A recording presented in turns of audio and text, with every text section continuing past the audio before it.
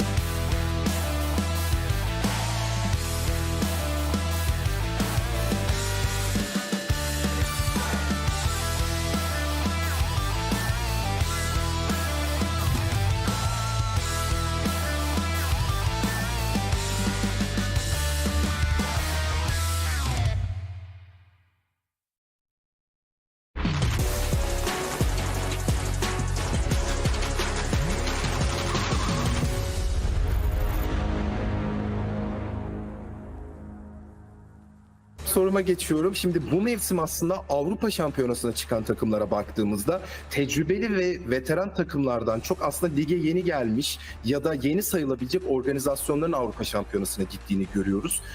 Bu durum hakkında neler düşünüyorsun? Ligimiz sanki böyle altyapı konusunda gerçekten iyileşiyor gibi.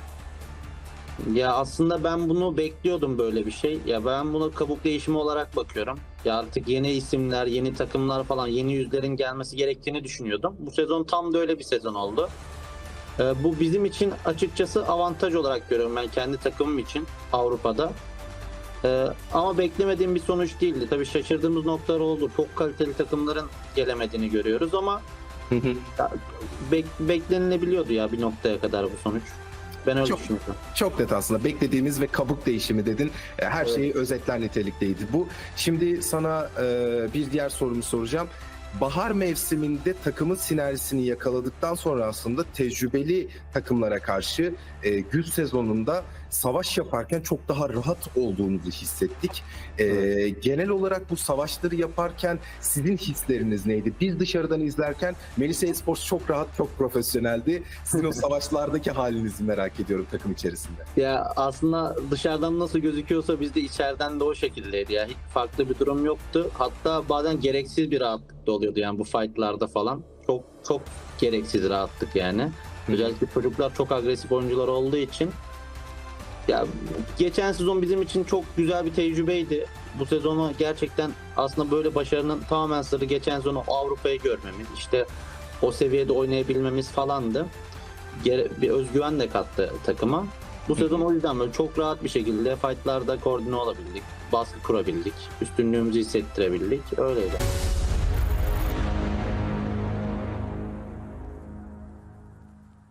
Hi, I'm John. I'm here with Tulika from MADBULLS. Second place back over in Europe. Moving through into the championship. What are your opinions about the competition in this upcoming tournament? Because there have been some moves, obviously, teams like Fireflux not making it in. What's your opinion of the upcoming challenges? Ну, в целом, с всеми командами практически уже соревновались. Остается только посмотреть, что у них изменилось по их стилю игры. Ну и в целом по своей игре, я думаю, будем делать все то же самое, потому что в нашем регионе все получалось. I mean, you guys have had such a consistent high performance, right? Your strategy, your plan going forwards for the champs, is it a chance, do you think, that you're going to get a top place? Is that your goal here, to be able to claim that top spot in the champs? Ну, конечно, любой турнир официально стараемся всегда заходить на первое место, поэтому тут не исключение. I mean, you were certainly really, really close to that top spot in Europe. So hopefully this time you can become a champion in those champions. For you personally, though, how would you describe yourself as a player, and how do you think your team contributes to your performance on a personal level? Стиль команды или стиль как игрока? So the player style, his personal player style, and how does the team contribute and help him to play to the best of his abilities? В своей команде я еще капитан, и из-за того, что игроки в команде опытные, я в них уверен, я могу более раскрепощенно играть индивидуально, что очень хорошо сказывается и на команду, и на меня, поэтому в этом плане у нас все хорошо стакает.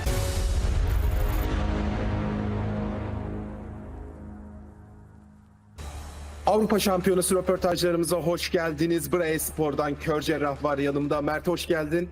Hoş buldum abi. Nasılsın, nasıl hissediyorsun? Avrupa Şampiyonası'na çıkmayı başardınız. Öncelikle tebrik etmek istiyorum seni. Keyifler nasıl? Keyifler iyi şu anda. Avrupa Şampiyonası'na güzel çıktık. Sadece biraz şeyden dolayı üzgünlük var. Şampiyon olarak çıkamadığımız için. Onun dışında gayet iyi gidiyor şu anda. Süper. O zaman sana bazı sorularım olacak. Hazır mısın? Başlayalım mı? Evet, hazırım. İlk sorum şöyle olacak aslında. Güz sezonunda gerçekten skor alma konusunda çok tutarlı bir Spor vardı. Aslında bizler biraz tehlikeli olarak nitelendirsek de Bra bir şekilde yolunu buldu. Bir şekilde o skorları toplamayı başardı. Gerçekten çok geliştiniz bu konuda. Bunu başarmak için neleri değiştirdiniz aslında geçtiğimiz döneme göre, onları merak ediyorum. Yani geçen sezona göre kadromuzu değiştirdik biliyorsun. İki oyuncumuzu değiştirdik. Zaten bir tanesi ban yemişti, mecbur değiştirmek zorundaydık.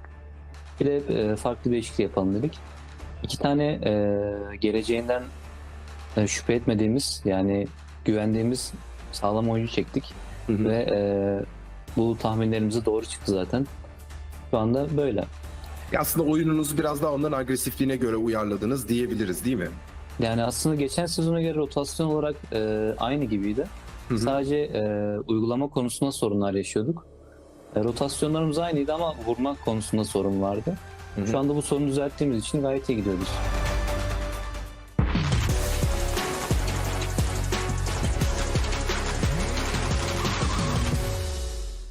It's time to upgrade your PUBG Mobile outfits. Join free daily cups for solo, duo or squads. Win Faceit points. Exchange for PUBG Mobile UC. To customize your account, join Faceit today and earn rewards. Try for free at faceit.com/PUBG Mobile.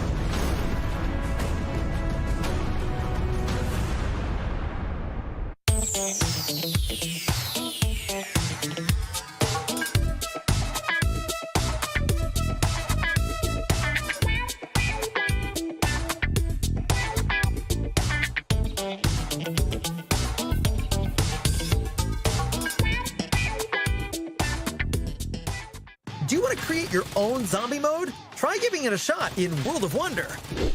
There's a new PvE template, Terror Town.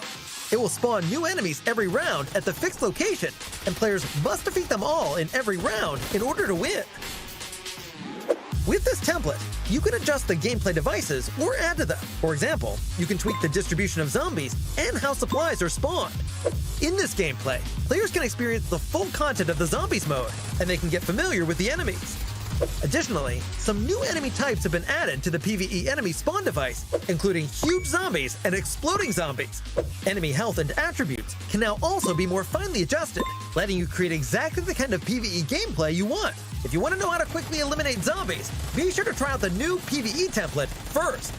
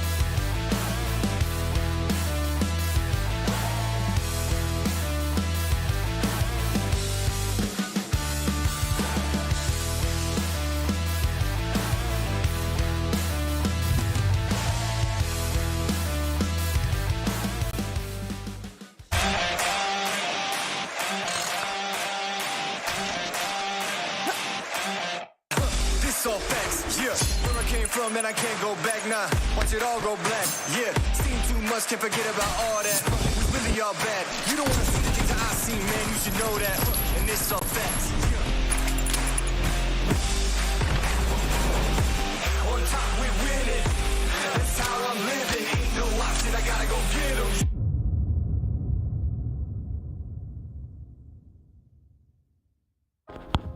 Welcome back, everyone, to another exciting day here of the PUBG Mobile Pro League European Championship, as we're going to find out at the end of today and tomorrow which teams will be joining the likes of the best in PMGC in that league stage. I'm your host, Jason Kaplan, and I can obviously not do this alone.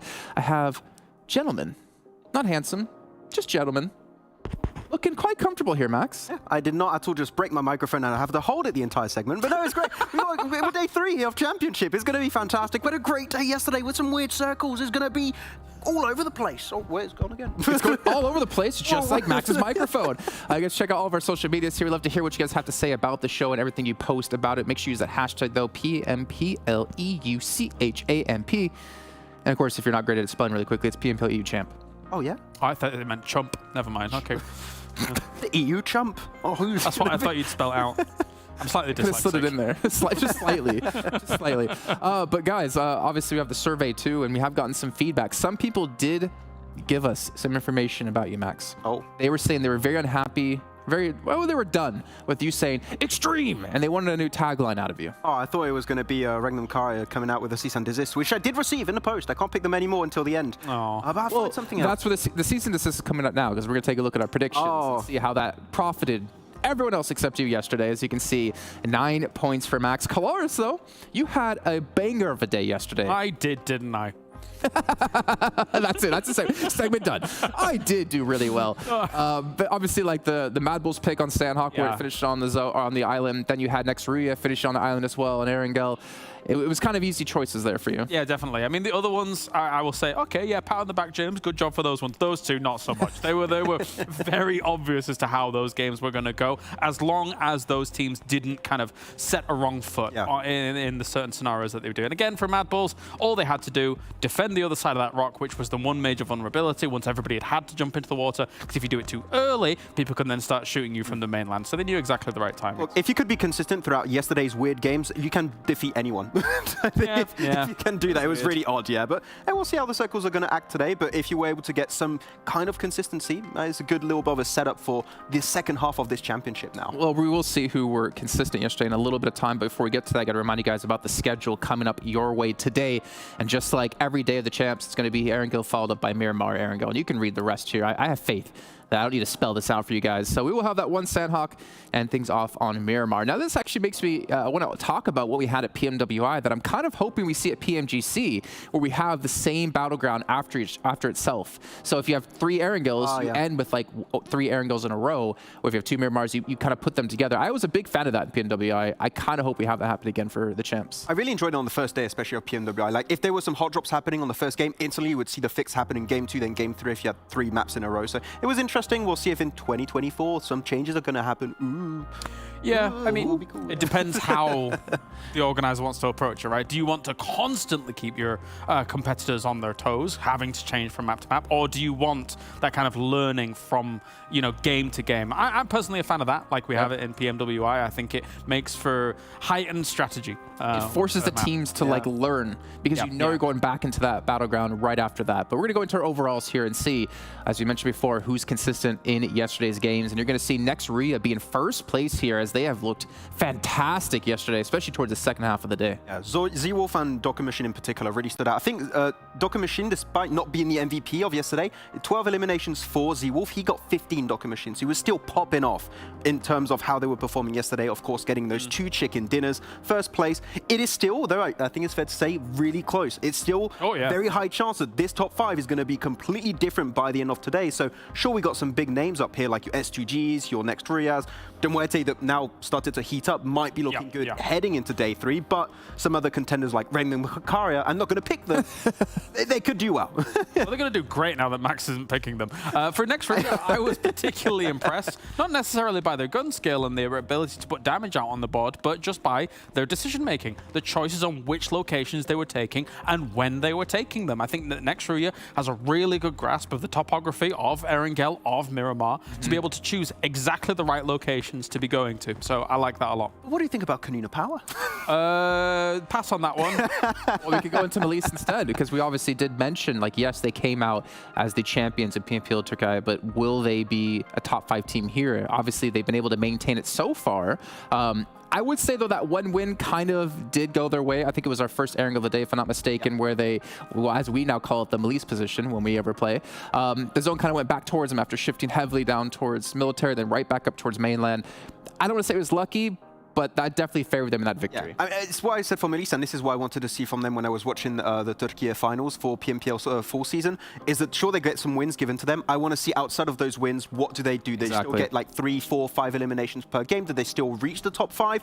If we see a semblance of that in the second half of the championship, no, PMGC, sure, why the hell not? But I want to see more than that one, in my opinion, very lucky win. I think ultimately they did a pretty decent job of pushing on. It was them pushing on KONINA Power, right? In the longhouse on the last game of Miramar. Yes, they did. They got to the wall. Yeah. So, I mean, that wall is a game changer, right? Like, as long as you know that you can get up to there, have a little bit of cover, because usually any dip like that next to a compound is usually like going over the trenches and just getting blasted. But thanks to that wall, that helped MELISE be able to do something a little bit more in that game. So they understood their timings and when they needed to do it. Well, I do want to bring up this last team really quickly. Gladiators, 9th place, 67 points. You say it with pain. Yeah, because it's painful. Because it pains me in a way that, like, I've always been a fan of this team. I've always had high expectations for this team, but I'm almost tired of, like, being burned.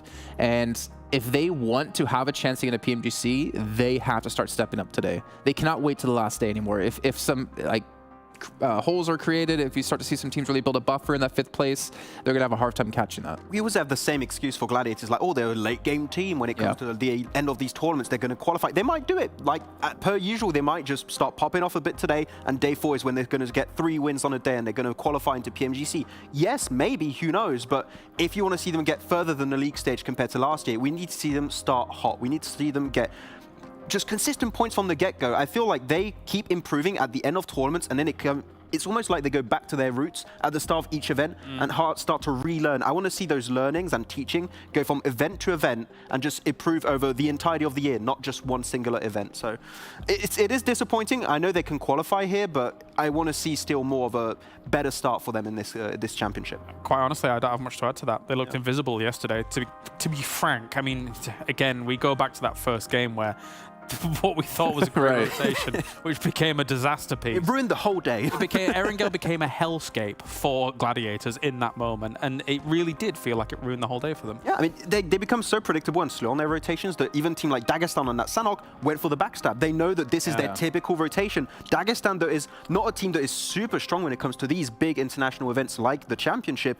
are punishing Gladiators that now have been playing for 3 to 4 years in PUBG Mobile eSport at the highest level possible. So they need to rethink the whole strategy and speed up things, but I'm getting a bit frustrated. Well, I mean, the weird thing is, right, you look at them, and I find it hard to say this, but I feel like we have to. They're not looking like a CCT right now, and they're not looking like a team that's going to qualify for PMGC, obviously with being in 9th place, but a team that might be a new CCT for us is MUERTE. I'm going to take a look here at some of their stats, because this team has been quite surprising. Day 1 wasn't even a bad day for them, but they were able to improve on that quite heavily here. You can see over doubling the damage. The placement points for me is what really stands out, because again, I think that's one of the hardest amount of points to obtain for a team. And then obviously eliminations. I'm going to be frank, 1.4k damage per game on day 2 is really high. That's very high. And again, you know, when we looked at them in day 1 and thought to ourselves, okay, yeah, they are capable of more. That's what we were hoping for, and they were able to deliver. Especially that South Prison win that they were able to get. They saw Gladiators there, get the spot away from Gladiators because they know how valuable that spot actually is. So they see value in taking specific fights that could reward them with at least a podium finish, if not a chicken dinner, which is what ended up happening in that game. So yeah, we talked about every individual player, right? Furia in particular with MG3. don't want to get close to him with that weapon, but they are golden when they get in those good finishing moments. Well, fully enough, I feel like MELISE could have done a little bit more damage to them earlier in that game. They eventually were the ones that they were going head-to-head with as time went on, but we heard in the interview with MELISE, right? They're a team that wants to kind of rein in their aggression a little bit and turn it on when it's absolutely required. And I do think in some of those moments, if MUERTE is looking in such a good spot, maybe that's one of the times you want to really try and turn it on, but they waited till the very end of that game and it didn't quite work out for them, as MUERTE looked great. Yeah, and obviously, I think, was it Malloy we were talking about as kind of being the underperformer for the team when it came to the end of day one. Yeah. But he stepped up massively in day two. I think he had, what, like 7 eliminations in one of the matches we looked at. And that's the sign of a strong team, where you can have someone who can bottom frag for your team in one of the days of the matches, or one of the days, and then come back next day and be able to perform and be able to be that solid 4-man roster that you need. I'd almost compare them to an S2G, not in the sense of like how S2G play and their playstyle overall is. S2G, every single player on the team can pop off and frag out and get those clutch plays.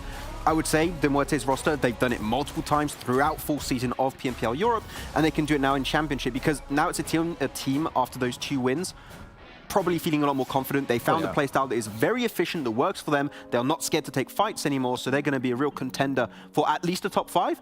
If not, if they continue like this, maybe the whole championship. I mean, honestly, we in Europe, you coined the term, the big 3, in terms of your Major Pride, your MADBULLS, your Gladiators. We might be definitely looking at here MUERTE joining that pack, right? If they're able to go to PMGC via this after winning Europe against those as well, who can deny them a spot in that group? Yeah, I thought it was going to be Titan initially. There was going to be the one to contest at the top with icy old boys, like it's a golden roster, but MUERTE with players that were so good back in the CIS region, and then now have found themselves a really strong team. I think they got this team a week or 2 before the start of the season, right? Yeah. And the fact that they've got this strong of a synergy so quickly, and now they're able to compete with the best teams in Europe, and who knows, maybe PMGC, if they make it, this is a team that could go the entire way. They could be the dark horse of 2023. Or the Dark Griffin, or whatever their logo ends up actually being. I'm going to go Wyvern. Wyvern, okay. That's a good one, actually. I didn't think of that. I just see it as like an animal wearing a helmet. But you know, it got the same. This is a bad segment. Yeah, let's not stop talking about it, making animal sounds. Let's actually head over to an interview with MUERTE from John Allen and hear what they have to say.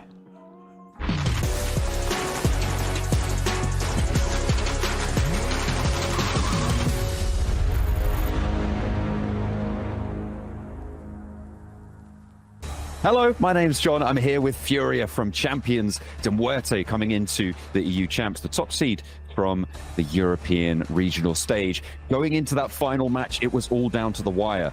How did it feel going into that final match and being a duo so early on? Мы не придали значения 2 потерям, просто зафармили плюс 4 ПТС в начале игры и продолжили доигрывать игру на топ-1. I mean, that's the way you've got to go. You've got to keep going, keep your head up. And in the end, I mean, it worked out for you guys, right? So great stuff there. Did you see that the MADBULLS were taken out earlier by the Gladiators, or did you notice that? And what was the reaction within the team? Was it continuing on that head-down pursuit, or were you a little bit more relieved that they were taken out? Никакой реакции не было. Мы практически не смотрели на это, просто играли игру на топ-1, как я и сказал ранее. Absolutely. I mean, you did just keep on going, so it wasn't a big deal. You just kept on going. You got to love it. You guys had the most eliminations in the PMPL this split, and in hard situations, you were often able to clutch it out. Did you feel any pressure of the team in these situations? Нет, мы не позволяем эмоциям или нервам мешать нам играть, и всегда подходим к играм с холодной головой, что бы ни происходило. I like it. Cool, calm and collected, making logical decisions. Speaking of decisions that you guys are making as a team, a lot of players are playing with these shotguns. Milky Way obviously blasting off with quite a lot of power in various different scenarios. But you stuck to the UMP. Is that more of a team-oriented decision or a personal preference? Во всем должен быть баланс. Каждый игрок четко знает свой сетап. Fantastic. I mean, it seems like you guys have got quite a lot of good stuff figured out, because obviously taking on that title going into champs. How are you looking to prepare for your chance to qualify towards PMGC? Я не люблю предсказывать, просто будем делать все, что в наших силах, играть браки, турниры, разбирать карты и постараемся подойти в лучшей форме к европейскому чемпионату. Like it. Dance to the beat of your own drum. Is there anything, Furia, at the end now that you want to say to the fans that have been supporting you, that have helped you rise to victory back in Europe and hopefully over in the championship? Я благодарен каждому нашему фанату. Продолжайте поддерживать нас, и мы покажем наилучший результат. Hopefully you'll be able to do them proud. Spasiba, Furia. Let's head back over to the champions.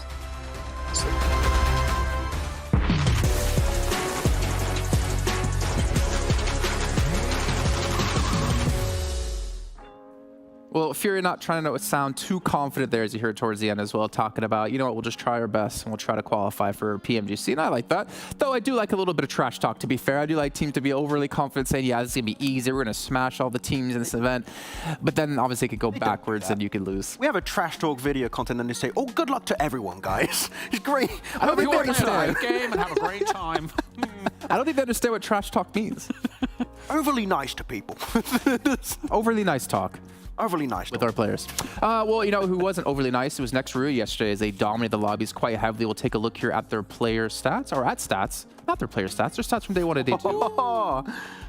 Yes, better numbers. That's numbers got bigger, a lot bigger. That's good. I mean, when you're averaging almost 8 eliminations on a day, like, what can you do? Well, Claris, you were saying, you know, 1,400 damage on average per match is pretty damn good for yesterday. Well, 1,600.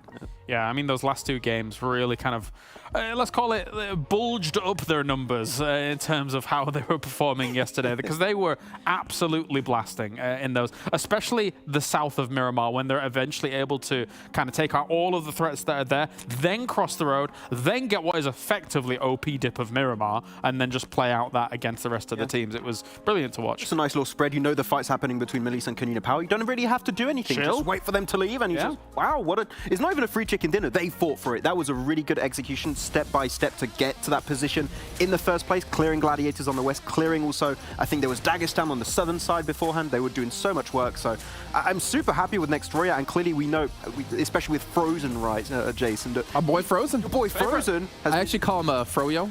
Froyo? It was cool like that. Not Jim anymore? No. Well, that's Jimmy. Yeah. That's Jim. Oh, it's Jimmy now. Leveled down. So why you gotta do that to your boy Jim? Well, no, my boy Jim. We're still boys, but you know, I got boys in different area codes. Yeah, but Z-Wolf and Docker Machine were the ones popping off mostly. I'd still want to see maybe a bit more from Frozen. I think it's fair to say compared to what we saw back in PMGC 2021. That was, I would say, the peak of what he was doing then. I think at the same time, though, for Frozen, it kind of alleviates a lot of pressure on his shoulders of having to be that star fragger for the team, because they have that depth, because you have Z-Wolf there to help him out, Docker Machine as well. He doesn't have to perform getting first place in eliminations like he did in league stage back in PMPL. He knows, like, if he has a bad day, he doesn't have to worry about it too much. And I think that can potentially unlock him more as a player, but we're still not seeing that standout moment, that standout day out of this player. Yeah, I mean, otherwise you just have 4 fraggers on their team if he was fragging out too. Did he still have white hair? He used to have white hair. Maybe the white hair buff is not there anymore. Look, yesterday was so good. Used to. Back in PMGC, he had white hair. There was a lot of players who dyed their hair. There was a lot of it. We don't hear about what point you're making. That. We're talking about hair, because... Yeah, that's true. Go ahead. Look, right, yesterday was so good, Liquipedia updated their logo, all right? That's how good yesterday was. So I want to see that logo in action, actually. They're already spending the money that they're going to win. Exactly. They know. They know they've got it. They got it on loan right now for their logo. Well, let's take a look at another heavy hitter team, right? Our team in second place at the moment. It's Bra. As Claris, what do you notice here? It's Blue Kane. It's fully Blue Kane. It's wow. Okay, right. Jokes aside, 31 elims from Kane. It's as if we saw him in day 1. We were like, oh yeah, Kane, yeah, playing really well. Yeah, that's cool. Yesterday, also playing really, really well. Even despite the fact that RÜYA and of course MUERTE really stepped up yesterday, Brat is still ever present here in the top. And if they continue on like this across the next days, there's no way they're going to drop out of top 5. I would love to see them in this form go onto PMGC. I still cannot believe in that last Erangel that we had. Where they were able to cross outside of Sunken City. They fight Dagestan, they fight Gladiators, they transition across the road, and they have a decent fight back and forth a little bit with MELISE, and also I think there was then RÜYA that ended up getting the win. But the way they transition and the usage of utility, not the smokes, well, not smokes. Nades. The nades were really good. That they were able to just take down Gladiators in a matter of seconds was so impressive. So RÜYA, if they just take a small portion of that momentum into today, they're going to just keep popping off the entire day. Okay, well, it's almost time to head into our first match of the day. But before we get into there, we got to see which team's going to be popping off a Monster Energy, official energy partner here at PMPL. You guys can pick one up and unleash the beast for yourselves. And I know there's definitely one man here on the other side of this camera who's going to be drinking one of those bad boys. It's going to be John Allen as he jumps us into match one. Hey, we're going in solo for the first one, you know. We got to do it to him. We're going over into Erangel. I'm certainly pumped. I've had my pre-game monster, and I am pumped with energy for day number 3. It's going to be fantastic. Next, RÜYA looking to defend that title. The updated Liquipedia logo. They've been on the grind, obviously, making sure they've done their revision. So it's good stuff. Good stuff all round. I can only echo the sentiments of the desk when it comes to some of the EU teams who have yet to really stand up, except for MUERTE, of course, able to adapt to this lobby in a way that their country, well, their region, I suppose their region men have not been allowed to do so far. And we will be looking to see if they can continue to adapt to the pace of the game here, because they are in 3rd place right now. 12. Is that? No, it's a little bit more than 12 points. A couple of points behind that top spot.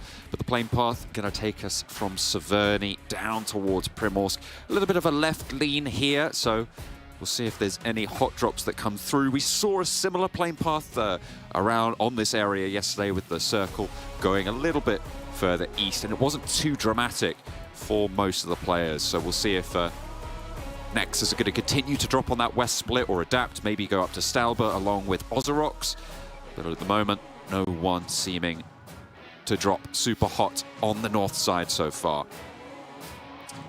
Major Pride, we saw their split around that sunken area yesterday. It was really quite solid. No one really contesting a lot for that ground. And then their rotation down to the southeast side looked pretty solid as well. They were able to fend it off before they had to go back over to the river. North, George being taken up by KAOS. Gladiators in the south side. Pretty normal stuff going on over in that direction. MUERTE might have some difficulty, though, as GALATASARAY and OZAROX dropping around the north side. They are grabbing those vehicles. REGNUM, KARYA also going to be on the hunt for some vehicles in that area, so Reflect might have a tough time on the north point for the team of KASIK. Near that area, trying to get over to Yasnaya, but we might be in for another Sosnovka military base here with that south shift. Going to be treated to something, and there is that hot drop coming on through. It is GALATASARAY losing a player to MUERTE. Milky Way grabbing that vehicle, getting out of dodge, so they are going to have that available. Do they just want to send all the way down now? They grabbed those vehicles. Novo should be fairly available. They might be able to read into that. And we'll have to wait and see if they make that long rotation or if they stop off along the way, drop into Milta maybe. But the pace of this lobby is something that has had to be adapted to, and that is what the Turkish teams have been spearheading so far in the championship. So getting to that military island first could be a pretty good decision for the teams closer to the south. No one making a break for that east bridge just yet, but we are still very raw on the drop. REGNUM, KARYA normally sending over to Yasnaya, maybe diverting further south, so they are going to live up to that pace and try and get a little bit closer to this next circle. It's not fully guaranteed for the military island, but it is quite likely at this stage that we will be heading over there again to test these teams on their crossings. Next, RÜYA trying to cross near KONINA. Power on the west bridge in the meantime could prove to be troublesome. KASIK, they are very split right now. We're on with Reflect and Tenchik, but Mandarin all the way on the north shore of the river, over the north side of Rozhok. Sashipa a little bit further forwards. I believe I'm going to be joined by Max. I'm not sure if he can hear me yet. I can hear you, I'm going to pop that one. Okay, Max can hear me. You're a little bit quiet for me, but have you seen the start of this game? How are you thinking? I have seen the circle. I'm very, very intrigued to see where it's going to go. And also, unfortunately, Jason and Kalaris have abandoned me in the studio. I'm alone on the couch, but we're going to have a good old time here for this first game of day 3 of the championship and see what things are going to be going down. Of course, seeing as MELISE already on their way, maybe going to get a bit more circle luck, John. But otherwise, yeah, we're here. We're ready for some good old pokey-mokey. I can't wait for it. It's fun. Absolutely, always is. Glad to have you on board. MELISE going down to Novo. They did make that crossing a little bit, well, the first of the teams to make that crossing, so they have managed to gain that ground. Looking out for that circle luck. I mean, we've seen it from them before. We saw it back in their regions, like you highlighted. A lot of teams now making their way down south. REGNUM CARYA didn't even stop off in Yasnaya, Max. Yeah, no stop for them. They're just going to be potentially trying to hold on the middle bridge. I mean, there's a very high chance with what we had yesterday with these big yo-yo games with the circles where it was going back to the mainland, back to the island. There's a high chance it could still go to the mainland. So if you're REGNUM CARYA, if you're a BRA eSport, currently I would say waiting next to the bridge is going to be a good approach. So you can instantly kick into gear your rotation. So that's what Bri are currently doing, getting close to the coastal line. And we can't see right now onto the western bridge. I like the split of KONINA power that was happening to facilitate their rotation from Ferry Pier into Sosnovka Island also. So they're going to make sure they have easy and quick access to Sosnovka. So again, a lot of teams seem like are going to be banking on Sosnovka early on, but we're going to have a little bit of gatekeeping over to the eastern bridge, and MELISE picking up their first elim. KISU staying a little bit further towards that bridge, is a Lone Ranger right now, though. So if he gets picked off, then they will most likely just be losing that position. But to take Tron down, to remove a player from REGNUM CARYA and start that bridge camp, keeps that pressure away from you and allows MELISE to get some loot on board. Given that they moved early, they do need a little bit of buffer time to be able to be kitted up fully. And KISU seems to realize that they do just want to take a little bit of a back foot there, falls off the bridge entirely. Yeah, I do understand for REGNUM CARYA, though, you would want to go for this rotation early because MELISE typically do not tend to hold on to the eastern bridge. So you're just going off of, you're expecting no one to be there, but unfortunately for them, there was KISU over there ready to receive that spot. So they do make it over. At least 3 players survive, so that's fine. We know what REGNUM CARYA can do. I will not predict them anymore today. I don't even know how I'm going to do predictions. I don't have my setup here, so we'll see how that's going to go. But other than that, they're already getting themselves in a decent spot. And same for KONINA Power. So yeah, currently the same rotations are going to be unfolding. Nothing too out of the ordinary for these teams. That I'm still waiting to see for MUERTE in particular, John. I don't know what your thoughts are on them. If they can bring on that momentum of yesterday. Those 2 wins were fantastic. And if they are a team that can bring those learnings from yesterday into today, I'm hoping they can keep running for the top. And who knows, maybe also win the whole championship. As I said on desk earlier, I can mention my own stuff now. That's cool. Excellent, right? You can self-refer. It's the way to go, I'm telling you. Max said a really good thing earlier. Double shifts today, so make sure you don't vote for any of the teams. Vote Max. That's what I want to see in the chat coming on through. He's jumping in. But no, of course, show your support for all of these teams. And if you want to MUERTE, that's vote DMR.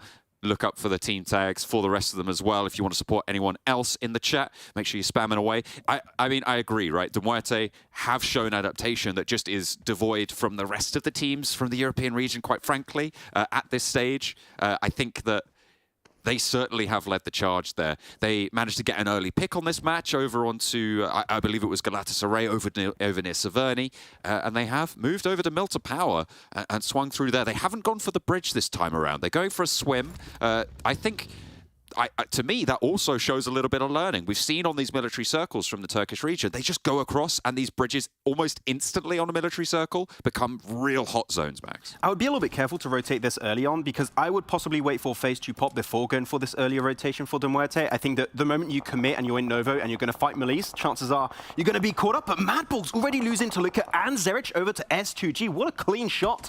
And now MADBULLS are going to be stranded as 2. I wouldn't be surprised if S2G want to try and run it down and get 2 more eliminations on MADBULLS. We've seen this scrap again before. On the MADBULLS, they were able to get up to the lighthouse and do so successfully. S2G were challenging it, and it didn't quite go so badly for the MADBULLS that time around. Tulika will be flush, but they have managed to regroup as 3. With Gladiators moving in close as well, S2G might have a backstop to worry about. KONINA Power have vacated the other side of the bridge, but they want to go for the crash. Ray-Z on up. Hamzy. There you go. Going to drive that buggy into the wall, and Kelsey wants to back it up almost immediately. Fleet down very, very early. A textbook push from S2G. They get the pick, they convert, and Zerich wants to hold on the top floor, but he will be denied. S2G clean up the MADBULLS. This is a really smart fight. They know they already picked up 2 players. They want to try and facilitate their rotation across the bridge, depending on if it goes to the Sosnovka Island or if it goes mainland. You don't have to do the rotation, but you're just setting yourself up for the further rotation you're going to have to unfold later on down the line. So really smart from S2G. No one's going to be able to contest it, though I am seeing Gladiators pretty close to the fight. Not sure if they're going to get involved on that one, but they've definitely heard that fight unfold. And here you go, it shifts back over to the northern side of the eastern bridge. Ooh.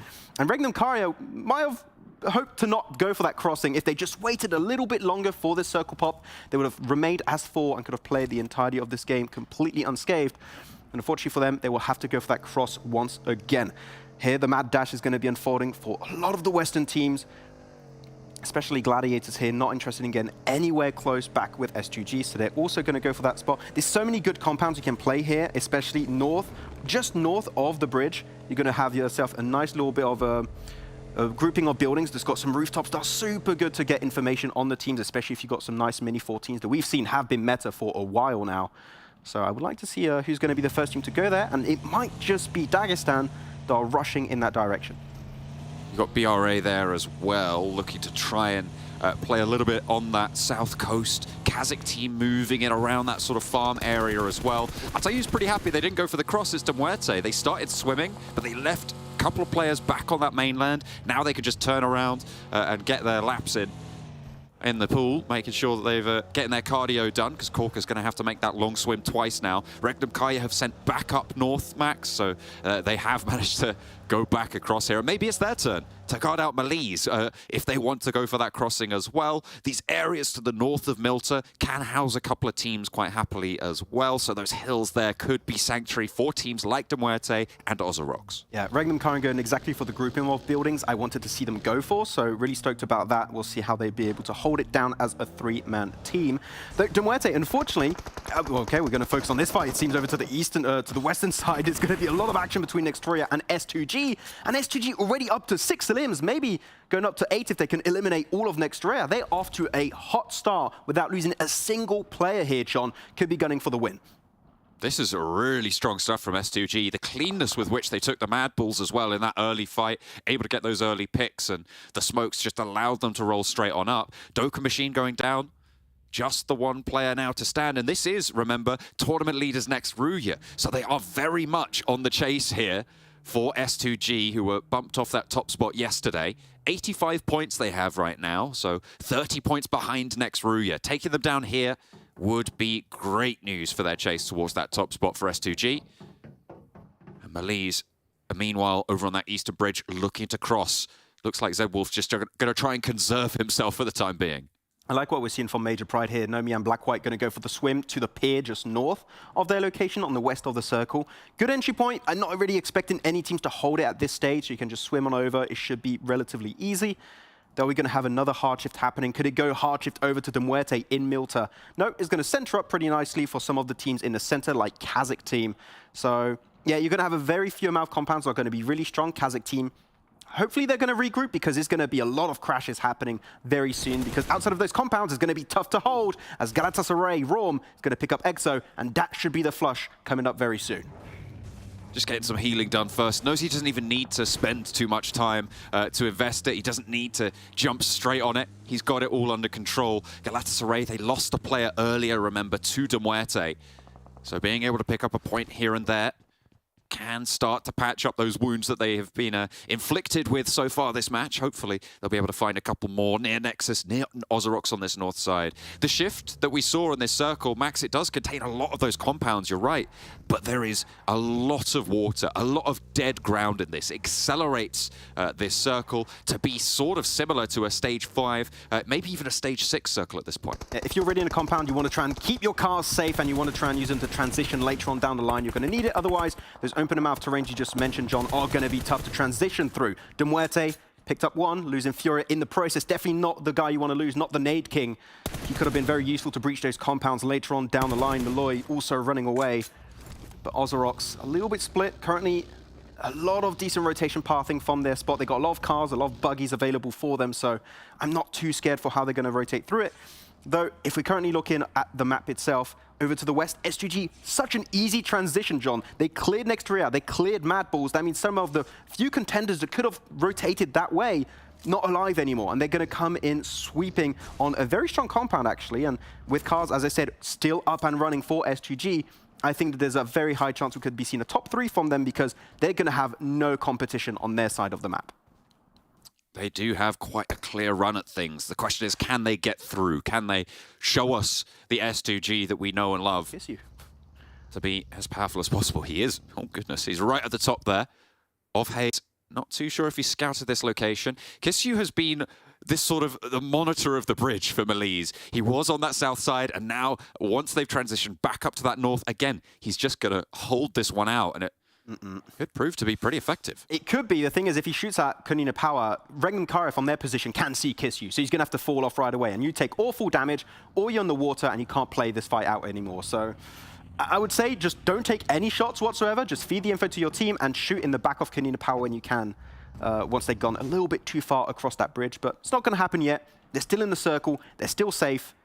They have to see how the rest of this game is going to unfold for these guys. But currently, KASIK team, if the circle comes their way, sure, there's a lot of buildings, so you can still crash it, but as a 4-man, it is going to be hard to wrestle it away from KASIK team to see how things are going to wrap up. Circle pop over to the west, and look at SGG. They have a 2-2 split. They're going to regroup onto Silas, and they're going to be possibly in one of the best positions of this circle to just have a good scope of where teams are going to rotate, because the big fight here, John, is going to be on the east. You got, what is that, like 7 to 8 teams currently all dashing for 2 to 3 compounds. You're going to have a lot of action unfolding. We're going to lose a majority of these teams in the next few minutes. You said you didn't want him to shoot, but he's stood up and he's taken a knock off KONINA Power as well, off Hayes, the forward position. Has been spotted. He wants this flush as well. That's really going to take the wind out of KONINA Power sails. REGNUM KARYA not looking over this way, Max. So Kisyu still just going to post up and stay alive here. KONINA Power will be aware of this position, sure. It looks like Becca wants to find an angle, but they think better of it and hop over instead. I suppose REGNUM KARYA just didn't want a piece of that fight. Kisyu running across the beams there. I think he spotted the drop on one of the players and immediately repositions, watching for those fish swimming around for KONINA Power. Max, I think I've figured out how you're going to do your predictions. You just let me know, and I'll type it in for you. Okay, I'm predicting MUERTE. And to my prediction, we don't need to do it just yet. We're still on stage 4. But okay, I mean, for me, the side of the map is cropped. I can't even see what circle shift we're on right now. But it's okay. I'll go for my MUERTE. I'm going to lock it in right now. That's how confident I am, John, in my prediction. But currently going for the water play, not too bad in my opinion, because you have a little bit of water still on this circle shift, so you can still play around it and come out on the western pier if you really need to try and get in the circle that way. So KONINA Power still have a living chance. The thing is, they're not going to have cars, which you've mentioned multiple times, John, is going to be so important to transition from compound to compound. Those open land masses going to be really the death of the majority of these teams, as OZAROX slowly going to get involved in their own fight with NEXUS. And there's no easy escape from this fight. You're going to have to take it head on, it seems. It's really tricky stuff. I mean, the hills that sit to the north of the farm compounds kind of being cut out here. You can see them in the background of this OZAROX rotation. It's quite flat in this area. So like you say, vehicles necessary. NEXUS trying to play forwards with this northwest position, but they are just in this next circle. The Gladiators have taken up a decent compound on the northeast side that is going to play very well for them. They're actually forcing quite a few teams to go further south, including REGNUM KARYA. By virtue of moving Dagestan further south, they've sort of shunted everybody around and up close to BRA. REGNUM KARYA trying to get on in. They have managed to get to cover. They lost Tron early to that bridge crossing, with Kisyu able to take him down, and now they've managed to stay as 3 as they get to a compound on the east side. Under threat, though, from MELISE still and from Dagestan. Yeah, good for REGNUM. They've been scouting this compound for the longest time, so they can just chill out in this position. The thing is, this compound, the main issue, you can't really protect your cars too easily. So once you commit to this compound, you're pretty much locked in. So we'll see if Dagestan and MELISE are going to pop the wheels of those vehicles really soon. As MELISE, here you go, crashing onto Shifu. As much as I love you, Shifu, this is a bit too much to deal with, and MELISE going to pick up their 3rd, potentially 4th elimination of the game, but the off angles of Dagestan are just a major threat for them to deal with. Really, really tough stuff there. Dagestan will start to push in, because they do not have a lot of time to make this forwards position. Zadira still holding his own in the duo. Now Poser straight on through, takes a lot of damage and cannot really commit to this fight with Limbo on the backup as well. Swings wide, CEO later on the outside. I don't think they know he's here, and he will be caught unawares. Good spray down coming through, but the nade from Zadira able to keep them going. And Dagestan need to hop out the window. Just Poser remaining for MELISE to try and stay alive on this east side, but it's all getting shut down now. NEXUS are taking on S2G in the meantime. REGNUM KARYA further into the circle have oversight onto this engagement that we've been spotting from Poser hitting the deck underneath, and now Dagestan having a real tough time of it. REGNUM KARYA might have moved at the perfect opportunity. I'm thinking Nexus just woke up and beat S2G, one of the top teams in the leaderboards. That's impressive as Zadira, amazing nade onto Poser. That's it for MELISE. They're going to be eliminated. Sure, 14th position, but that's 5 eliminations. And I did mention early on the desk, I want to see MELISE get some decent average points on games where they do not get those lucky circles. I want to see more consistency from these guys. And you know what? That's going to cut it for me in terms of the limbs. A few more placements would have definitely been nice for MELISE if they rotated a little bit more faster on the Eastern Bridge. Though, KASIK team also still in their position, just been uncontested. I do wonder how they're going to play this one out because, as I mentioned, it is going to be a lot of angles you're going to have to be careful about, especially KONINA Power, Major Pride coming in from the beaches. Northern teams, if the circle keeps shifting this way, they're going to crash with the cars that normally they should have kept safe. So KASIK team are safe now, but there's going to be a lot of pressure and action thrown their way very soon. So they've just got to be cautious of what their next step is going to be. I have thrown my prediction their way, though. I do think that if they're able to hold this out on the south side, they are isolated enough to be able to mount a good offensive. The good thing that comes out of the kind of bad thing that you said, right? You've got Major Pride and KONINA Power both looking to push in from that coastline, from that beachhead. The good news is they're both looking to push in at the same time, so they are going to be fending off against one another, which kind of keeps them in a stalemate. Falconist not going to be locked in a stalemate of his own there as KAPAHARLA gets that spray down and is able to work for NEXUS on that north side. OZAROX being slowly dismantled, picked apart. KAOS on the north side as Gladiators try to push on in. Matic is down and Nade was sent out that way on that push. Tixi trying to answer, but no knocks have been found in response. That was a very high nade from Tixi there. But he's trying to get around the corner and he actually connects it onto Slay. Great nade from him. But unfortunately, it's not easy to push. Without the cars ready to go anytime, Kitsune maybe can try and get in the vicinity, try and get some extra nades and mollies to block out lines of sight for KAOS. But as of right now, it's a bit tough. Madcap not sure what that molly was, but the smokes are making it a little bit tougher for them to hit the mark on Gladiators. Maltic is back up here, John, so they're going to go for another attempt, and they have so many nades and mollies in hand. They're just going to make this area a mini red zone right on top of KAOS. Madcap looking to heal close by in the shack here. Gladiators not going fully into this engagement yet. They want to find a re-knock with these nades, with this ordnance that they've been able to put down. They haven't managed to get it, but they are just tagging damage time and time again over into this compound. With the position that they hold, they are close to the zone, but they want to get closer. And Kitsune first up to the wall now with the smokes there. It's going to give them that angle. Matic breaks wide, finds Slay on the back foot, and now Lord Cedric and Madcap need to hold off against Tixi and Kitsune on the close angle. And Nade will be able to flush out Slay as well. Demon trying to cross out in the open, but they have got the angles. They light him up, and it's Lord Cedric to go down as well. Gladiators with a good start to their push. They need to convert if they want to have a chance into this circle. And Madcap looking to hide it out, looking to go for the spray. They don't know, they haven't checked. Matic for one, Kitsune for two. They both go down, and Gladiators caught unawares. Tixi now with a challenge. He's looking for the sprays, he's looking for the point. On the inside, he finds Meku as well. Could it be a 1 versus 4 to ruin the Gladiators' day? Madcap on the inside once more, but he will not be able to find it. Tixi left alone, wondering what the hell just happened. Okay, you got to clear those buildings there, unfortunately. It's not nadeable from the side they were breaching. You got to get something in that small shack. Otherwise, it was exactly this is going to happen. You're going to get clutched out from an angle. You have not checked Gladiators. Sure, Tixi survives. He can snake his way through. He's not going to get too many extra points, though, for the rest of Gladiators. So 4 eliminations, that's probably all they're going to get for the remnants of this game. No, actually, talking about fights that have been happening here, John, one fight we did miss earlier was NEXUS versus S2G. They got another muccessful breach onto MUERTE, eliminating now Corker. They've been just carving such a massive amount of space on the west. And now they can transition from those spots. It's not going to be easy, though, because it is open ground, but they can at least get some more pressure applied, and they've got cars, too, which I've said is going to be so important to transition. So NEXUS, this is maybe their wake-up call here on day 3. You wanted more from KAPAHARLA. He's on 5 eliminations now. A standout for this 3-player team at the moment after losing a player early on. He is standing up here. Day 3, NEXUS are starting to make that mark. That's what we wanted to see. It's only 1 match short, but they are fighting through really tough teams. 9 eliminations now. With EXO down on that west side, they're fairly uncontested. They should be able to ladder up quite highly. And I mean, take a look at this. Madcap just didn't get cleared on this angle. Yeah, again, those positions, you've got to molly them, you've got to nade them something, but the fact that there's no windows on that side, you know that a player's just going to camp it because it is the safe spot in that small little compound. So REGNUM KARYA naded away, not much they could do to escape from Bra, that circle shift. Without the cars, it's always going to be a really, really tough transition. I'm currently looking at the Kazakh team's compound here, John. The northwest is the position that's not held too tightly by Kazakh team. So with cars, Nexus could be looking to close that gap once more, though Bra, I also think their cars have been a little bit damaged. They still have a few that they're going to be able to cross with and get out of the compound, so they're going to go north of the road and take in a fight apparently with Nexus. Ooh, that's not gone well though. That crossing to the shack leaves both of them on the floor. They'll need backup now as fast as possible because Nexus will not waste time going for these flushes if they're given that opportunity. Zashipa wants to stop Bra from crossing completely. They go for that mad break in the UAZ. He's not taking too much damage just yet, but the vehicle's eating most of it. Goes low and he's down. It's Nexus to keep that damage going. The nades going on through could also find these flushes with 10 eliminations for Nexus.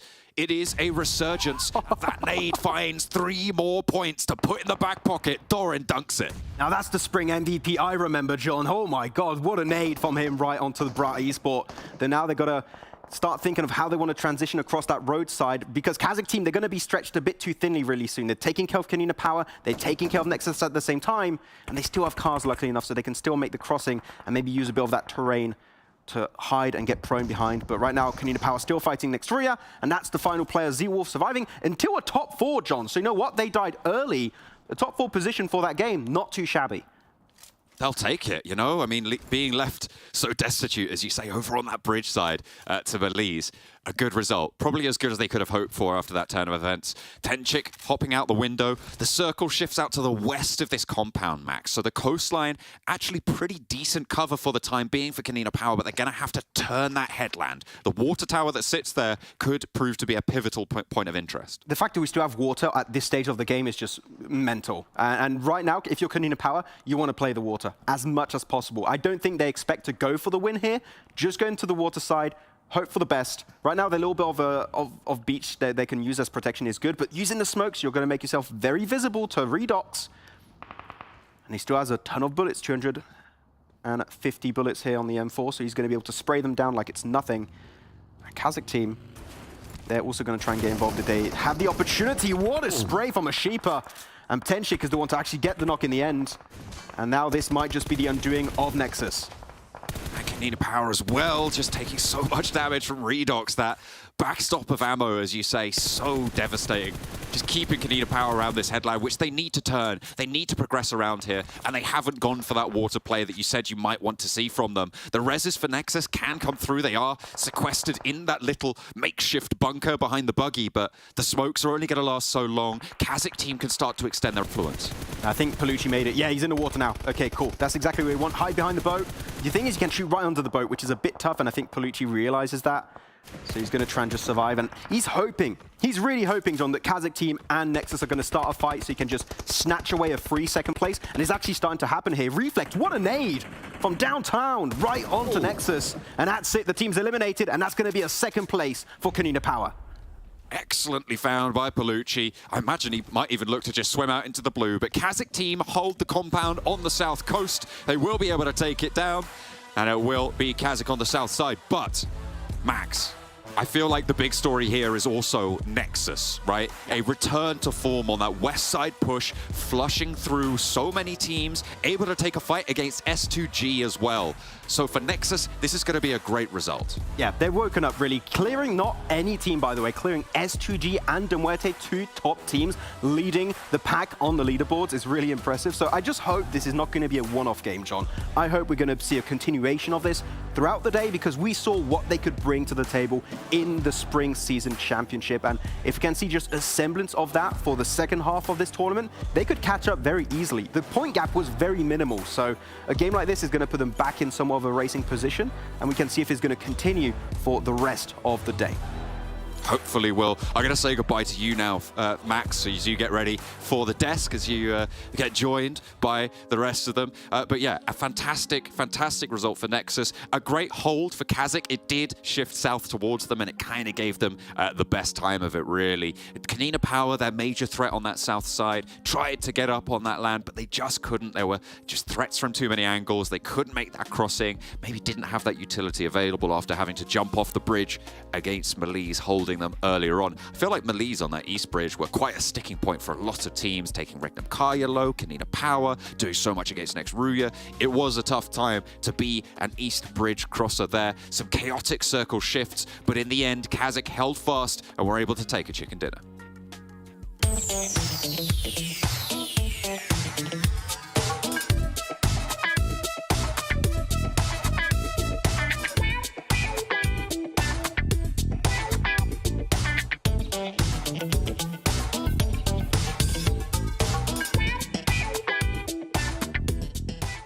Do you want to create your own zombie mode? Try giving it a shot in World of Wonder.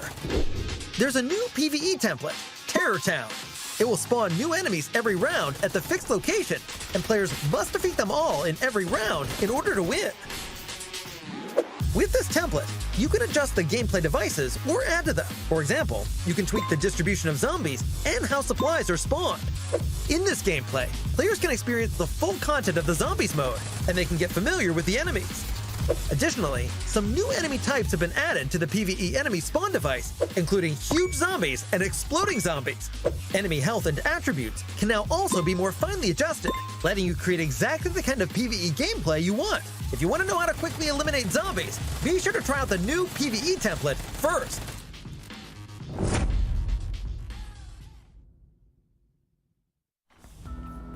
Well, the first match of the day, replicating something similar to what we saw yesterday of being a little bit rough with some of these zones that we had happen, except KASIK able to come out on top here with that victory.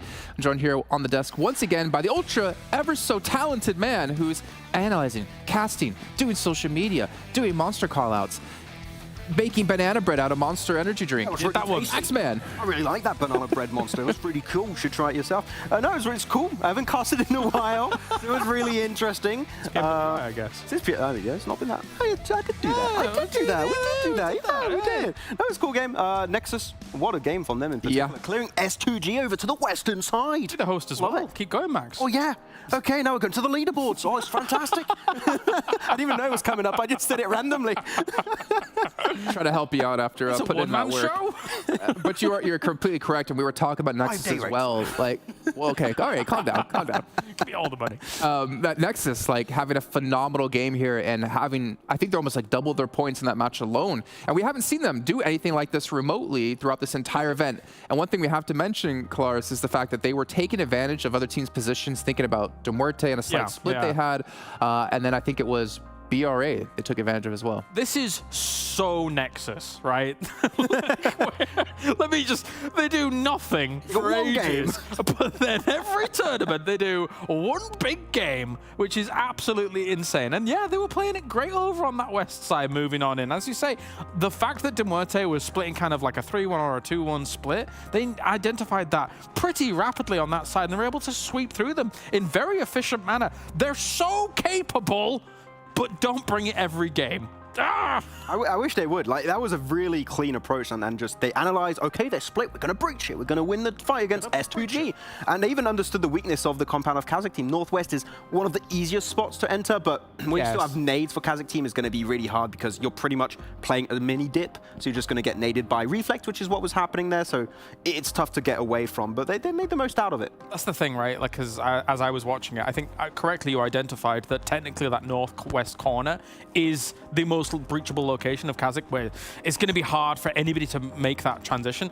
The problem is always having that scouting information, right? Because not only are you having to deal with people peeking around corners in third person, you're also then having to deal with not only the building, but then the wall that is in front of that building. So there's like multiple levels of having to try and find that small window of time that is potentially breachable, and it's nigh on difficult. It's very difficult. I think the main threat to KASIK team this game was just not having any more ammo, because you can't go out and loot if you eliminate teams. But they were not shooting too much. They were holding on to their ammo because they understood how valuable it was going to be if they got in this exact situation where the circle kept going their way and they would need it to finish off the game. So good on KASIK team holding on and to get themselves the win. And that's why, I mean, as well as I was talking to Klaus watching the match, because you ditched us to go KASIK. Oh yeah, I did. Ditch us. Yeah. How dare you?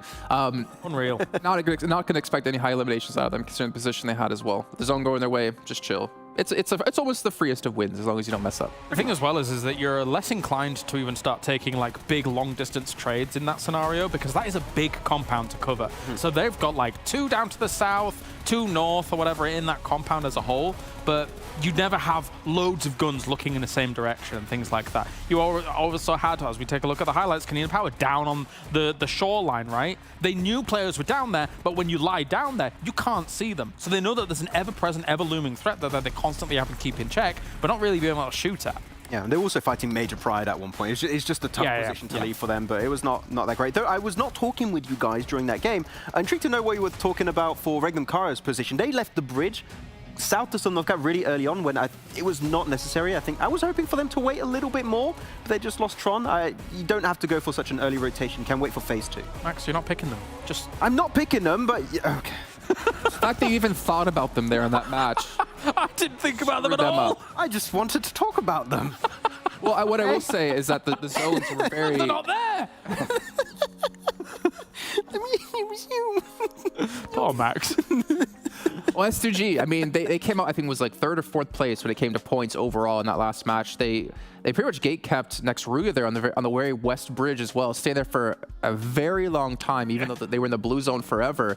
I don't know why they did that. Maybe because they knew it was next RÜYA and they're like, nah, we don't want to like run away from this fight. I think because you had a hard shift over going to the eastern side, you want to eliminate all teams that are going to have a similar rotation path to you. So if you clear next RÜYA, you're going to have a lot more space, which they fully understood. They had a 2-2 split that they would just fully utilize into their advantage because they cleared next RÜYAs. But luckily enough for Nexus, they saw that really early on and were able to punish it. But it's good to clear teams that are going to move from the same like cardinal position as you. Well, speaking of Nexus, let's actually take a look here at what I was talking about at the start, right? Their stats. They have been able to get pretty much half their eliminations in one match compared to 12 matches before.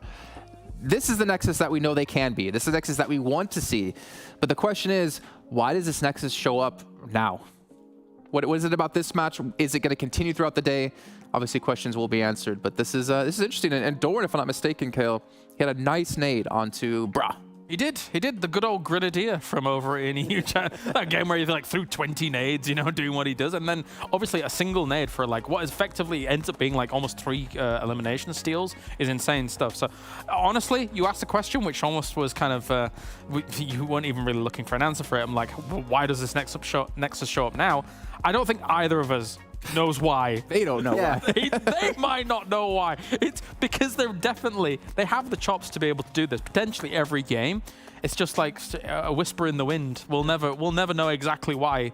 It just shows up right now. It feels like they just remember, we can actually play good Pokemogi. Did you hear that whisper? What's happening? Max, stop picking REGNUM KARYA. Cease and desist. We tried to talk about that. Well, you guys at home, you can let us know who you're voting for and who you're rooting for. More importantly here, just make sure to type it in the chat. And of course, I have been able to check in with our votes. And REGNUM KARYA are not being predicted, not being voted for because of Max Spin and the curse. So if you stay true, stop thinking about a Max.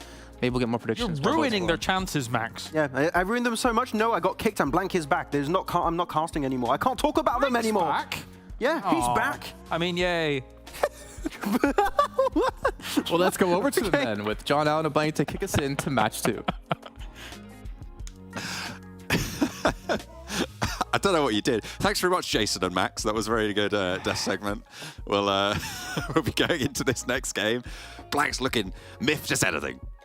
That's just mean, really, isn't it? Let's put it that way. I even predicted alongside my boy Kalaris over towards BRA. It didn't work out for either of us. I think that's mainly comes down to Doran hitting one of the most crazy nades of his lifetime. That nade looks easy to do, but when you're smoking the shack as well, you're trying to get that nade through basically the tiniest sliver of a window whilst it's smoked off. You need to absolutely know your angles 100%. He did it first try as well, so Well played. You destroyed me, Doran. I always knew you would. You're a very, very good player at the end of the day. Extremely talented. That's why we love NEXUS. It's true. I mean, and the question now is, are they back? Are they back in the running to play here? Because with that game, they were able to put themselves now on 47 points. The 5th place mark right now, Blank, sits at 83. When you drop that down for teams that have already qualified, you could potentially be looking at about a 30 to 40 point necessary jump that NEXUS need to make at this point. They need to be keeping that pace up. And off the back of a 20-point game, I mean, sure, it's good, but it's all about taking that momentum through. Yeah, I think for NEXUS is sort of like a one-and-done team, though, really, especially in these large tournaments, right? I don't think they've hit their stride just yet. They've not hit that giga game so far, and I think they will at some point. You know, the 24 Limmer comes through from NEXUS, but that's about it. I don't think we'll see too much more other than one more really massive game from NEXUS. I think next year is going to be the big year for NEXUS. That's why they're going to make the most strides. I think this year has been really one of a lot of changes in terms of the roster, figuring out what works, what doesn't, and what's going to be the best for the future of this team. And I think that's okay. I think if you want to figure things out, they've done very well to get to the championships anyway. But I do think that next year is where we'll start to see NEXUS really start to perform in a big way. Some of these other teams, though, that are looking a little bit more like they're wanting to take away one of those spots going up towards PMGC, is pretty much all the teams from Turkey right now. You've got REGNUM, KARYA, MELISE, Esports, S2G, BRA, NEXT, RÜYA, all in contention for those PMGC spots at the moment. And then our lone EU Ranger, MUERTE, currently in 3rd place with 99 points. They're holding that banner, trying to stay strong in the face of the We're a good region. teams. We have got some skills. We know how to play this game. Please. They're playing in Montenuevo this time around. They're a little bit further away from too many of these other teams right now, and they have got a lot of opportunity in this circle.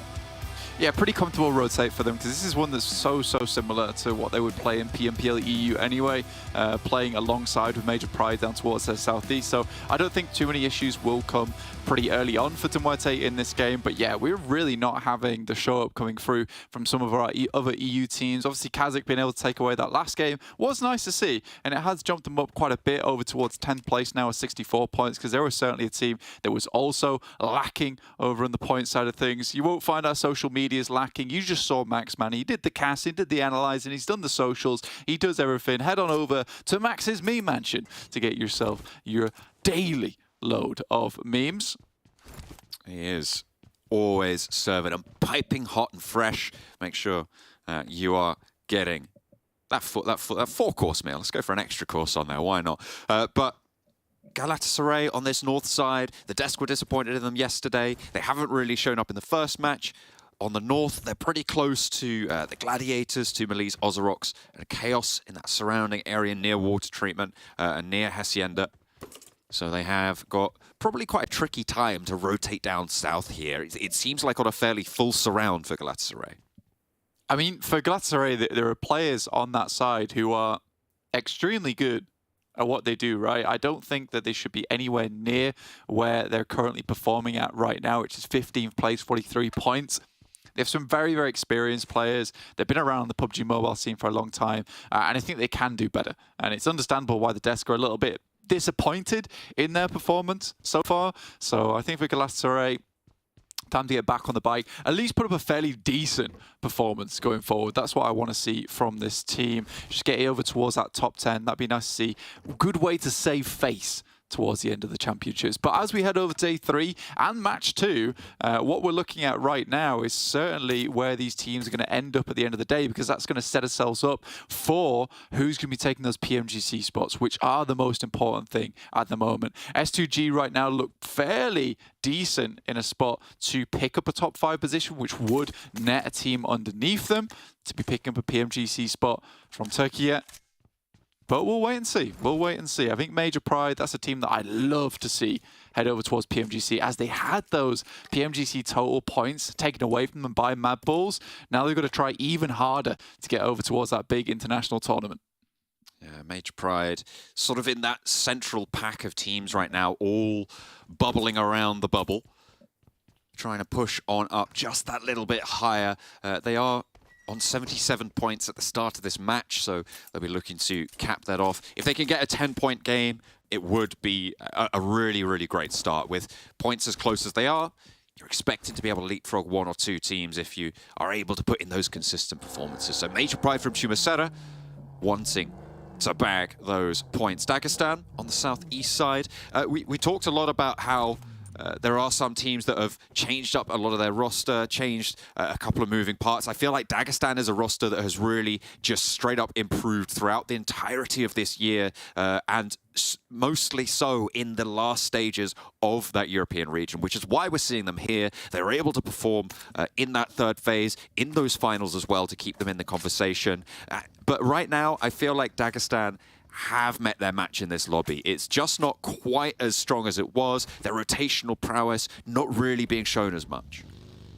Yeah, I think for Dagestan, a lot of times they're making the right calls, right, in terms of those rotations. It's just very tough for them to actually push their way into the circle. You know, it's a lot easier to find some strong spots when you're close to the circle and teams aren't making right decisions at the same time. So for Dagestan, it might have been a case that they were maybe 1 or 2 teams behind the rotate in PMPL EU towards the best spot, but they would get there anyway just because they understood the layout and the macro of the game very, very well. Here in PMPL EU Championships, it's a very different story where if a team is closer to what we know is one of the strongest spots in the lobby, they're going to make that call and they're going to make it rapid. So you'll see these large teams with really good firepower behind them already in these amazing spots that Dagestan usually would win their games from based on macro alone. Yes, they've got some good fraggers on that team, but I just don't think, like you say, they stand up really to some of the caliber of players within this lobby. It's lovely to see though, because I think yesterday it looked a bit more like EU was going to take the lead slightly. And then it fell off massively to the point where now we're really seeing Türkiye be at the top in terms of performance, with a lot of teams putting up a huge amount of points here. It just shows you how strong of a region that this is, where they did develop the PMGC, the current PMGC champion. The defending champs indeed, and S2G. They were able to put in a lot of punishment from that previous match as well, up to 93 points. We saw them earning a whole host of eliminations very, very early on, able to do a lot of work against several teams sort of playing on that West Bridge, the MADBULLS, next RÜYA as well, just not quite able to do anything about it. So a good point-scoring game from them. They're playing central in this next circle blank. They have got a fairly solid middle area near that power grid just to the hills north of Picado, and so they'll have that high ground to try and fend off a lot of these teams trying to move around. Gladiators on our screen right now, and that last game, it seems to be a similar story every single time for every single match that we're seeing for Gladiators. Just a little bit of carelessness in situations that really they should just win. And I think that you could call a lot of the Gladiators' plays towards the end game a bit of a throw, right? You know, we've seen Kitsune go down to the blue, we've seen players getting knocked, not able to hold onto their footing, and slowly but surely just fall apart from even just players way back on that first day of Miramar, you know, all going across to try and pick up their player. I think it was Kitsune going down to help Meku. Kain just picks up 2 eliminations off the back of a knock. Matic's left on his own. So there's a lot of situations where Gladiators can get into the end game with 3 or 4 players, but they end up just tossing away a lot of those advantages just due to some unfortunate circumstances. A lot of times it has just been one player that's completely ruined the gameplay for them all. So for Gladiators, carelessness needs to be removed. I'm not sure exactly what's going on with this team at the moment, but something needs to change for them right now. It needs to get their head in the game, because I think that's the main thing that's throwing them off right now, is just not able to get towards these end games, John, and they're lacking confidence because of it. I was going to say exactly that. It feels like they are just lacking confidence. They didn't clear that shack and they lost 3 players to that angle, right? And that is demonstrably that carelessness that you've so rightly highlighted for them. Hopefully this circle shifting pretty hard north can give them a little bit of a boost that they might need. They were able to take down Raum as well in the area. REGNUM KARYA. Max has been thinking about REGNUM KARYA again. Look at that. See? Definitely. Stop thinking about it, Max, because they are really suffering right now to Ray Z going fishing with these nades. I think with REGNUM KARYA, they're an interesting team, right? Because I do think that they're comprised of some really good fraggers on that side. Their rotations have been leaving something to be desired, though. I think so far for REGNUM KARYA, they keep putting themselves in these situations, these spots that just aren't ideal for themselves, but are just the best of what they could do in a bad situation. But I do think some of these rotations can be a little bit cleaner coming through from REGNUM KARYA. They do continue to choose these subpar positions as well. So it's not a case of they're getting unlucky. I just don't think that they quite have that confidence once again to pick up those strong spots. And I think they should, because I think they can hold it down quite easily. So for REGNUM KARYA, just a bit more puffing out the chest required for this team. Because I think first day they look great. I actually really liked what we saw from REGNUM KARYA on that first day. Some strong games from them coming through, and then it's kind of gone downhill from there. S2G, we sort of expected this team to take this with a grain of salt, right? You know, they weren't going for huge mega plays. We thought that they would just cruise through this championships, but they put up massive points so far, and rightly so. They got some very strong players on the team. One thing that I've been massively enjoying from the Turkish region as well is kind of the M249 meta. They use it a lot and very well at that. You have 100 bullets in the mag remaining after taking a couple of shots, right? You are looking dead set on being able to take as many fights as possible. I think that plays into the hands of a lot of these aggressive plays we do see from these teams from Turkey. S2G playing that 2-2 split, trying to take some aggression towards the center of this one, because that is exactly where they wanted this circle to flip on over. Goes a little bit further down south. Hamzy and Silas both on really, really important positions into this next circle, overlooking the BRA compound, able to control a lot of that territory to the west side as well, force everyone to fight up on the north and stay isolated. The only thorn in their side is REGNUM KARYA right now. On that south point, they are the closest to being able to swing around and try and get up and in their grill blank. So having that outlook from Razy, really valuable to keep that backstop. But can they afford to stay as split as they are with these teams on the west side starting to maraud and malinger around? I think this is an aggressive play, right? And it's slightly greedy, but I think it's very much understandable why they're being greedy with these positions. You know, over towards this western side where MADBULLS, Major Pride, and MUERTE's all coming in. Very open ground. It's difficult to get across without Hamzy G being able to spot that position. He's in a compound right now, so he's fairly safe. So all he has to do is third person peek over towards his position. Silas is also in a high ground position where it's difficult to move up towards that spot without creating a lot of a ruckus, right? So I think all their positions fairly safe. Right now, though, to MUERTE with one hell of a quick push up towards Hamzy G. That's scary, that's dangerous, and this will require a recall on the rest of the team. Some sort of rescue mission needs to happen, whether or not it's Hamzy G getting the backup sent his way, or if they're just going to try and fend off or allow MUERTE to hold that side of the compound. I mean, seems like that's what they're doing at the moment. No regroup on the horizon for them at this stage. Seemingly against your advice. KAOS and Razy do have some pretty good angles from that high ground you saw just through the window, so it might be able to slow down that push, but that's kind of it. Yeah, I think Silas has regrouped with the team, and I think it's a smart choice to leave KAOS as well as Razy over towards that south side. You know, they've got high ground, they've got to keep tabs over towards REGNUM KARYA, but if MUERTE step out over towards where Hamzy G is playing, there is sightlines there. So at the moment, in those concretes, which are a little bit claustrophobic at times, MUERTE is stuck between two very difficult positions. With Furia going down now as well, I would say that S2G has a pretty firm hold here over towards these concrete positions. They've taken a knock over onto MUERTE. Nades from Hamzy G, just keeping them back. It's a lot of ammo he's got in the back pocket. He is running two 5.56 weapons, so can afford to spend that backpack space. KORKA staying up on that high ground there. Needs to be careful of Razy and KAOS. You can see the ranged weaponry they have available. That Mini 14 for KAOS. Razy wants to spray, but that's some really nice taps from KORKA to back him off that ridgeline. Give the rest of the team a little bit more leeway. Yeah, that potentially was a double tap as well, over towards the headshot. I mean, they would have been able to res him, but more than likely taking the helmet off, and he's not getting another one whilst he's posted up there.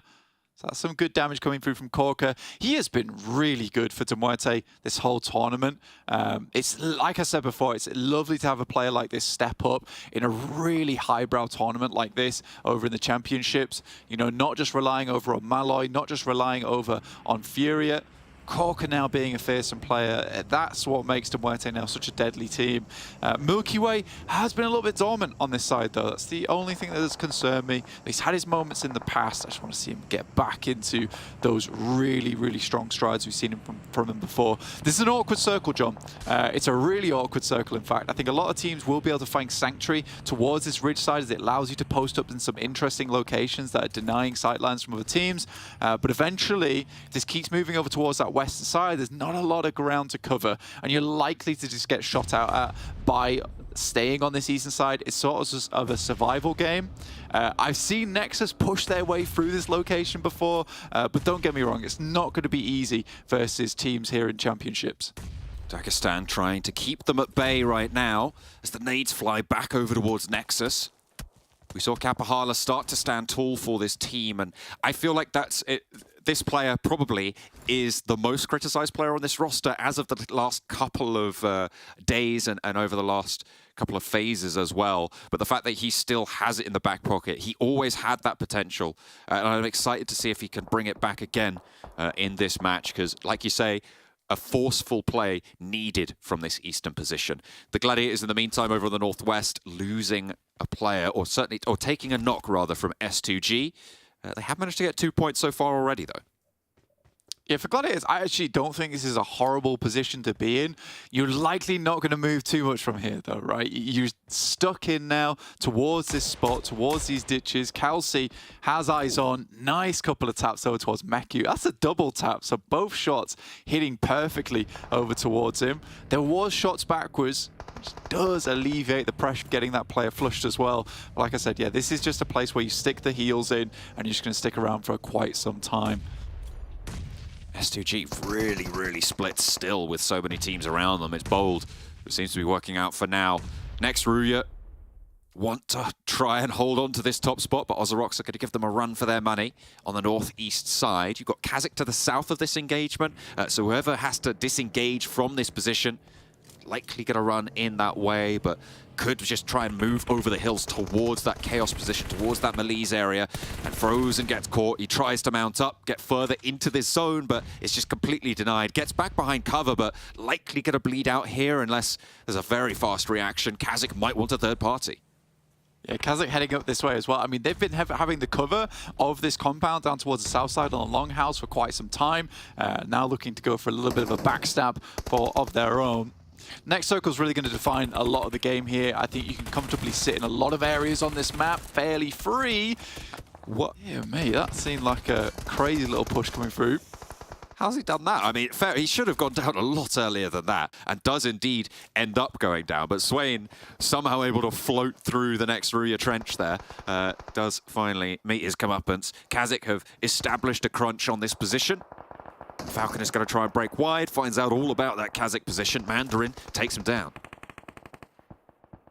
It's a really nice time to push up to here if you're KASIK as well, right? You have some really nice little ridges that you can peek over the top of, over towards these teams.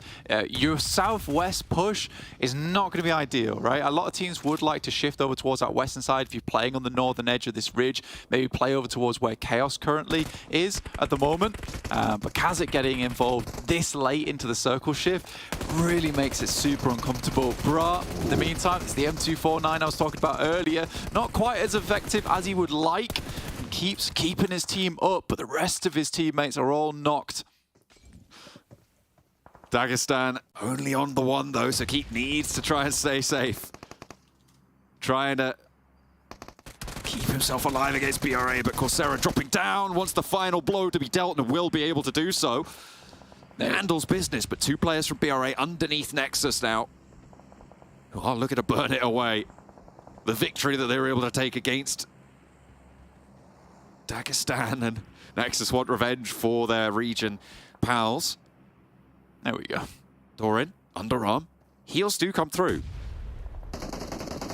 That is a fully confirmed That's prediction and caster prediction over towards MADBULLS. Understandably so. It's such a strong spot, especially getting there with 4 players. It looks likely it's going to head over towards that western side. You have so much free reign. A lot of teams are going to injure themselves as they limp over towards MADBULLS' position on the map. It's going to be tough. Gladiators right now fending off versus Major Pride and not doing too badly of it either.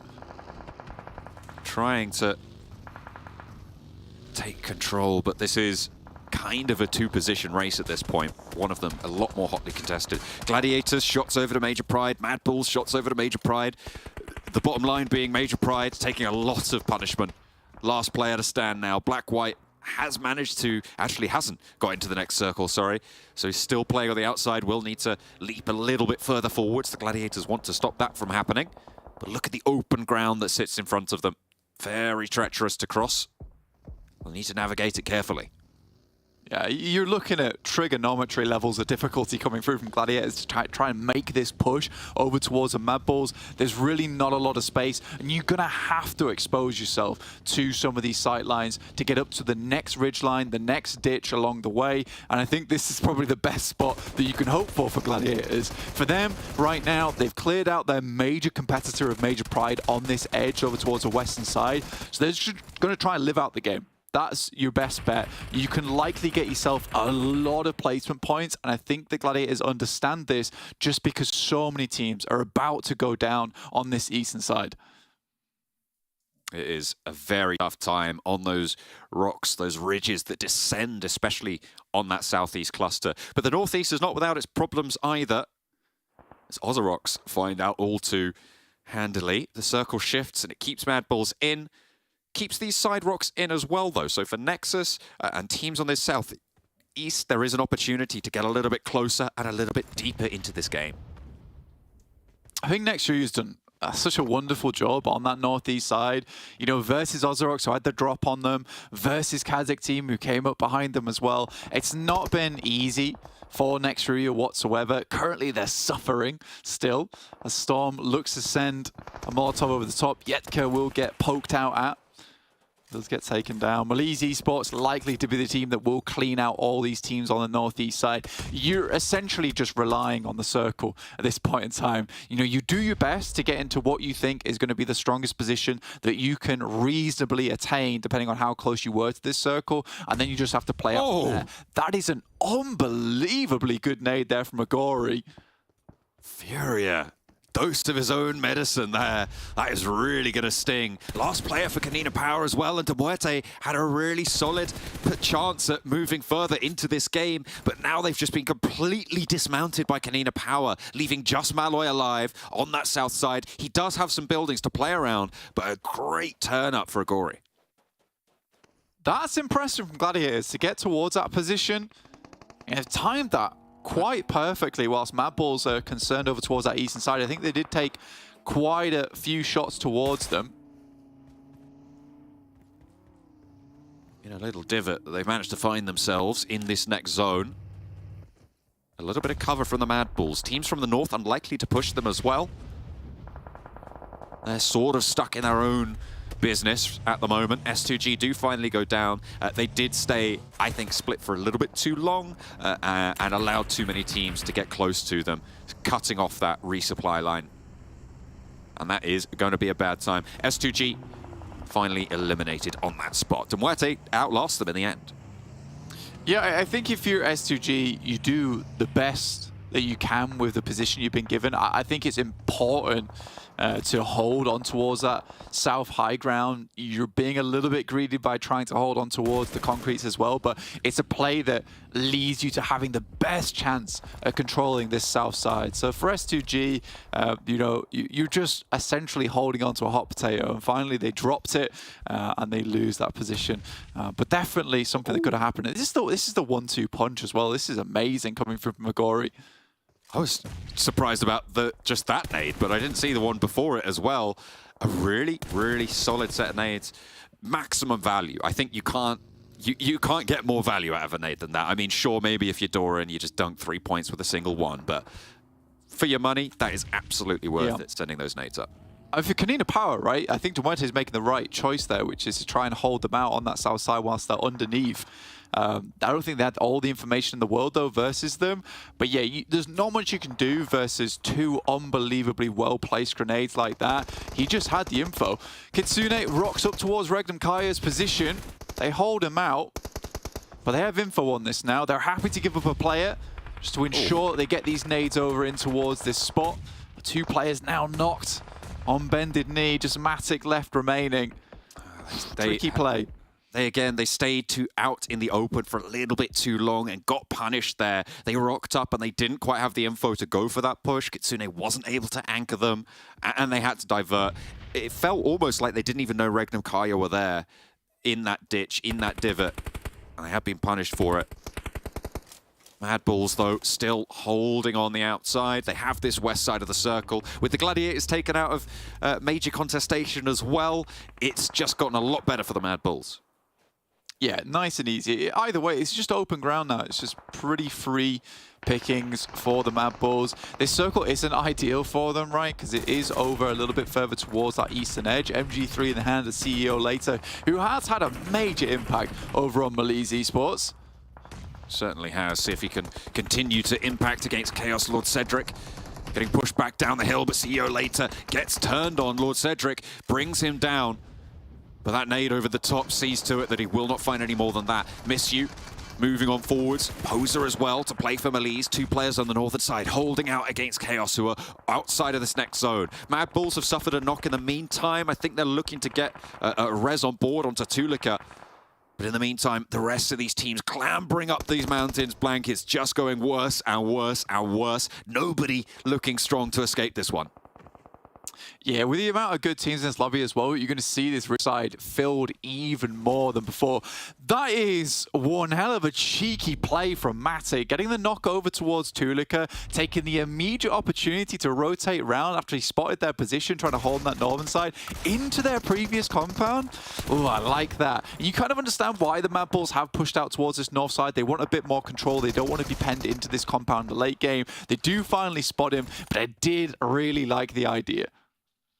As a solo player, you have to go for those kind of off-the-wall little shifts, sneaky play, sometimes necessary. But in the end, it's just a numbers advantage that takes you down. There's not much you can do about that. 6 teams remain, and MADBULLS, with 4 players alive, only have duos and less to worry about. And a lot of them, blank, are trapped on these hills. KONINA Power sit on top, and I feel like it's probably the team that's had the most impact on that south side. Yeah, if you're MADBULLS, you could potentially think about starting to crawl up towards that northeast side and clearing out MELISE Esports. Then you gain a foothold, you can start to control down towards the south, and it looks like they are going to go for that play after all. It's an interesting play here. They're trying to gain as much control as possible without pushing themselves too far over towards the eastern side. You can see there on your screens just how open it is and just how difficult it's going to be for a lot of these teams to make their way up. Once again, BRA fight through hell on earth to get in towards a decent-ish position over in the top 6 right now. It's just Coursera remaining, doing what he can. Trying to survive as long as possible. 6 eliminations they managed to find. Zerich spots Poser. He goes low, but doesn't go down. Mandarin spotted by KONINA Power. Zashipa, the last to fall, as BRA picking up that point, and it is absolutely a bloodbath on these hills on the southeast side. KASIK are out. 5 teams remain. Coursera still fighting on, still going on in. And against the KONINA Power duo, it's going to be tricky, but Agori goes down first. Becker has the chance and will be able to capitalize. Can he get this res? Can KONINA Power stay up as 2? Because MELISE might not be so lucky. The nades from MADBULLS flush it out, and now 3 teams remain. Malloy is still there for MUERTE. KONINA Power with a duo, but the MADBULLS move forward. Flique solo, away from the rest of the roster. A little bit dangerous. Yeah, I mean, for Flique, he's just information gathering, right? You're imagining that most of the teams down here are going to be massively injured. Huge amount of casualties on their side. So for Flique, getting up close and personal, providing that information back across, quite important for them. Spot says any more players remaining. And you know what? Malloy makes his way to a 2nd place. You know, despite everything on that side, they were very resilient. And a 2nd place, you'll take it. If you can get a limb as well off the back of it, fantastic. Unlikely, though. Flique very isolated, might be able to get a knock and flush if he's quick about things. Should have spotted an ankle there, and that should be it for Malloy. Indeed, it will be. MADBULLS able to hold down that high ground plateau, forcing everyone to break upon the rocks, and we're able to control it all the way up until the end. A great result for MADBULLS. Yeah, a really nice result from MADBULLS. I think I was thinking about MADBULLS winning this game in around about zone 3, honestly. If it moves over towards that western side, it's a pretty easy position to predict, and you can see why all of us here on the broadcast predicts MADBULLS as winning that game. But they did play it out very well. You know, it's cool, calm, collected. Most of the action does happen on that eastern side, as you're seeing teams just desperately clawing their way up the slope to try and get further into this match. But as soon as it moves west and it has that open zone between that and the compound in, yeah, it's game over. Either way, I do think the Gladiators have a good game there. It's not easy to play from that position. I think they make the smart call of let's just clear our side and then we'll see just how far we can go. Kitsune goes over towards that trench, and I think that they do know that there's a team in there, or at least think there might be. If Kitsune gets in there and REGNUM KARYA's not in that position because no team's been able to move up because MADBULLS been clearing, then they get themselves a free spot. It's a gamble that you have to take in those moments. And unfortunately, it didn't pay off this time around for the Gladiators. However, it did certainly do well for those MADBULLS. As you say, it clears their west flank. And at that point, it's kind of all done and dusted. The MADBULLS able to keep it nice and cool, taking home a chicken dinner. What can we say? I mean, the deaths, the cashes all predicted MADBULLS, so you know they're going to win, right? Well, sometimes it doesn't work out that way, but for this what it did, luckily, as we get themselves a victory here. And MADBULLS looking pretty good, but gentlemen, I mean, position they had, it's kind of, what? Max got a prediction right. Yes! Why? Okay. You can't. No, you need that. No, I need that, actually. I got my notes on that. Cool. Thank you. Oh, that was some weird notes. It was MADBULLS good. Oh. He was drawing some sort of like anime character. Yeah. Those were some sick nades. Oh, yeah. Oh, no. One Piece ending? Season 2 Netflix, really cool. Well, speaking of really cool, these guys, obviously Agori with the nades as well. We saw the first or the second one, like John was saying on air, but we didn't expect the first one to happen as well. But they get themselves 10 eliminations with the 20 points. KONINA Power, to be fair, 2 really decent back-to-back games. On Erangel, they had to jump off the bridge and swim across into the beach. They ended up finishing, I think, like 3rd place this time, able to get themselves 14 points. We're starting to see a little bit of life in the KONINA Power boys. I'm surprised that KONINA Power survived for as long as they did. You had 5 teams all fighting on that cliff. It was so tough. You had RÜYA, you had you had NEXUS, you had Dagestan, you had Brat Esport all fighting. They were able to keep them a little bit as they were getting close to the center of the circle. So they picked up, then as you see, 9 eliminations, which is a really good game for KONINA Power. Seems like they are pretty efficient when it comes to playing on Miramar. Good terrain knowledge overall. But MADBULLS on their position, I'm just glad a team went for that compound. We've seen so many games in this previous season of PMPL Europe, and it's just empty. MADBULLS, well, we're just going to take it, and we're just going to get the game. Ooh. Yeah, that was pretty simple. Blake is here again. Amazing. Oh, and he's back on the cast. No, but like, yeah, with the good old KONINA Powers doing all right for themselves here. On what was... You have that kind of road that kind of leads up towards the high ground, right? From the low ground, kind of north of Picardo, etc., and things like that. I do often think that sometimes a lot of teams have favor when they're on the lower plateaus, because actually aiming down in PUBG Mobile is a bit of a nuisance and stuff like that. Down, yeah. Especially if you're really pressed up against a wall, like Agori was, and he was able to exploit that very nicely with the nades. So sometimes having high ground, not all it's cracked up to be. I'm just thinking of what Max was talking about. You look at some of the SCA teams and how they play, or the players, you know, it's easier to do this than to do this. Not even. The game won't allow it to it is. down. And look at that nade that's just, boop, gets one. Using the footsteps on this mini-map and just... Right, like the precision of these nades, and Furia giving a taste of his own medicine for once. He's like, this is how good the nades are? I mean, they're broken. To the point that you're making, though, actually, like, those sound cues to actually, like, you know, ping off the map, etc., and things like that, it oftentimes you really need to be a bit cautious about that when you're on those kinds of high grounds, right? Because that's exactly how he's pinpointing those positions, and yeah, brilliantly done, really well done. Well, not only did they, well, he played well from the low ground, Bra played well from the high ground as well, as they punished Dagestan. Let's hop back to MADBULLS really quickly, because I want to see their player stats here to get an idea who was really excelling for the team with their 10 elimination. Oof, pretty split across the team. There you go. I gave you a few. What happened in this year? I've been gone from Europe, because these sound effects have just just evolve. I've leveled up. You know, I've been working on them in the back for about 6 months. I know you've been gone for a little while, Jason. But, I mean, let's be real. I fear you got a lot you've been working on, too. Yeah, you know, that one's still in the works. A lot of research into that one. But Zerich, man, looking absolutely fantastic. Let's be real, though. All of us expected MADBULLS to take this victory. If you give a team like MADBULLS a circle like this, they are going to run away with it. Yeah. Like, it's undisputed. Yeah, I mean, they just have all the resources at the very end. All the teams that were coming in from the west and the northern side, because it's open terrain, they're going to clear them, and they know the only teams that are a threat afterwards are the teams down below. So you're just going to go out, push them to confirm more eliminations. As you can see here, get 10, and they were just blasting damage from that position, taking shots at everyone that were moving. So yeah, it's a strong game for MADBULLS, so nothing really to add on that. It's just the MADBULLS typical game when they have a strong position like this. You know, I feel bad mentioning this because this just really has nothing to do with what we just saw, what we were talking about. But I just realized the MADBULLS logo, it's like the face of a bull and the tail of the bull. Because I thought the MADBULLS logo was like, for some reason, like resting its head on the hand. For some reason, I don't know. Well, what we see? Just take a look. I don't know. For some reason, that just clicked in my head. Wait, Jason, stop! No, I'm going to stop the show right now. No. This changes everything. There's no way you've just realized this. I didn't realize it was. I legit thought it was like a hand, like it was a bull's hand, just like a bull's hand. Oh yeah, very famous animal for their hands, right? What is going on? I don't know. It just clicked in my head that that's what that's supposed to be. How long have you covered them for? You know, time doesn't matter. Yeah, it's irrelative. You know what? This segment's irrelative. You know the full passion fruit, they do not have eyes, actually. It's normally in their logo. Yeah, exactly. Oh, my. See? It's like, I mean, I get it's a tail there, but it was just like... Just like... Yeah, it's can't see it on camera, but... Right, it's doing a fancy pose. And I thought it was. From an interesting angle. You know, it's like the thinker. Yeah, it's not in deep thought. Why? Bulls can't think? I mean, they can. Whoa. Oh, no. That's what I thought, honestly. I don't know. I know this segment's got a little bit an impressive awry. statement about bulls not being able to think. This is just its tail. It happens. Can we move on, please? Can we just pass No, Max. No. I don't like this. Okay. You don't have to like it, Max. Okay, I hate it.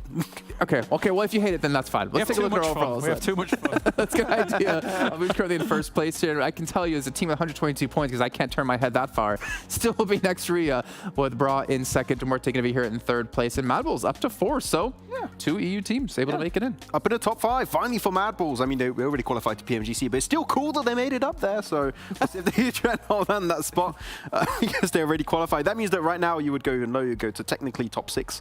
So that would be great for SGG technically. But yeah, MADBULLS able to get himself some really strong presence. I'm not going to say their name. Nothing to say about the team in the 7th position, but I'm still waiting for Major Pride in particular to have a little bit of an improvement overall for their results, because they tend to go out early in these matches sometimes. I think you're also waiting for Gladiators, right? Which is still not currently on that first page, unfortunately, for good old Europe. I mean, the fight back is a little bit on for Europe, right? Because at the start of the day, we had 4 of our 5 teams in that top 5 as Turkey, looking fantastic for themselves. But Gladiators still holding down strong that 9th position. It's a shame, though, that that's really not going to get you that far if you're going to hold down 9th. So we need them to bump up a bit. Speaking of bump it up, KONINA Power, man, 10th place. They have been shooting up the rankings. They have had a fairly good day today, and if they continue on this pace, we're definitely going to take a look later on at their results today, or stats today versus previous days, because, I mean, as you said at the start of the day, Max, any team can still have the opportunity to move into top 5. It's not clear-cut just yet, and we could see major shuffles on the board. Yeah, which is what I was hoping to see from Nexus after that great first game of the day, but no, it's just, as you said it, Kalaris, is one good game, and then, whoop, it kind of disappeared. I mean, honestly, for KONINA Power, they could have been even higher had they not kind of, I want to say, fallen apart at the end of yesterday with that Miramar game on Longhouse, but yeah. You're really not happy about that game. I think you can just defend it a little bit better, honestly. Yeah, fair enough. Okay, well, speaking of defending, we're going to be heading into some TDM. My question is, can you defend against a Panzerfaust? Let's find out.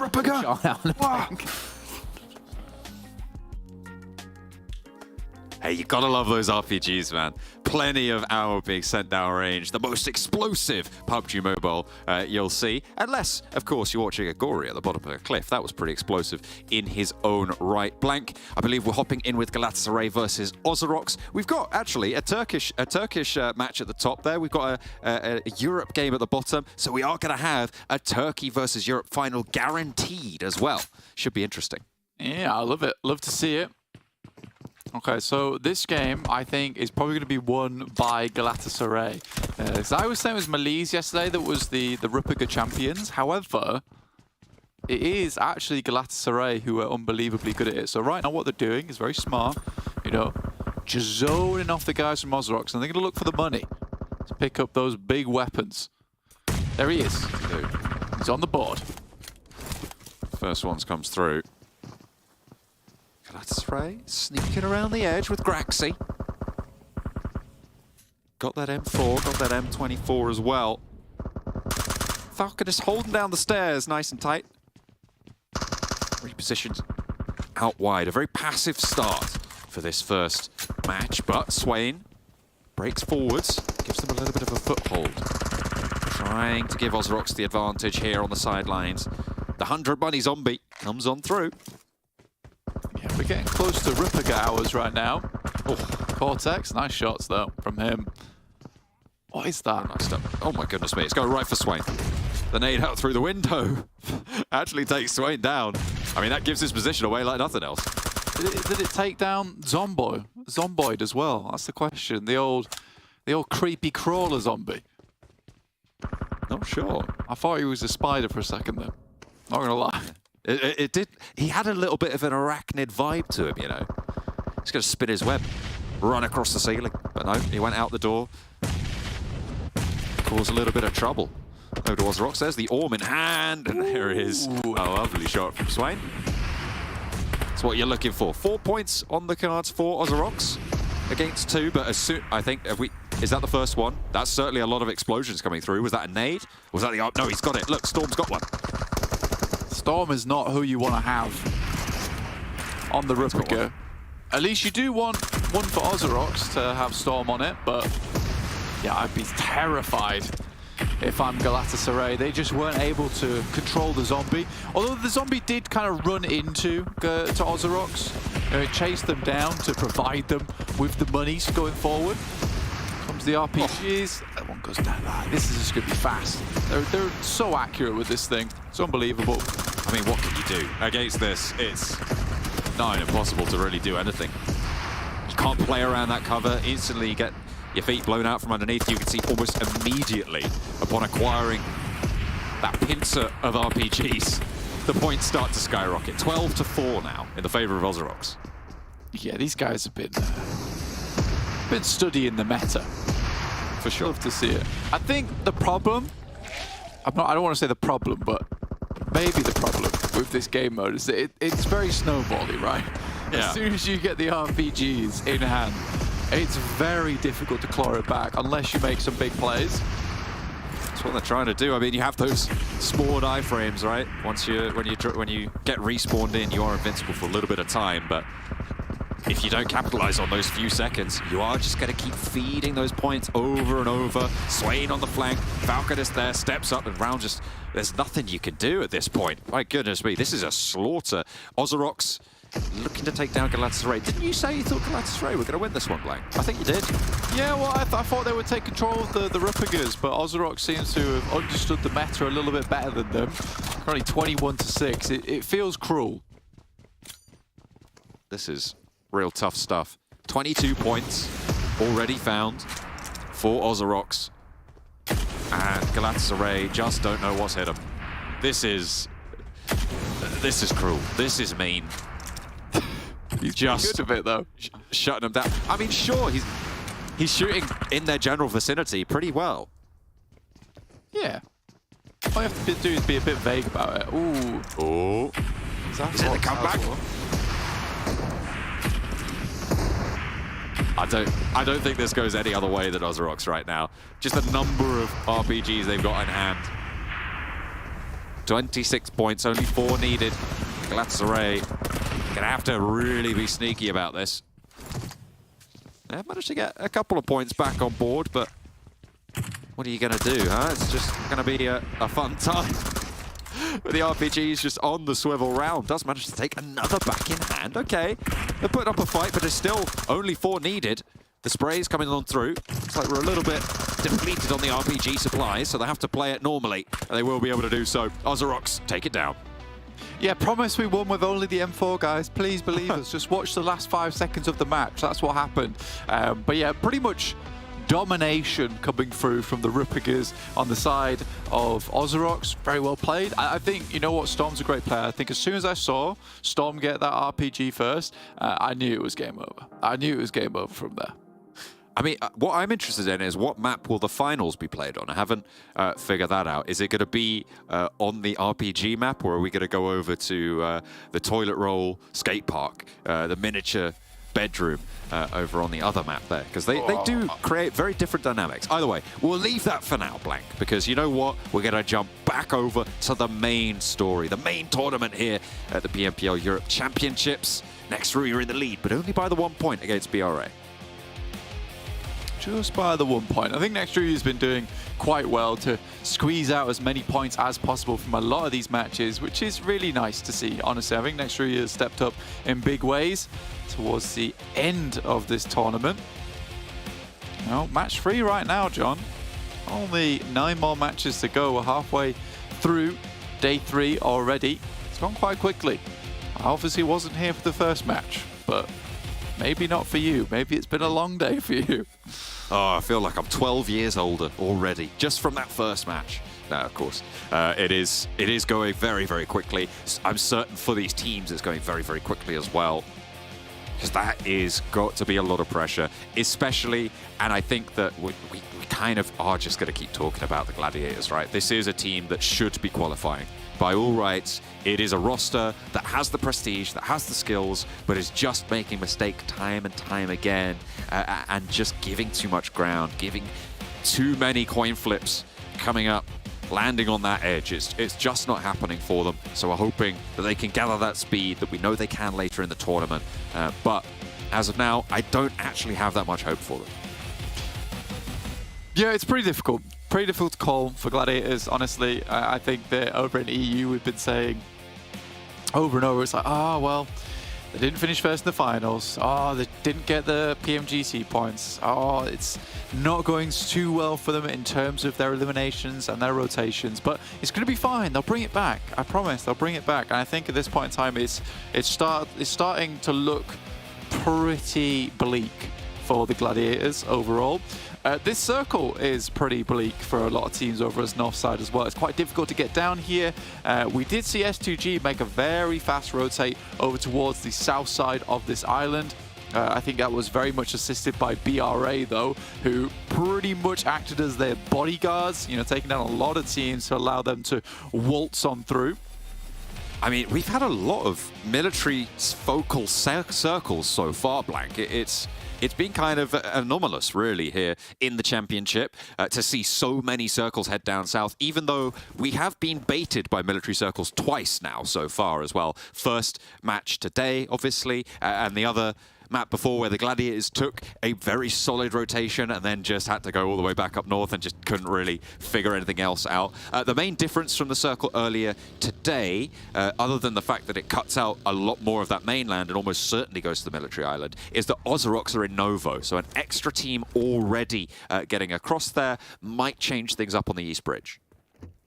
Yeah, it absolutely could do over on that eastern side of the bridge. I think OZAROX being in this position, they can challenge out for Observatory right now as well. MELISE Esports have sort of given up that spot. They've moved further towards that eastern side, looking to head down towards the airstrip. I think we can be fairly certain that this is going to end up on Sosnovka. It might not be a case of dead center over towards military base. It might be shifting over towards the west or the eastern side, but I do not think this is heading back up towards the northern island at this point. So most teams are confirming their visit on over. Gladiators a bit worried about the circle maybe heading north again. I mean, as you say, though, with the circle as it is, it's, I would say, close to like 95% certain that you are going to this military base. So getting across, figuring out your path through, going to be important. With next RÜYA taking a wide split on that southwest coast, though, that could prove to be a little bit troublesome for teams looking for that boat tape from Primorsk, from Ferry Pier, Ferry Pier area. There we go. Ferry Pier. Perry Pier area, nefarious. New character of PUBG Mobile. Perry Pier. Perry the Pier? Yeah. Oh dear. I've had a nightmare there. Hopefully the teams launching from Ferry Pier have a better time of it though. From Perry Pier. From Perry Pier. Perry the Pier. A good lad. Helpful. Bit tough to fight in at times, but he's a good guy. He will give you that landing post that you so desperately need at times. But Gladiators, you're right, that it's a bit of a slightly more rough rotate with RÜYA taking so much landmass over towards the southwest side. They really do like to gather as much information as possible and then work off the back of that from the edges of a lot of these circles. So I do enjoy this play coming through from RÜYA. It's not going to allow them to instantly respond to it though. I think right now this is more of a case of, well, we gained a lot of information off the back of this. Our rotates later on are going to be a little bit more efficient because of it, but you also have the same problems that they're looking at right now, is that a major pride just comes in at 4 is like, we like the look of this area, you only have one player in this area, we're going to try and shunt you out. And for now, it's worked. So they have displaced Frozen. He's going to regroup a little bit further south. And stay alive, and I think that's going to be important for RÜYA on the south coast. MELISE very close by.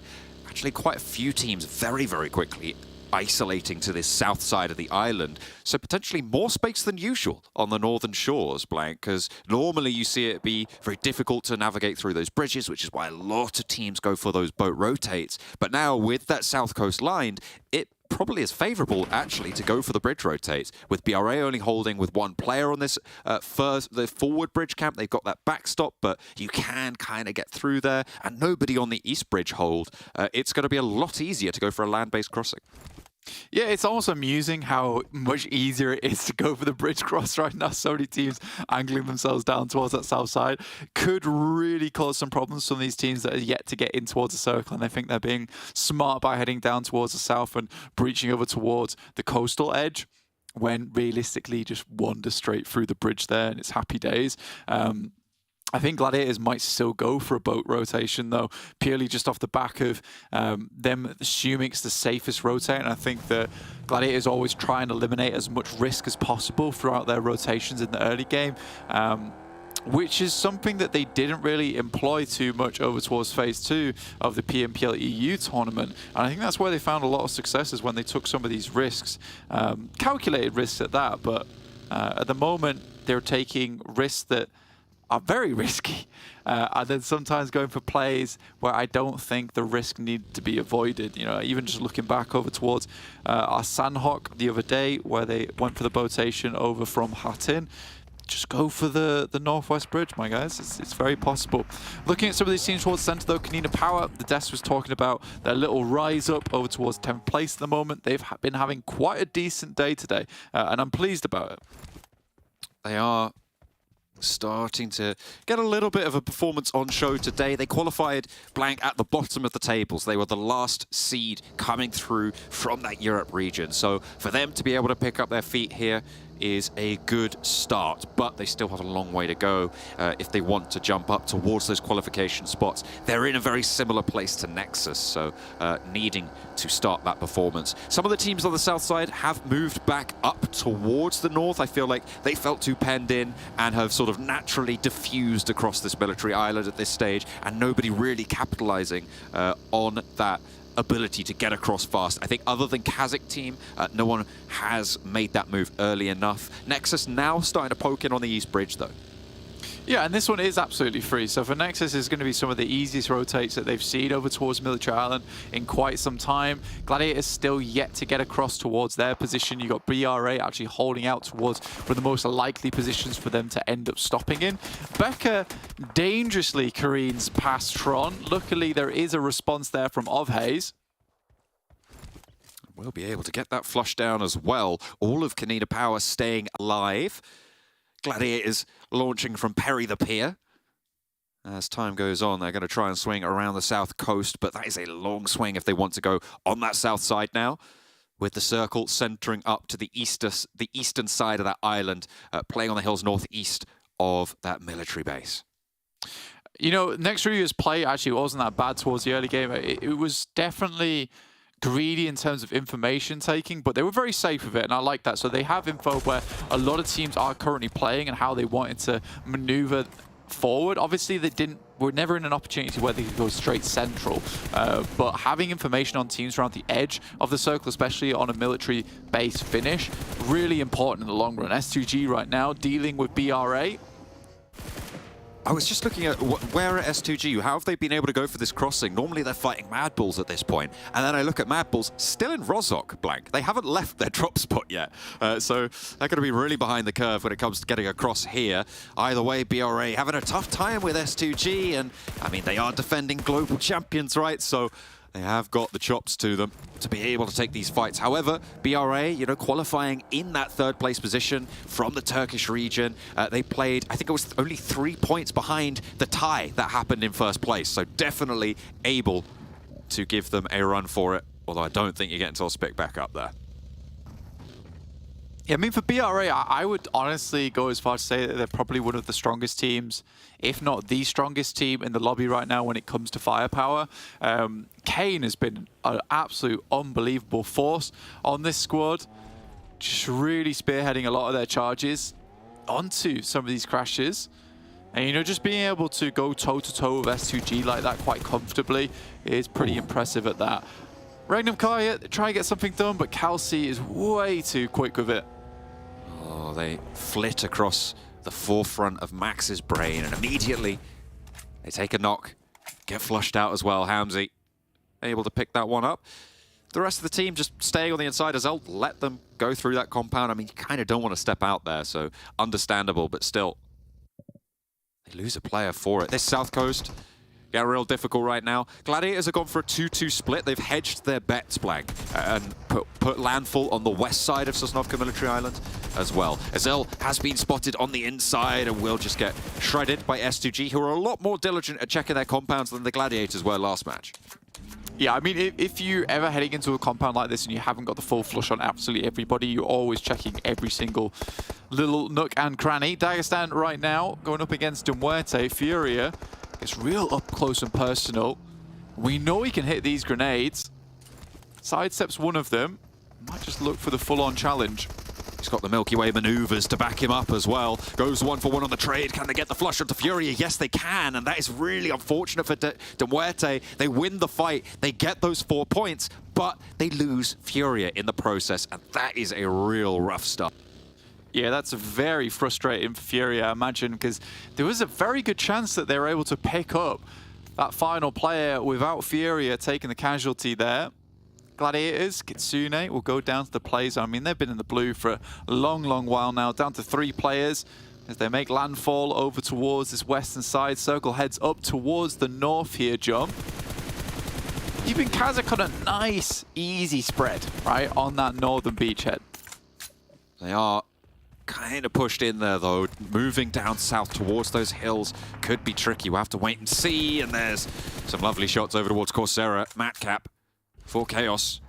And all 4 of them staying alive. I don't think Coursera gets back up from this, but Demon might be similarly indisposed right now, as he is knocked on the hillside, a pretty open position. The question is, can BRA afford to step up with Slay ready awaiting? But Tospic careens himself forwards, throwing his life on the line, but Slay is there and takes Kane down, immediately popping that first aid as well to stay alive out in the blue zone. Necessary, but he's misslipped there, just getting that tick up, coming on through, blank from the stim. It kept him alive, and they will have that high ground position maintained. Yeah, for KAOS, you're feeling very lucky in that spot. Kakali now looking for some of the remaining players. Lord Cedric tries to get away with it. I think for BRA, it might just be a case of him and Topsic just looking to get further into this game. Maybe pick up one of the positions around the northern edge of military base. Just trying to keep yourself safe there. Kazakh team, if this continues to head over towards that northern edge, John, they've got the real pick of the litter in terms of buildings, in terms of compounds. So I think they're feeling quite happy about that. This does head further down towards the south, though. There's a few other teams that are on my mind. I mean, I would say S2G, if they weren't on 3 players, you certainly can still play a dominant game, even with that player count. But I don't know, I feel like Nexus might be able to have a strong match off the back of this. If they can hold MUERTE successfully, Korka goes down first and Redox will be able to get that flush almost immediately. Malloy with a challenge against Kapahala's position. Milky Way isolated on that bridge. and losing that player earlier, losing Furia to the scrap on the North Shore, could be pretty devastating now as it comes back to bite them. EXO repositioning, starting to extend influence into the hills. Malloy just gets clipped by the tire there, and Doran able to take this one down. Milky Way on that bridge. Doesn't manage to land the shots over to Kapahala, and Nexus should be playing on as 4. If KONINA Power can flex out towards those hills on the north side, they might be able to take a controlling position on those hills, but it is going to be tricky with Major Pride now slap bang in the middle. What a compound they have. Yeah, it's one of the more prominent compounds within this circle as well. Has one building that has a second story, which is probably the most interesting thing about that position, which gives you a bit more advantage in terms of being able to take some long shots. You are sort of penned in, though. I think for them, this kind of works their advantage in terms of the amount of teams who are able to get themselves over towards the South Island in this lobby. A lot of times you would see so many teams just getting absolutely murdered out over towards the bridges, but because we have such a high level of play in this lobby, you're going to see so many teams out on the edges here that realistically the center becomes extremely safe. The MADBULLS have been so much slower on this crossing than they have been on the other military island circles. A little bit of a change. They've lost 2 players trying to sneak their way through. I feel like it hasn't quite worked out, being a lot slower as they would have hoped, but they have managed to get a duo into the next circle, see if they can survive it. S2G up the top with BRA. Duking it back and forth. Hamzy and Razy both fall to Tospic, and he flushes both of them out very, very quickly. Kakali wanting to get res there, but that's unfortunate across the way. You've still got more to worry about. Kalsi keeps them in the picking. Lord Cedric goes down, and it is a great start for this solo gameplay bid now for S2G. I mean, Kalsi's the guy you would want, right? You know, MVP caliber, looking to hold it out. Versus next RÜYA, I think that's where things get a little bit more tricky. So he's going to have to play a marvelous game, a beautiful game, if he wants to get away with this one. Which is very unlikely. I think even sending up towards that western side might be a better idea for Kalsi if he's got a vehicle. This buggy is absolutely hammered, though. It's not going to take him too far. Far enough is all he needs.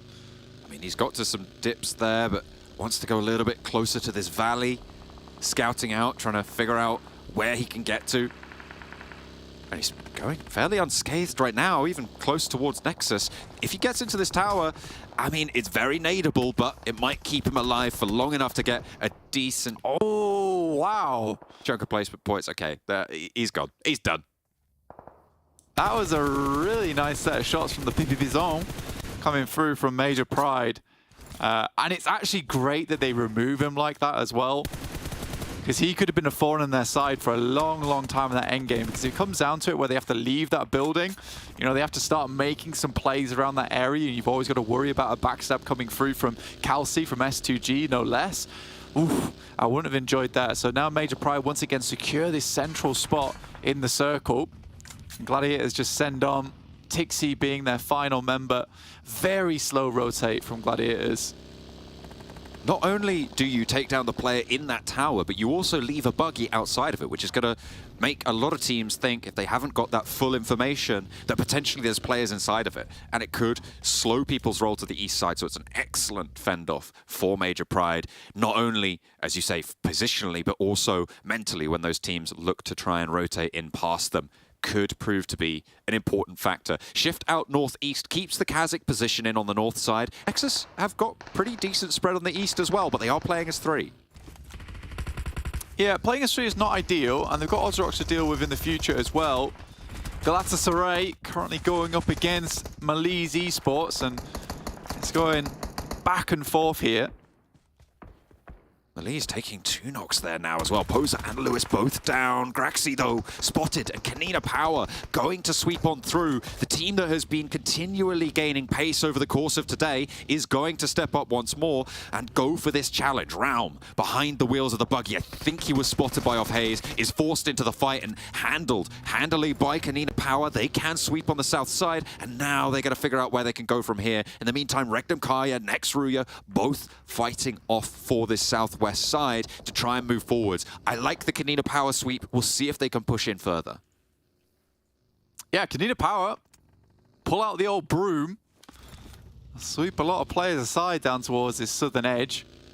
Keeping it clean, keeping it tidy, you know. I like it, keeping things organized. Next RÜYA, though, they want to head in. They still have Tixi, a solo member, as well as Loxy, another solo in this area.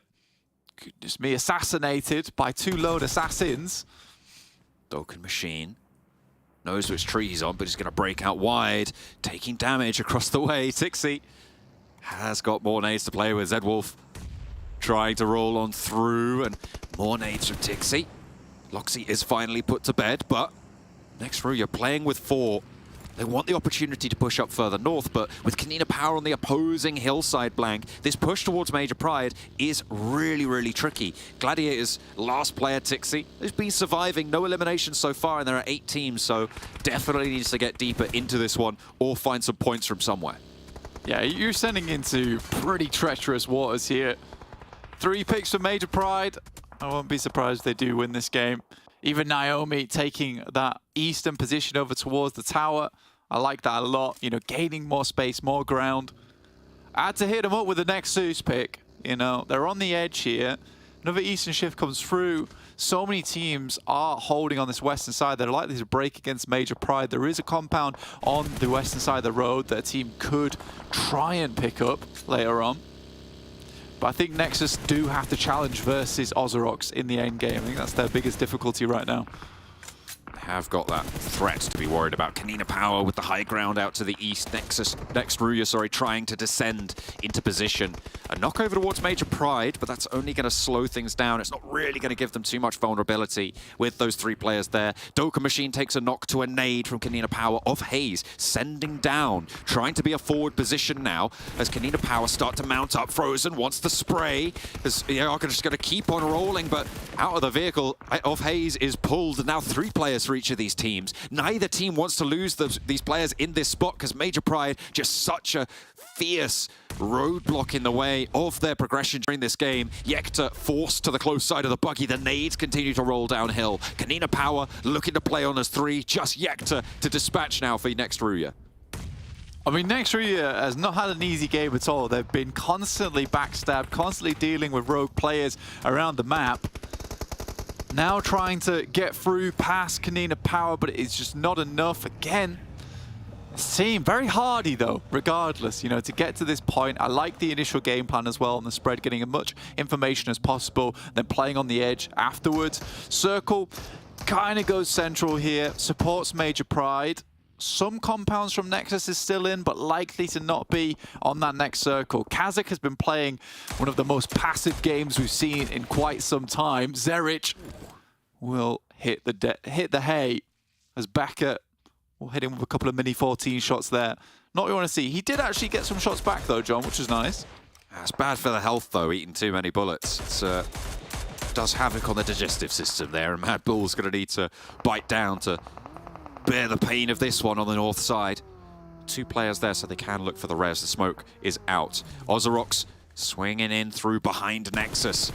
Up and to the tower. Storm looking to put damage in towards the window frame, but can't quite find that final shot. Doran still holding on the top side of this tower. Storm underneath. Falcon is cooking a nade. He wants to put that one in through the window. Bounces it outside, unfortunately. Going to force him in.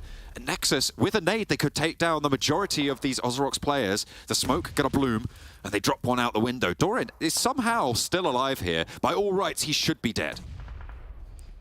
No, he's just living it out. Oh, that's so unfortunate. He's got 4 grenades, though. He knows the exact angle to get this one bounced out the window over towards Falconis, but they jump back inside. He is providing some good information across over towards Kapahalo, who continues to take punishment from these nades. Another one goes in. That's a Molotov. He has to be really quick with this, though. Up and down the stairs. This has been a little bit of a comedy of errors with these nades, I'll be honest. It feels like we've seen about 4 missed nades in this engagement, and another one bounced out through the window there for Doran. That was intentional, that one. And he does stay alive. He's forcing a lot of utility out of OZAROX. What is going on? This is nobody's landing this damage. And in through the window. I don't even think that one landed. Goodness me. I think it did a heavy amount of damage, but just not quite enough here. Kapahala looks to send another one in. The blue zone is basically the savior right now for this team. Finally. I think Doran might just be going down to the blue now. But he's taken Falconus with him. Storm breaks out, pushes forwards. Kapahala first to face. I'm sure unless there's a teammate on the crossing, there will be a crossfire coming on through from down low as they do survive. But you're right, Doran really in danger now. Very much exposed to the KASIK players, but there is backup coming on through. KONINA Power got to chime on in. 10 eliminations for KONINA Power, and their resurgence keeps on going. Yeah, still pumping the points there. I love that from Kapahala, though, and with his teammate Extra, they really performed that very, very well, just in the sense that Doran's constantly providing information back. So you saw the pre-fire come out from Kapahala, which is why the players from OZAROX were so surprised at the speed at which Kapahala was able to peak that angle. And Doran lives off the back of it too, which is amazing. Major Pride now looking dead set in a strong position to win this game. Realistically, Nexus could send towards that northern side, but they know they have to do it later on.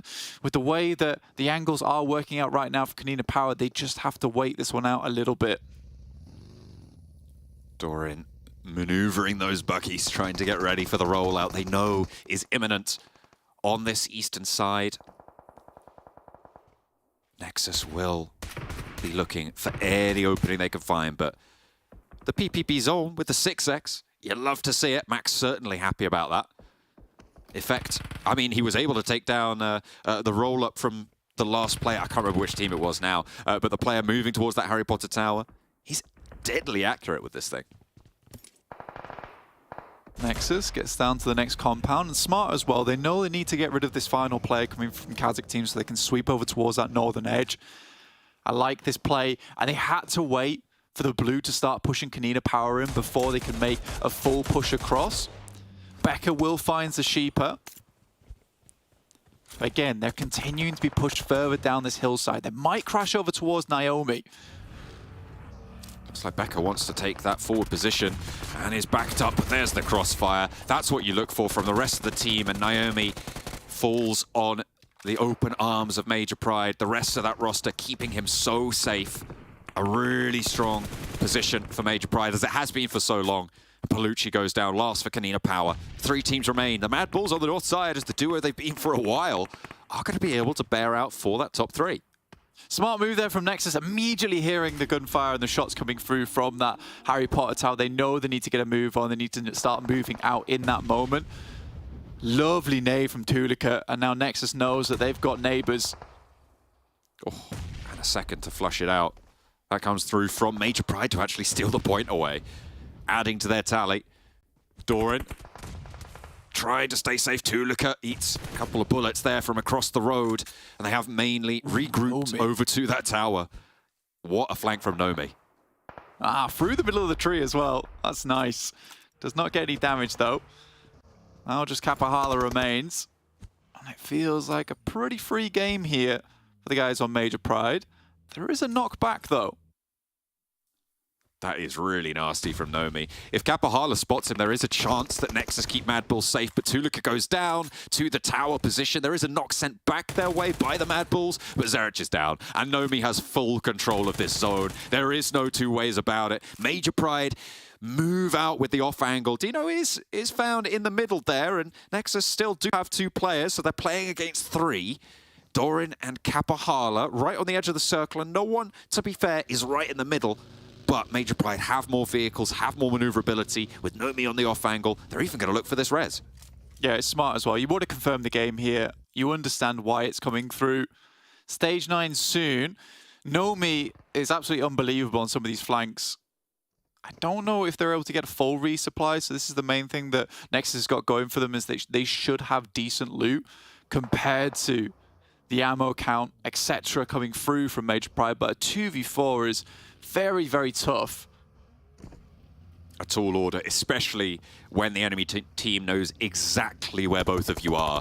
It's just going to be too tall of an order. I don't expect them to come out on top of this one. But again, another decent game for Nexus, Blank, and that is a good result. Even if they go down here, they've got 7 limbs getting into a 2nd place. As the same story for KONINA Power and MADBULLS. It's an EU top 4. It is. It's very nice to see. Nice molly there comes through from Effect. I think they're running very low on nades right now. Doran, he's out in terms of health. Effect takes a big hit from Kapahala. But his position is known. Naomi is there, but the rundown is good for Thino. Able to close it down, and Major Pride hold their compound right underneath all of those hills, and nobody could march forwards towards them. They hold out effectively, nice and strong for the roster. A great result for Major Pride. Yeah, really, really nice result there from Major Pride. This is a team that we wanted to see further up towards the top of the tables. They know they need to start getting a move on now if they want to get in to those PMGC League stages through the top 5 qualification spot. So they needed a big win here. I don't think they got a huge amount of eliminations, but it was enough to set themselves apart from a lot of the other teams in that lobby.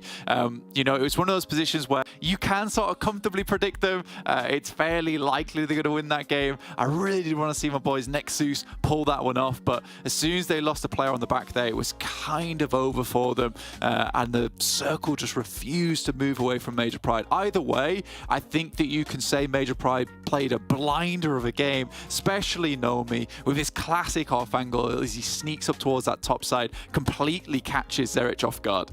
Absolutely, a really, really valuable spot there. But KONINA Power as well, similarly, from that south side, having next RÜYA to deal with, a lot of points earned by KONINA Power from that position. It certainly has been an EU Sosnovka game here, Blank. I think we're going to hear a little bit of a Shawadawadi from the old Kalaris on the desk there about the damage that was done from Becca. I'm not going to spoil it for anyone if you didn't catch it, but it was monumental. Well, we'll hope for more. Let's go and hear what he has to say. Well, Major Pride. I know I predicted them. I feel like Kalaris, did you predict them as well? Yeah, I did. Yeah. Did you actually? This boring prediction, I went for something. Oh, it was KASIK team, because why the hell not? You know? Didn't work out, did it? Didn't work out, no. Seems like all your predictions aren't working out here. Major Pride, though, should be extremely happy about that one, considering able to finish it off. But again, as we were already discussing and talking about, pretty uneventful zones. I think you said it best, Max. Just like C compound, center on compound. Circle, circle, circle. Haha, easy win, Major Pride. Whoa, very cool. They get eliminations, very nice. And you mentioned it, talking about that compound in particular. All the buildings work really well with one another because it's so open around it. If your team like KONINA Power, which by the way had an absolute banging game here, 12 eliminations with a mini 14 Becca just taking shots at everyone. MADBULLS, I think NEXUS, OZAROX, and also KASIK team, they got so much presence. But going downhill and trying to push Naomi, which I think was a good idea. You want to push the solo player of Major Pride.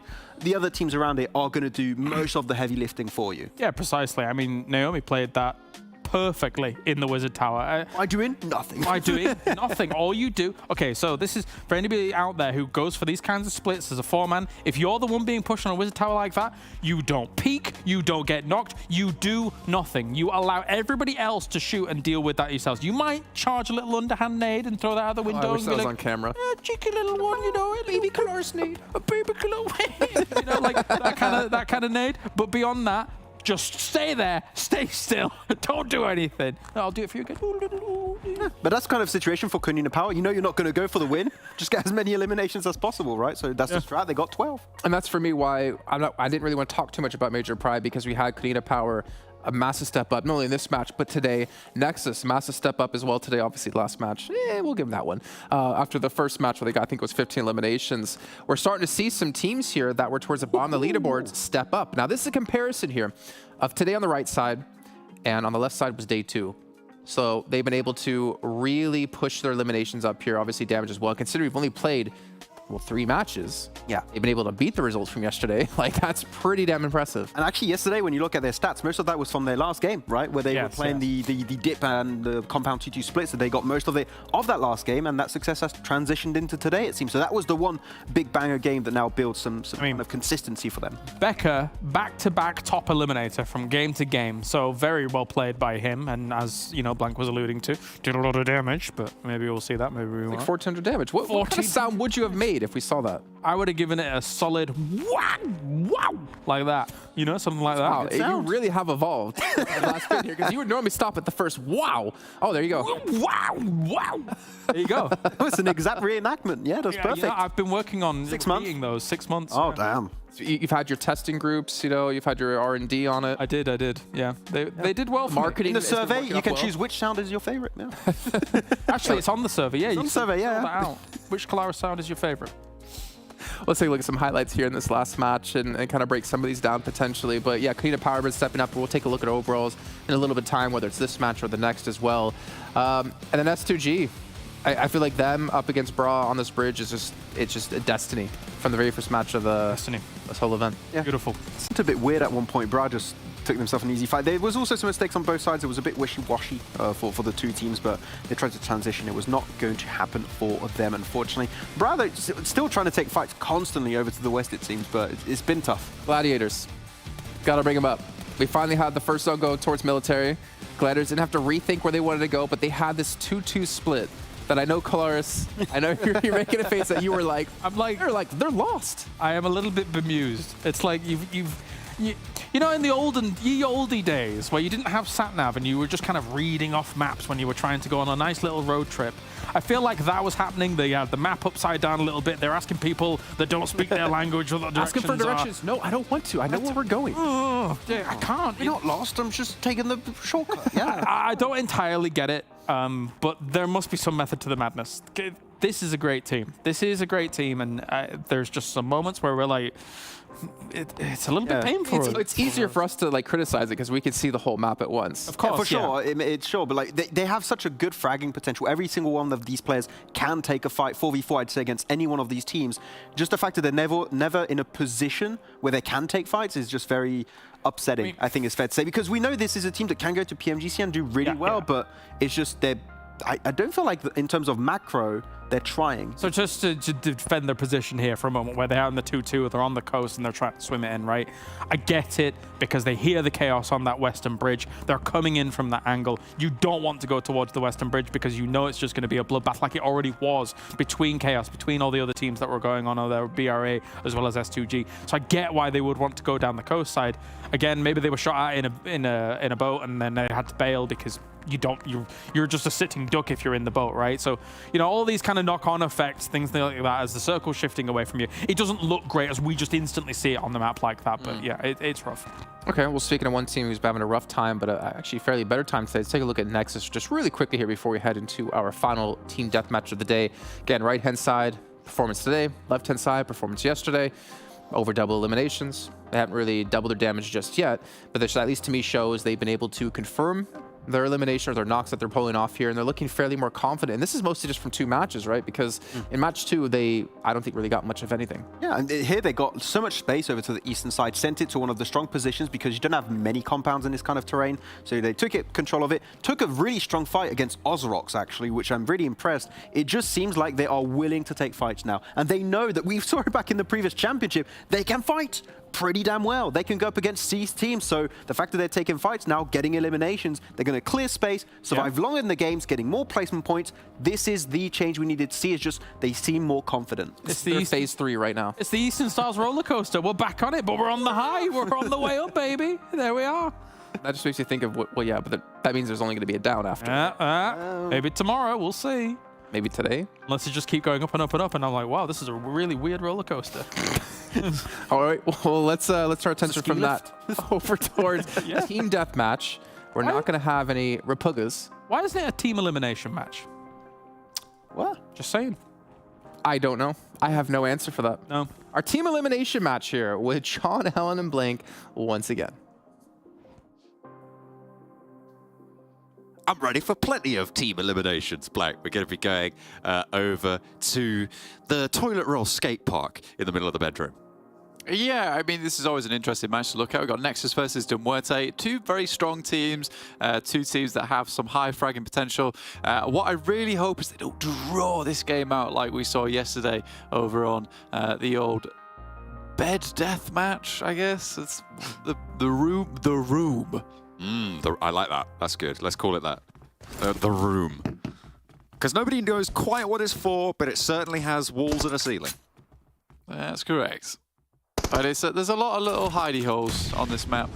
That's for sure. Doesn't really promote a lot of high-octane gameplay.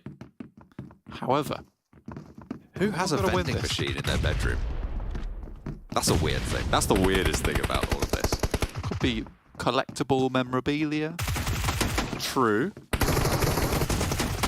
Could be. The points do start pretty early on, and they are fighting for the central feature. 3 points found for MUERTE already. They put up a 4th. It's fairly even for them, so a really nice start for MUERTE. They got the high ground on the bed. Furia still behind the pillows, ducking back in. Wants to keep his head down there.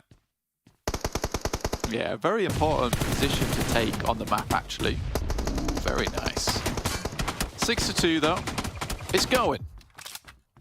Certainly is. First to 40 on this map as well. And it's no RPG. I feel like you throw RPGs onto this one and it becomes a little bit more interesting. It forces more dynamic play, right? But it is so open. Maybe it's just a little bit too oppressive. Yeah, I think that the lower bracket has been way more difficult just because of this match. Right? I feel like you win the Rüppige map within the first maybe 3 minutes. Get them on board. If we carry on with the pattern of which maps we play first, I did catch which match, because we played the 3rd, 4th place match before the finals, so that 3rd, 4th place match might be the RPG map tomorrow. So if you stay tuned, make sure you're watching that. I have to get that officially confirmed, so we might be seeing the winners of this map take on, I think it was OZAROX from the previous match winner on the room. So it might be a little bit more tactical, a little bit more hidey-hole gameplay. Yeah, could be. Right now, Kapahala's got the bed. MUERTE want him to roll over, just won't. Furia goes down. All the blankets. He is hogging all the blankets. It's not good. In fact, this bed has no duvet. Absolute creep that lives here. That is true. Not having a duvet, that is... Maybe it's just laundry night, you know? They've stripped the beds. They're ready for the linens to come back from the washing machine.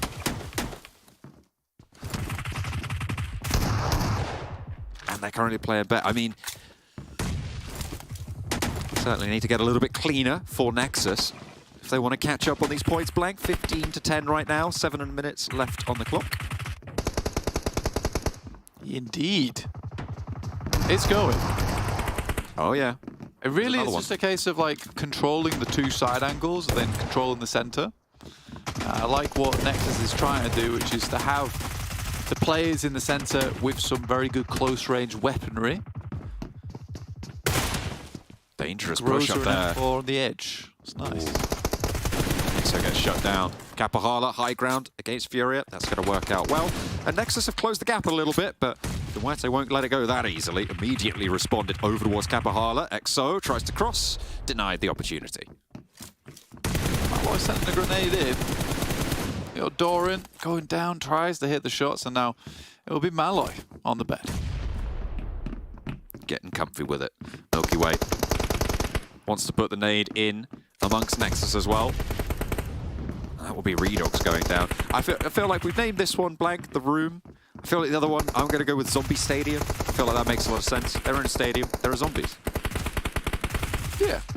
You know, if you're creatively challenged like yourself, that would make sense. Wow, okay. It says you who came up with the room. Look, man. Not many people would think of that. I don't know. I reckon there are at least 3 other people. I mean, you did. That's true. You thought of it first. Yeah. I'm original. Is that right? It's correct. Okay. Okay. Fair enough. You can have this one with the room. Go for it, I guess. 28 points on the cards for MUERTE. 29 now. You did all right. Blank's chugging along, as are MUERTE on the points totals. 7 points in the lead. Sorry, wait. 8 points in the lead. 29 on the cards, but Nexus still trying to frag out around this central area. A bit of an insurgence into the middle now, but Corker giving them a slip. Redox, though. It's nice and hot with the feet, but can't quite handle 2 players peeking up at the same time. Yeah, a bit hard to do that, honestly. 30-22 though. It's been, I would say this has been one of our more tactical matches here on the room. I've liked the way they played out, but Muerte's getting pretty aggressive now, trying to push the boat out a little bit. You kind of have to. Well, for Nexus, certainly, they're going to be looking for these little scrappy engagements. They need positive trades. Corker breaking forwards, catches two players with nades in hand, just hopping around. Bunny Rabbit moving forwards, but does go only 1-for-1. Fortunately for Muerte, that's good. That's all they need. Again, Milky Way forwards, ducks back behind the bar. Furia does get cut down, but it's another 1-for-1. 38 now, 2 points within striking distance of victory now for Muerte to see themselves into those finals, facing off against OZAROX tomorrow. In the TDM brackets, Corker forwards, only 2 points needed. Looking for the shutdown onto EXO, taking him very low, and Corker swings wide for one, hits the deck for a second, and that is all you need. 40 points found, it's Muerte. Wonderful stuff. You love to see it. You know what? That was really nice from Muerte at the end there. They really were pushing it as far as they possibly could. I wish they'd done that earlier, though, because I think it just got to a point where Muerte was like, I think we're just better than them, so we could just rush it down mid. So, yep, tomorrow we'll be watching OZAROX versus Muerte. And like I say, match 15, likely to be our old Ruppiger match over on the Zombie Stadium. Does sound OZAROX Esports versus Muerte on the room. And I think that realistically, that's going to be an interesting match because you will see the game ending in the first 30 seconds as soon as some monies get on board. But I'm excited for it. I'm definitely excited for it to see who comes out top. It would be nice to see Muerte win that one. A little bit of European pride, you know, on the side. Coming over as the champs as well from the EU region, so definitely making a statement there. OZAROX, the only thing that's going to stand in front of them, it's going to stand in their way, blank, so we'll have to wait and see. We've got to wait till tomorrow for that one, so make sure you're tuning in then as well. But if you're interested in EU Championships, you don't have to wait any longer because we're going into yet another match. Blank, it's Sanhok now. It's going over to the jungle. Yeah, Sanhok o'clock, which is always lovely to see here. I'm excited, but I like Sanhok. It has killed me, though. It's killed me off a little bit, just because Gladiators, every time this match comes on, I know Gladiators aren't going to do so hot. MADBULLS, on the other hand, they made me extremely happy. Good job, lads, over on yesterday on their Sanhok match. You know, escaping their fellow brethren from that horrible situation he's in with the vehicle. And they're going on to win the game on an island finish, no less, here on Sanhok. So, yeah, I'm ready for it. I'm ready and raring to go for another interesting match here. Hopefully that's what will be delivered. We've had a lot of military island finishes over on Erangel, but I don't imagine we're going to see a second island finish here, Blank. So unfortunately, we're probably going to deny you that opportunity. But never say never. We might still have a little bit of craziness to be found over on Sanhok. There are plenty of other interesting ending circles that we've seen time and time again sweep across the Sanhok jungles. We're going to be jumping in for the only time today, the third Sanhok of this tournament, the second to last as well. With only one more to play tomorrow, the teams are really going to need to up their averages on this entry. Absolutely will do. I think there are a couple of people, like you were talking about, towards that bottom side of the lobby that desperately need to start getting some points on board here at the end of the day. Sanhok, it's always rough this being your fourth match, right, as you head into those final 3 matches of the day, just because it's not mega reliable at picking yourselves up some points, right? You know, if you play your cards right, maybe you get some points. As we saw yesterday demonstrated by Sanhok, it can be very cruel and send you over to some weird islands, in which case MADBULLS' weird little mind that decides to send 2 players out into the water, it works out well. And as Jason said, you know, they were real thinkers, real bull thinkers. That's the main thing, right? At the end of the day. Bull thinkers with their little hoof on chin. That's what makes them work. That's what makes the brain tick over on that team. But it worked out well. And I'd like to see MADBULLS play a little bit more of a slow game here as well, just because we have seen them take these chances in the past where they've gone very full speed into the circle, get ripped to pieces on the way in, and then only have 2 players towards the end. I think if they bide their time, play a little bit slower, they tend to get some decent results on this match. I just think they're slightly impatient at the get-go. To be fair, it wasn't them that kind of kept them in ruins for so long. A little bit, it was their stuck vehicle for a long, long time right at the start of that previous match. Yeah, exactly. A lovely set of slowdowns there. So yeah, I mean, yeah, keeps them slower. Now self-impose that. Yeah, do that just again. do that, but just pretend the vehicle's stuck. Just pretend, just close your eyes and think, oh no, the vehicle's stuck, and then just do that for another 40 seconds. And you should be a little bit better. Maybe. We'll have to wait and see. Or are they going to go back to their old tricks and get across fast? Because this is definitely a northeast finish. Yeah, looking at this game, probably, like you said, likely to be a northeast finish. With the circle at least, that's fairly confirmed it for us. But I do wonder exactly how these teams are going to play things out. It's an interesting one because we haven't actually seen this too often over in Sanhok before. Certainly not this time around. KONINA Power have spotted a player from OZAROX and won't lose one to it. OZAROX are a little bit too split to immediately respond. Chance that they could play on the outskirts and look for a third party. S2G from Paradise Resort also heard all of that gunfire and are waiting for a little pickup if they can find it. There's Cortex. And a second as well. OZAROX, they do find the camp. They do get an amazing angle with Cortex on the spray down. KONINA Power caught lacking here. Swain can move in almost immediately. Becca caught on the broadside, and they have no idea where this team is coming from. Immediately dished out 3 times as much punishment as they gave, and OZAROX takes them for a spin. Do indeed take them for a spin, which is great to see. You know, OZAROX, they're a strong team when it comes to those close quarters combat. It's nice to see them actually be able to pick up some big amount of eliminations here. Storm, massive player over on that team. Tixi on the high ground for Gladiators. This is over on the Northwest Island. Tixi is very, very split from the rest of the Gladiators, all of whom are over towards Camp Alpha still. Playing on the west side of the island, so can't really afford to take anything other than a confirmed spray down and flush on that angle. So Tixi needs to just keep control over on that east side. Doesn't want to get too overzealous with it. You can see he is just biding his time, falls back even, playing on a separate angle. Gladiators are going to have to figure out their rotation over to this east side, and Tixi will take a couple of shots and knows there's only one player to worry about. Repositions, gets further back, doesn't want to get in too much trouble. Now, something that the desk criticized the Gladiators for on this set of rotations was not going across for that north bridge, playing way, way too slowly on this northwest island. So we'll see if they can adjust here in this Sanhok instance. Over in the middle of the map, though, Major Pride have gotten to a very nice compound in the middle, just to the east of Paradise Resort, close by to that S2G position. I believe this is where KONINA Power met the majority of their demise under the watchful eyes of OZAROX.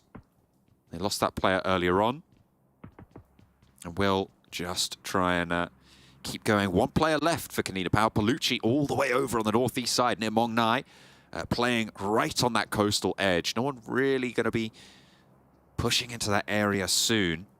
So Palucci for KONINA Power wants to keep their mantle alive. Major Pride, okay, they lost Nomi on the roll-up, with Loxy able to take that one down. REGNUM KARYA playing on a compound further to that southwest side, playing as 4 as well. A lot of these central compounds now starting to get taken up. There's a position to the northeast of S2G, of Paradise Resort, that Nexus might try and transition down towards, but S2G could flex out there similarly to try and control that roadside for themselves.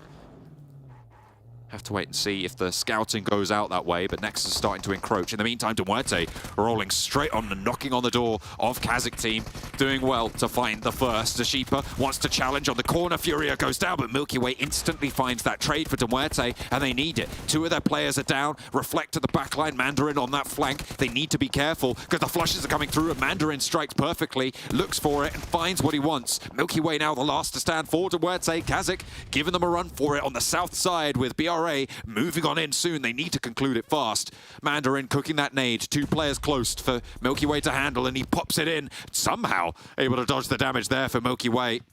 And Reflect wants to answer with ordnance of his own. Force Milky Way for the challenge, and it's good for the nade trade, but will not be able to find any more because there is an answer. Mandarin takes it down, but can BRA third party? That's the question that they have to ask themselves, because in they come. Coursera and Tospic both on that south side looking to challenge. But they've managed to get Mandarin back up. The nade trade not so hot. And Coursera moving across these hillsides. A nice breakout from Reflect to slow any flanks that could be coming on through. Just getting some healing on board. The smokes have popped. And BRA denied their meal for the time being. But KASIK team playing on us too. It's unfortunate that they lost 2 to MUERTE. And MUERTE not able to hold it on either. So an unfortunate game for MUERTE's entry after what has been a fairly strong day so far. BRA, next RÜYA, they are the teams looking to try and keep that top spot going on. And in the meantime, looks like next RÜYA going to have a better area around that barn spot to the west to try and keep themselves moving into this next circle or 2. Taking a look at the map, you could see GALATASARAY all the way on that south side, looking for the rotations past Bantai. Not in their boats just yet, I don't think, but we could see that long wrap, especially with the circle shifting as it is. The MADBULLS playing a lot slower, which is what Blank said he wanted to see from them. And they have managed to get across that bridge now. But with that slower pace from the MADBULLS, are they going to find that advantage? Because the Gladiators have also similarly played it a little bit slow. Currently crossing over towards that trifecta area. Maybe looking to move up the coastline around boot camp. But with the circle shifting as it is, more likely they're going around that south side. I believe, Blank, you're back with me to witness the MADBULLS playing it a little bit slower, which you might be happy about. I'm very happy about it indeed. You know, I had to just go quickly talk to the MADBULLS guys. I ran over to their location.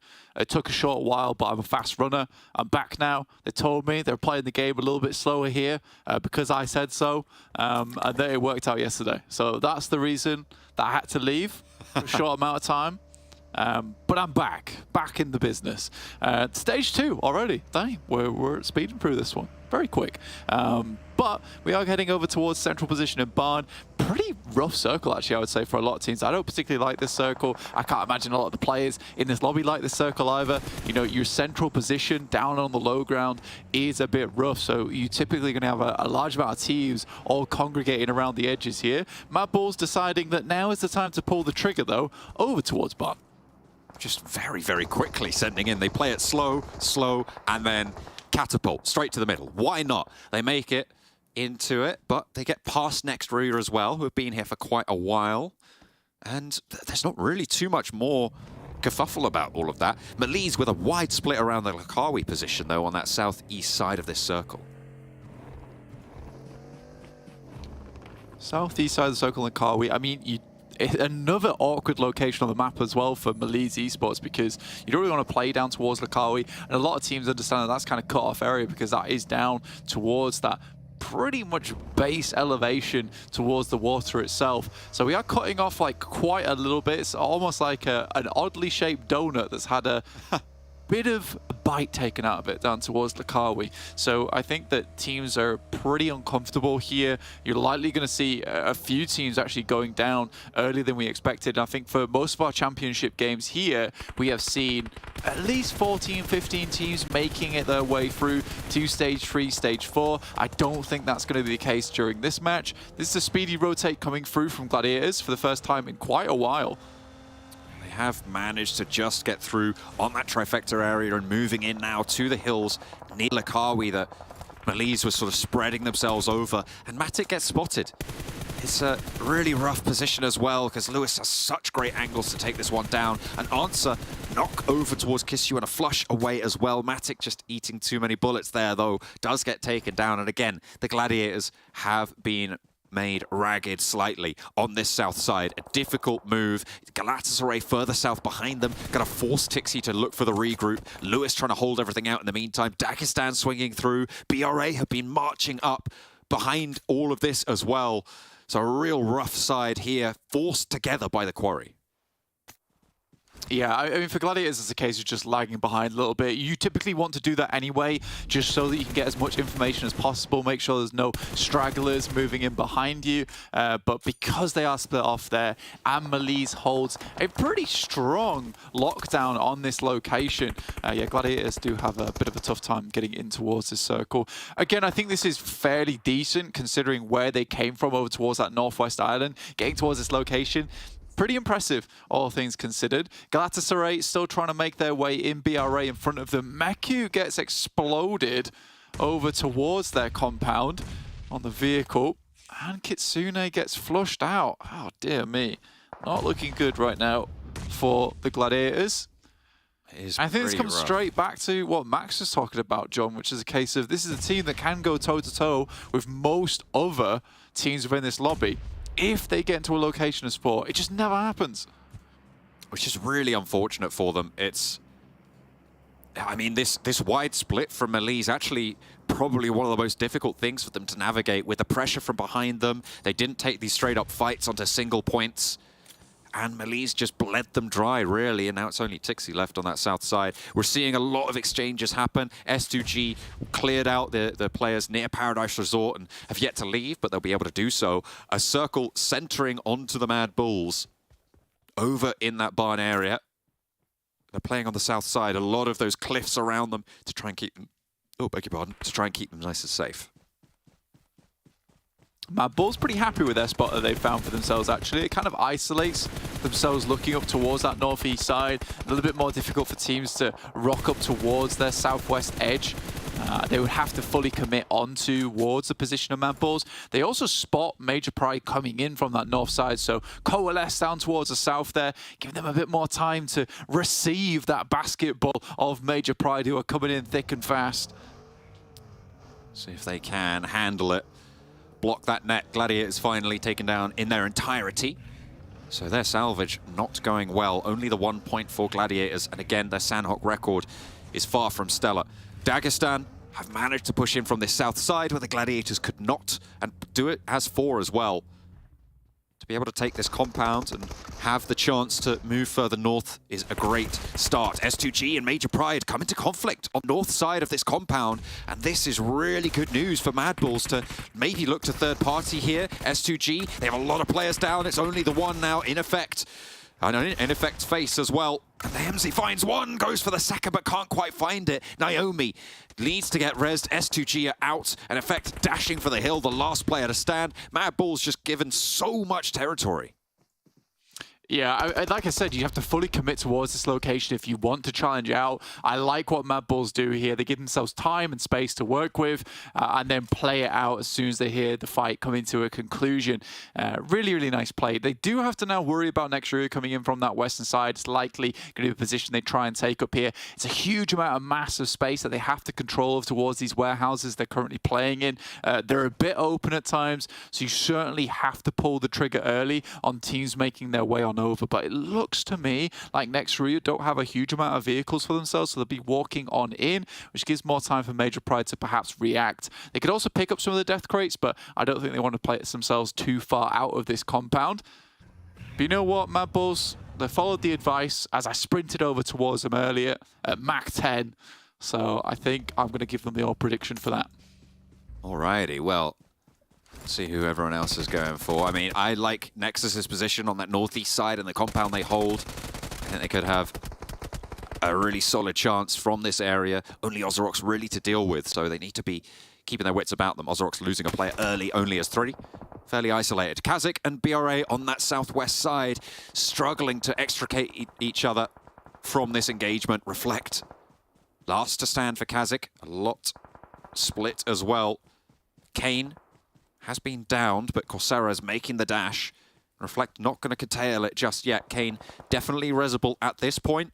They just need to make sure it's enacted properly. Get behind that rock, make sure you're in cover. Next, RÜYA. Now, need that full commit that you were talking about onto the MADBULLS position. Yeah, they could wrap towards that north side, towards Camp Bravo. I like what MADBULLS are currently doing, which is getting a little bit more spaced out towards this western side. They can go for a side swipe onto NEXUS as they make their way in. It's a smart move. Got the MADBULLS, NEXUS, MADBULLS, NEXUS, MADBULLS on the predictions here from the guys. You and Max going for the NEXUS pick here. This might be Max's first correct prediction. I mean, I'm worried that I've predicted the same as Max now, because he hasn't had the best of times of the predictions this tournament so far. So we'll see if I'm able to keep it under control for NEXUS.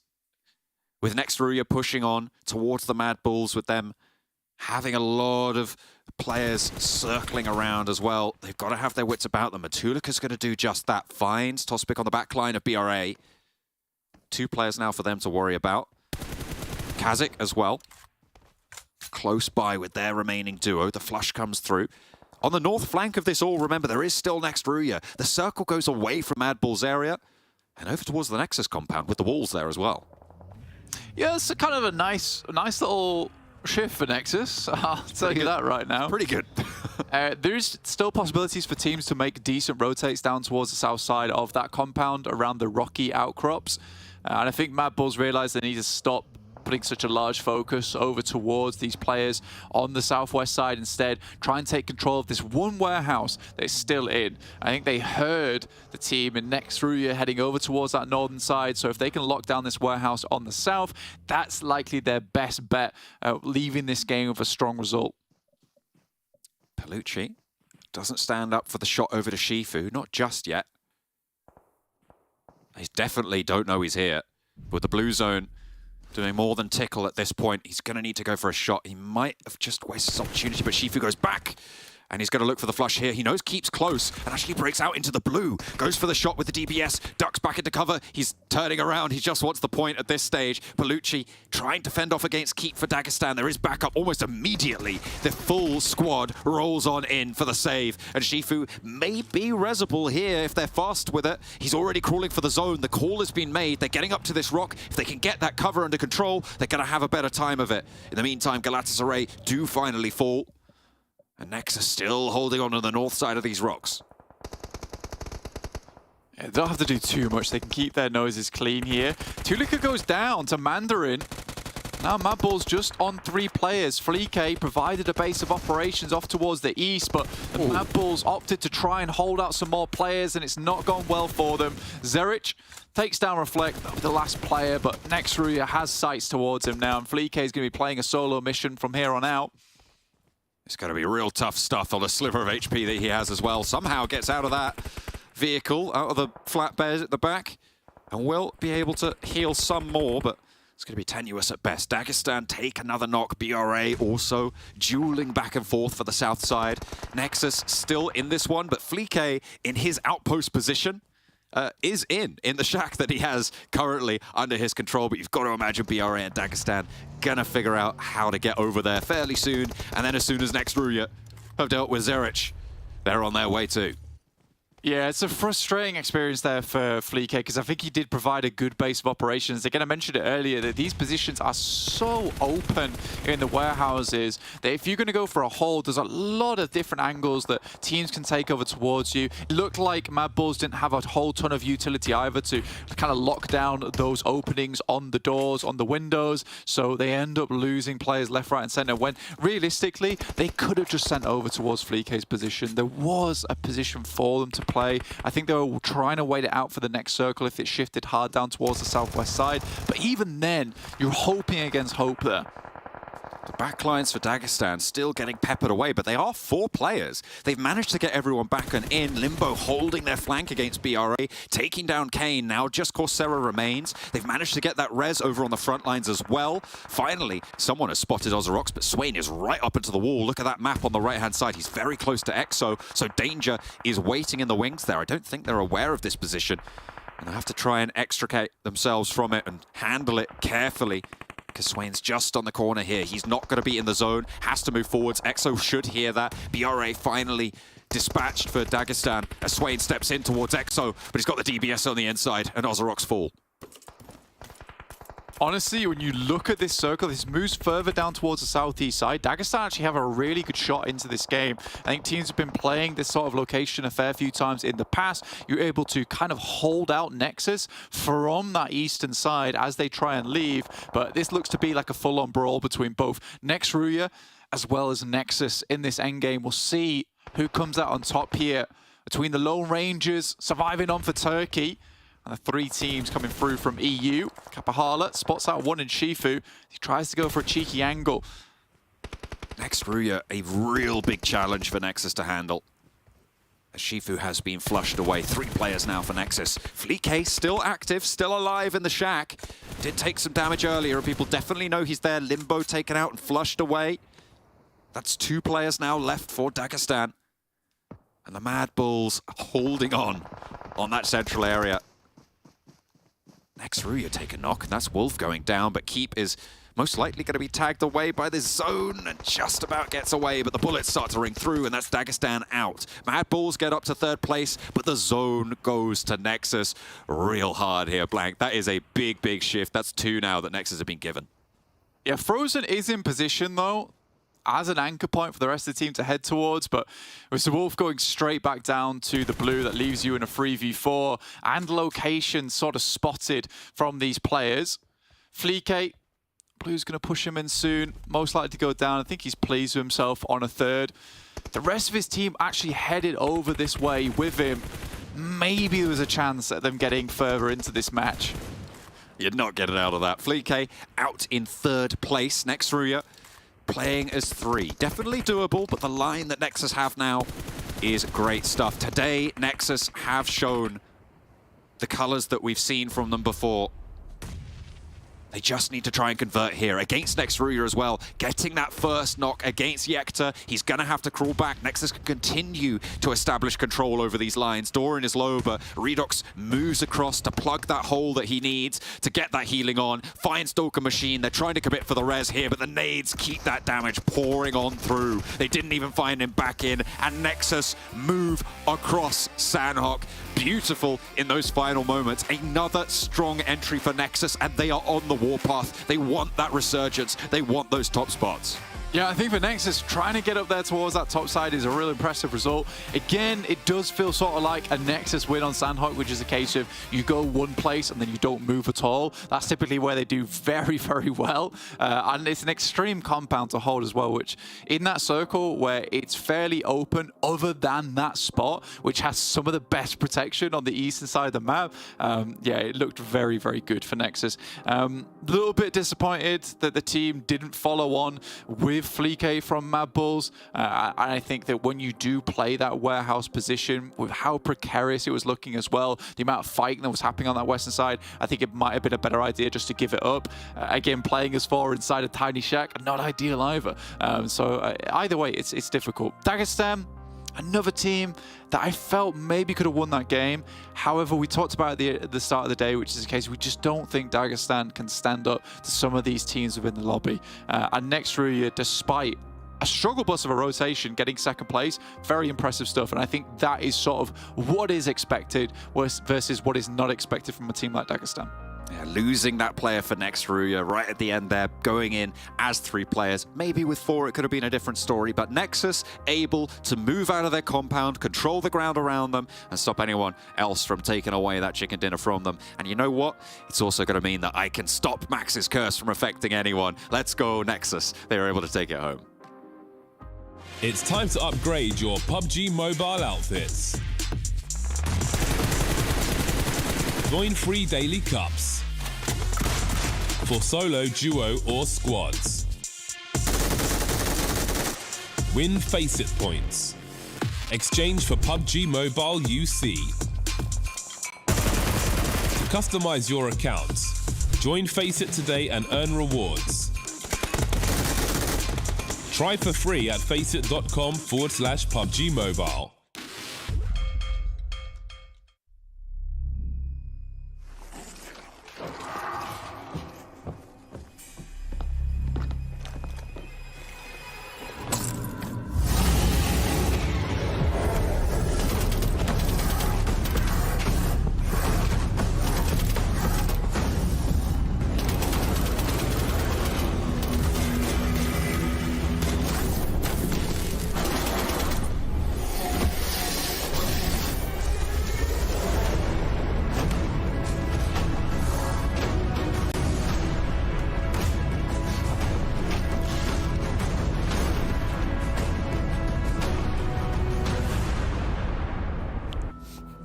I feel like Blink, after finishing that match, screamed one thing and one thing only. Max? Nexus! There you go. So that's good. They get themselves a victory here, and they potentially get themselves further up in the leaderboard. They start off the day in 16th place behind KAOS. I'm curious to see where they've been able to push up in the leaderboards and potentially become a top 5 contender, because I don't want to say they were out, obviously having a very difficult path to get to top 5 if they want to pull it off. But this is the start we need to see. They get a chicken under their belt, Max. Yeah, still going up. The roller coaster's not stopping. Still is having a good time. It's a ski lift right now happening for them. 17 points on this game, of course, with the 10 placements from that chicken dinner. It could have been an extra win if it went to the east, to the west side. It went to the east. It went the way of Nexus Gaming. Nice little flex out, by the way, on that ridge. The moment Dagestan do get eliminated, you can get multiple angles. You can really apply even more pressure on RÜYA. So yeah, good on Nexus to defend it against multiple contenders getting close to that eastern compound. But yeah, you don't have many teams coming in from the East Coast, so they didn't have too much competition. It's been a very compound-favored day today here across all Yesterday too, like these last 2 days, yeah. It was island-focused yesterday. Yes, very island focused towards the end, yeah, for sure. But Nexus, man, they keep plugging away at it. I like it a lot. We know that they're capable. I say that so many times, geez. But they finally actually got some points on the board here today, all things considered. What's up, Max? Hey, look, you want to talk about a team there, I think. What team? Gladiators, you want to mention? Gladiators. They went with a Southbridge rotate. He's like, oh, we're going into this one. They changed the rotation. Didn't work out. But they changed things up, Chris. Dagestan was so disappointed, like, we can't kill Gladiators. Yeah, I actually asked you the question, like, is Dagestan still here Northwest Island because they expect Gladiators to be here? I think the only viable answer is yes. Even KAOS with bridge camping, like, where the hell are they? It's past their time. What's going on? Yeah, it was an interesting wide rotation south. Unfortunately, by doing so, teams are all already going to be in circle. You're going to be gate kept, so there's no way in hell they were going to survive it. So I appreciate the change. Was it a positive change? Unfortunately not, but it was a change, so I'll take that. Any change is positive for Gladiators when it comes to Sanhok. When it comes to rotations, yeah. Take a look at some of our replays and highlights here. A couple of great individual moments. Again, MADBULLS, you did mention something, actually. I don't know if we've touched on it just yet. When they defended up against NEXUS, there was one viable position to attack. Yeah. You saw NEXUS here pushing. MADBULLS' position is surrounded by a little bit of high ground elevation to the west, the north, and the south. And actually, NEXUS go to the warehouse north of it, which has got a really wide wall, which is really hard to defend if you don't have anyone towards those warehouses. They crash over there. I think they got 2 very early eliminations onto MADBULLS, and off the back of that, they can clear the entire compound. Only Fleeky is able to survive, but if you want to breach that compound in particular, that is the textbook way to do it, and here they're able to get himself full control of the west off the back of that. Not really a surprise from NEXUS too, because yesterday they seemed to be very understanding of what they need to do with all these macro plays. We think back to the Miramars, right, taking the little dip. Think back to the first Miramar of the day where they try to take the high ground from Gladiators on the west side. They definitely know what they're doing, but we have to switch our attention over to, I think, Nexus here to take a look at their player stats. Because, Max, we did talk a lot in Claris about EXO and the impact on the team, and unfortunately, EXO, I think the last time we checked in, he was on 0 eliminations. He's only going to be on 4 here as the Warlord is starting to shout. Is it the return? Is it the return of the Warlord after seeing these numbers being put up? I mean, all things said, I mean, when Kapahala kind of, I want to say, even burst into our realm of consciousness, we actually saw him looking fantastic. Like, but there's been a bit of a lull, but we're back on that roller coaster. We're on the way up. Kapahala's there at the front, shouting away, as you mentioned. I'm very happy to see it. Hibernation. Yeah. We all want to see more from Dorian Redux and EXO, but just Kapahala, the fact that he's doing well at this championship, I'm stoked, and I'll take it. That's a big win for Nexus overall, and they're just getting even more into the late game stage. They've been doing that throughout the entirety of today, pretty much, except for that Miramar earlier. So yeah, I'm stoked with Nexus overall. It seemed like they are just willing to take fights. Sure, here was just a little bit coming their way, but they still flexed out to get more eliminations. There's been a change of mentality 100% for them. They're gunning for the win now. That's the thing, right? I mean, like, their success throughout the day has not been based off just of, we've got a compound and it's good. It's actually been some moments where they've been kind of taking those edge fights and sweeping on in. Now, do I think that they're a better edge fighting team than RÜYA at present? I do think RÜYA is probably the best edge playing team we have right now in this lobby. I know that's kind of a big statement, but they looked great at the end of yesterday, and they looked great moving in from this one as well. So yeah, these two teams, good edge play. Cool. Okay, well, let's take a look at our overalls now and see where our teams are currently sitting at. I'm curious to see how far Nexus has been able to move up the leaderboards and not quite able to crest this first page just yet. However, KONINA Power are able to do so. And actually, you know, looking at our top three, like Braw, I think has been kind of quiet today considering the performance we saw yesterday. But also S2G's been quiet. MELISE has been pushed out of top 5, unfortunately for them, though they do have the opportunity to push back into it if they can have a couple of good games. But I mean, Major Pride's in contention. They're only down by 2 points. There's a little bit of a drop-off, obviously, when you get to KONINA Power. To touch on Braw again, sure, they've been a bit more silent when it comes to placement points. They're still getting a lot of eliminations. Like, they're getting 3, 4, 5, 6 per game, even though they're not ranking late into the match, which means currently they're the top fragging team of this entire championship by a decent amount too. So they're going to be hard to catch up to when it comes to the elimination side of things. But on the second page, they're not too far away. Like, one other good game for Nexus. We still have 2 games today. They could be close to top 5 if they keep these kind of results coming in. It's just going to get more and more difficult to do so, though, as obviously the pressure is going to mount to tomorrow. We only have 2 matches left to go today, and obviously want to end things on a high note. But as we do head to our final Erangel of the day, we'll actually take a look here at our top performers when it comes to this map in particular. And well, S2G obviously going to be up there. A lot of it coming from these eliminations here that you're seeing, and obviously fighting left and right. Kind of surprised a little bit to see MELISE up here. However, obviously thinking of the kind of lighthouse place they played from yesterday, getting their victory under their belt. And MUERTE, a little bit quiet as well. I don't know. I feel like we've seen a little bit of quiet out of quite a few teams because of the rise of KONINA Power and Nexus. I think it's off the back of what you mentioned, Kalaris, which is, you know, a lot of circles being very compound-centric, and it's really tough to breach them. So MUERTE have been maybe a bit down on their luck when it comes to those. But I think that if we're going to have one game that's just going to be open terrain, they're relatively close to it. We know they have really good control of those kind of late-game positions if they get access to it. So I'm hopeful we can still see MUERTE. They'll get back there. It's cool. It's fine. Okay, well, we do have our 5th match of the way coming up, but not before I remind you once again about Monster Energy, our official energy drink partner here at PMPL EU Champs. You guys can pick one up and unleash the what, Max? The Beast. I was... Good emphasis. We had a deal earlier today, and you kind of let me down on that extreme, you want to... No, there's another word, but we don't need to hear it right now. Maybe we'll save that one for... Is that what you wanted? Is that you happy, Jason? That's good. I didn't hear it clearly. I don't want to do it anymore. Well, I am here. We can't head to casters until we have a proper... That's right, got it. Okay, well, let's save that one for later. We'll head over to our casters here for our 5th match of the day with John and Blank. I'm in physical pain about that. That's done me bad.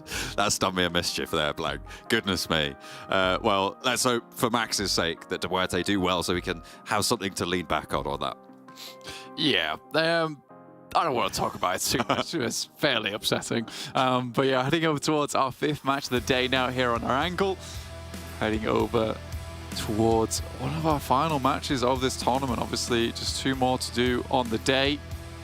And then our 6 tomorrow. Right now, we're starting to see that lead from next RÜYA become quite strong. BRA have fallen off just a little bit, still making their way towards a lot of the end games, but getting pushed out. I think they're very aggressive, and teams are starting to get a bead on how they like to play these end games, how they want to make their late rotations. MUERTE in 3rd place, MADBULLS just underneath them in 4th. So we currently do have both our PMGC qualifiers in our top 5 in MADBULLS and S2G, 4th and 5th respectively. MELISE Esports behind by 1 point in 102 in 6th place. But Major Prize catching up, man. They're definitely catching up, 101. They certainly are. Nexus similarly on that chase. They've made more ground today than we've seen from them so far. I think it is still very, very malleable towards those top spots, although that gap does start to lead itself away. Actually pretty far down the tables, but it is still starting to isolate. And I think at the end of today, we might have a clearer picture of who's going to be towards that front page, looking for those PMGC qualification spots, which is, to be honest, what it's all about for the majority of these teams. At this stage, as it stands, the race for the top spot is starting to be a little bit clearer, with NEXUS and BRA still fairly comfortably ahead at this point. Although, I mean, I say comfortable, it's really, really tough still. It's still very possible for teams behind them. Yeah, it's a lot of change-up that can happen in the future, for sure. I think that we can't underestimate some of these teams, especially having a pop-off day. I mean, we've seen days in the past over in the league stages of every single PMPL where a team could have 3 or 4 chicken dinners in one day. Even more chance of it here in the championships with 6 matches played every single day. You know, usually in the league stage, you get 4 matches of play every day, even with 5 matches. But here, there's even more chance to pop off. versus some of these other teams in one singular outing. So I think for a lot of these teams, there's still some leeway, and I think it's not as far ahead as some of us seem to think it is. I think that when I look at it, I'm completely in the same boat with you. BRA next to you, they look fairly comfy, but that can change quite quickly, especially on like a 20 elim game. I don't know how likely that's going to be to happen during this tournament, but you know, you get 13, 14 elims with the chicken dinner. You're looking at 24, 25 points on that match. That's enough to really rocket you up towards the top of the leaderboards. And if BRA can find Kelsey here, who is currently making some smooth moves. Goodness me, he's an eel, so slippery. Moving away from these shots, and Kakali actually takes more damage himself than Kelsey has taken so far. Again, he's just about getting away, but right at the end, I mean, you can only do that for so long before it goes pear-shaped. Finally, BRA are able to pick up that point, and S2G lose a player. I mean, he was living for quite a while there, you know, really pulling some old Matrix moves on him. Dodging all over the place, seems to be reading his mind as he went for those dodges. I'll tell you what, I was going to say, what's interesting here is the Gladiators have really struggled to get over to military. So you know what they've done? They've dropped on military. They've just started their game down there this time. Yeah, man, like, if it's going to be a tough time for you, just head down there in the first place. And then we can figure it out from there.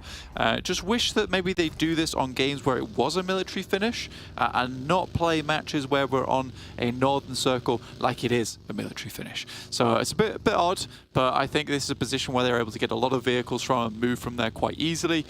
So I don't mind it too much. Also puts them in the running of getting towards the circle a little bit quicker. I do think they need something to change. So perhaps dropping elsewhere other than South George is a good idea. You know, in terms of mentality, it's like we have to play something different now. We have to go for another rotation than what we're used to. And that might just be enough to break us out of our shell that we're currently cowering in, I would say, for the Gladiators. Quite far behind. They've got a real long way to go if they want to get into that top 5. Remember, they're fighting for a PMGC placement. They certainly are. I mean, you said it earlier. It seems like a lack of confidence. And we'll see if they can gather themselves from a novel position for them on that south side. Near KONINA Power, who may or may not be aware of their presence. Either way, KONINA Power keeping their head down in C block, looting around that the north buildings of that military base. They should be plenty looted and happy to get on in a moment, because they should be just about finished looting at this point. With phase 1 coming in, they'll want to get across a bridge sooner rather than later. Heading over to MELISE near Farm. They're on a 2-2 split towards MUERTE as well, where currently Galatasaray are taking up residence in MUERTE for the majority of it. So just that western point being occupied by MELISE, but the rest of them moving in to regroup and most likely divert up north. For MELISE Esports, I think they've been taking some pretty decent holds when they maneuver their way around the map, right? I don't think it's looked too bad right now. As I said before, you know, 6th place at the moment. They've been putting up points here and there. Yes, they don't look like absolute demons when it comes to that end game, but consistency is what definitely counts. They do need to get some kind of an explosive game if they want to try and catch up, right? They need to jump up a few rungs on the ladder, but in the meantime, they are just slowly and steadily climbing upwards. REGNUM KARYA, I think at this point in time, it's fairly donezo for them. If they don't change something in the near future, it's just not felt all that good. And this is probably one of the best circles to make something happen, but we have seen this kind of circle happen in the past, and even then, REGNUM KARYA, despite all the advantages that you're given by starting in Yasnaya without any other team around you, I mean, usually this is a position that is shared between 2 squads, so I think for REGNUM KARYA, they need to make a good game out of this one. If they want to live up to their reputation, I think you're right, it's necessary. So known for holding strong splits, but so far they have just not had that structural support to be able to keep them safe. On the northwest side, BRA have moved in towards that KASIK split. You can see that wide split, 4 points for KASIK team.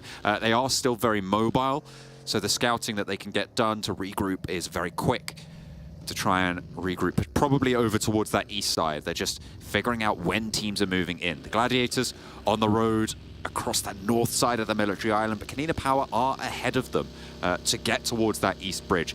MELISE have left a player on that bridge. We know how much they like to control this east bridge, and this game will be no different. Yeah, both teams, the KONINA Power as well as Gladiators, both heading over towards that eastern bridge as well, looking to cross there in the near future. KONINA Power hiding towards these buildings. A little bit of a, I would say, odd play, but probably one that Gladiators aren't expecting. They don't play this position too often. Limbo is allowed to get close and then is dispatched by Corsair and the rest of the BRA squad. Shifu tries to hit up a nice nade, does a fair bit of damage, but won't quite take Corsair down. Another follow-up nade, though, might be good for it. Corsair does break wide, and Shifu has to get in the buggy to escape the volley of fire sent his way by the backline of BRA. They'll stay on the top of the hill, and they'll be okay with that. The northeast point of Potato Hill is fairly central on this area. It's going to be all right for the time being. The leapfrogs that they can make might be a little bit curtailed by losing a player early, but Dagestan's still in with a decent chance. They're going to swing further north, though. Yeah, just get out of dodge. Realistically, their rotational path off towards that eastern side is now cut off by BRA, and BRA right now are on high alert after that. So I think for Dagestan, finding an alternate route in is probably the smartest decision to make at this point in time. Circle heads up towards that northern side. REGNUM KARYA with their double split at the moment, playing their 2-2. They've got players down towards the south side of the fields and players off towards the east. Now, the question is whether they hold this split, right? Because realistically, you know, you aren't super determined where this circle's going to go, and you could be greedy and hold it, and it might be the right play, but I think for REGNUM KARYA, how these games are going, I think it's a smart choice to head back over towards the eastern side, head towards the most central location they have locked down, and then just hope for the next circle shift. Hope against hope for that coin flip play to turn out well for them.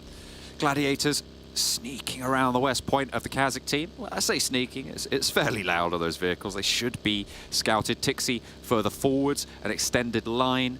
This first move in, I feel like, has gone wrong for the Gladiators so much, and they might lose Tixi to the forward position of Dagestan if he doesn't get out of there fast enough. You can see he immediately turns right, goes back over to this roadside, cannot afford to go down here, and looks like he might have just been able to get up to safety. Do the Gladiators want to crash this? It looks like they're considering it, but KAOS are there as well, and I just don't think you can go for it. Yeah, for the Gladiators, it's the first time in quite a while, and I don't want to jinx them, that they've been able to get into the circle, at least towards the central arena, with all 4 players alive, which is pretty impressive, at least on one of their first initial rotations. They're still encircling around that location. Dangerous now, though, because it's about 7 guns pointed their way in KAOS, as well as Dagestan's remaining players. It's a bit of a dangerous one. Right now, looking to swerve up towards that northwest side, which is fairly clear right now, honestly.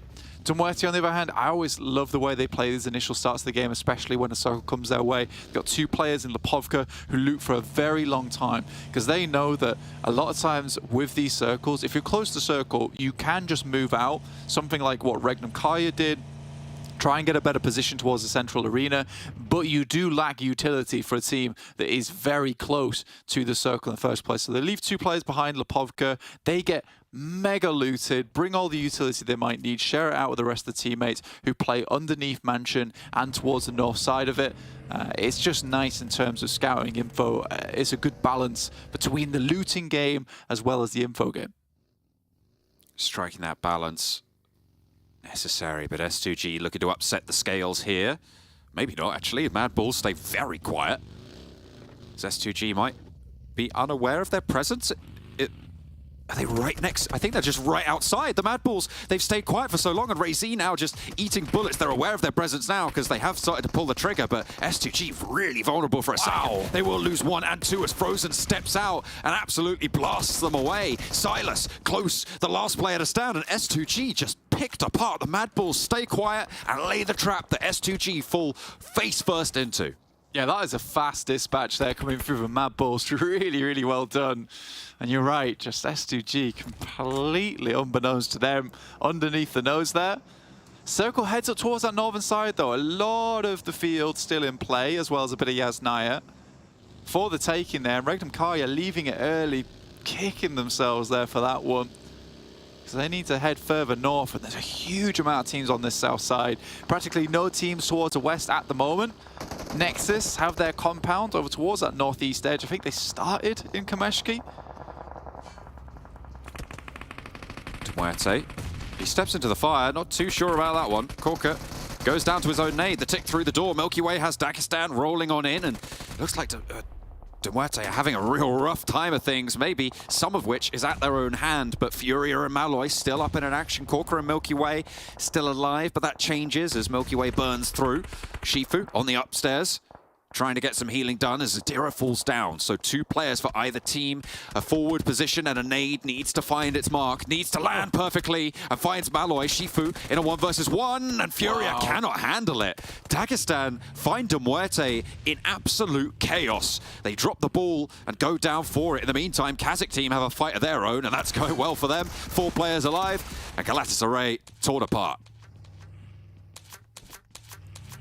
Ripped to pieces there by KASIK team, but I think for MUERTE, I would be extremely annoyed if I'm that team, because if we look at the map right now, Dagestan now hold one of the strongest compounds, which MUERTE have been holding on to for a while, and that was a 3v4. Very messy. And for MUERTE, on the outside edge, considering they were in this position for quite a while, it's surprising that Dagestan were able to take so much control over that location so quickly versus MUERTE as a fort. MADBULLS making the wide wrap up towards that northern side. KONINA Power also here. Frozen hits some lovely shots out the back of the buggy. Might have just saved his own life there. MADBULLS making moves today. KONINA Power, similar story. Is it the resurgence of EU? I mean, this is the last Erangel today, so I have to wait and see who's able to take this one home, but the central areas of this one a little bit crunched in, a little bit chaotic. They're on the east point of Yasnaya. A lot of urban presence over in that northwest side of this current circle. So diversions for a lot of teams trying to move around that area. Major Pride right on the east point. You can see BRA very close to them. KAOS split across the Yasnaya fields, and I kind of like their position there in terms of the ability to survive. Getting out of the spot, though, might be a little bit harder. Yeah, you do have an anchor point over towards Yasnaya, which you can completely feed yourself through, right, if you are Matcap, as well as his teammate on that south edge. KONINA Power, though, rocking over towards that western edge, over towards Yasnaya. Remember, this is a team that started over towards Sosnovka, so impressive to be able to make their way over towards that position. In the meantime, we didn't see it. But Gladiators did lose a player there, down to just 3 once again. It's a reoccurring trend for the Gladiator boys.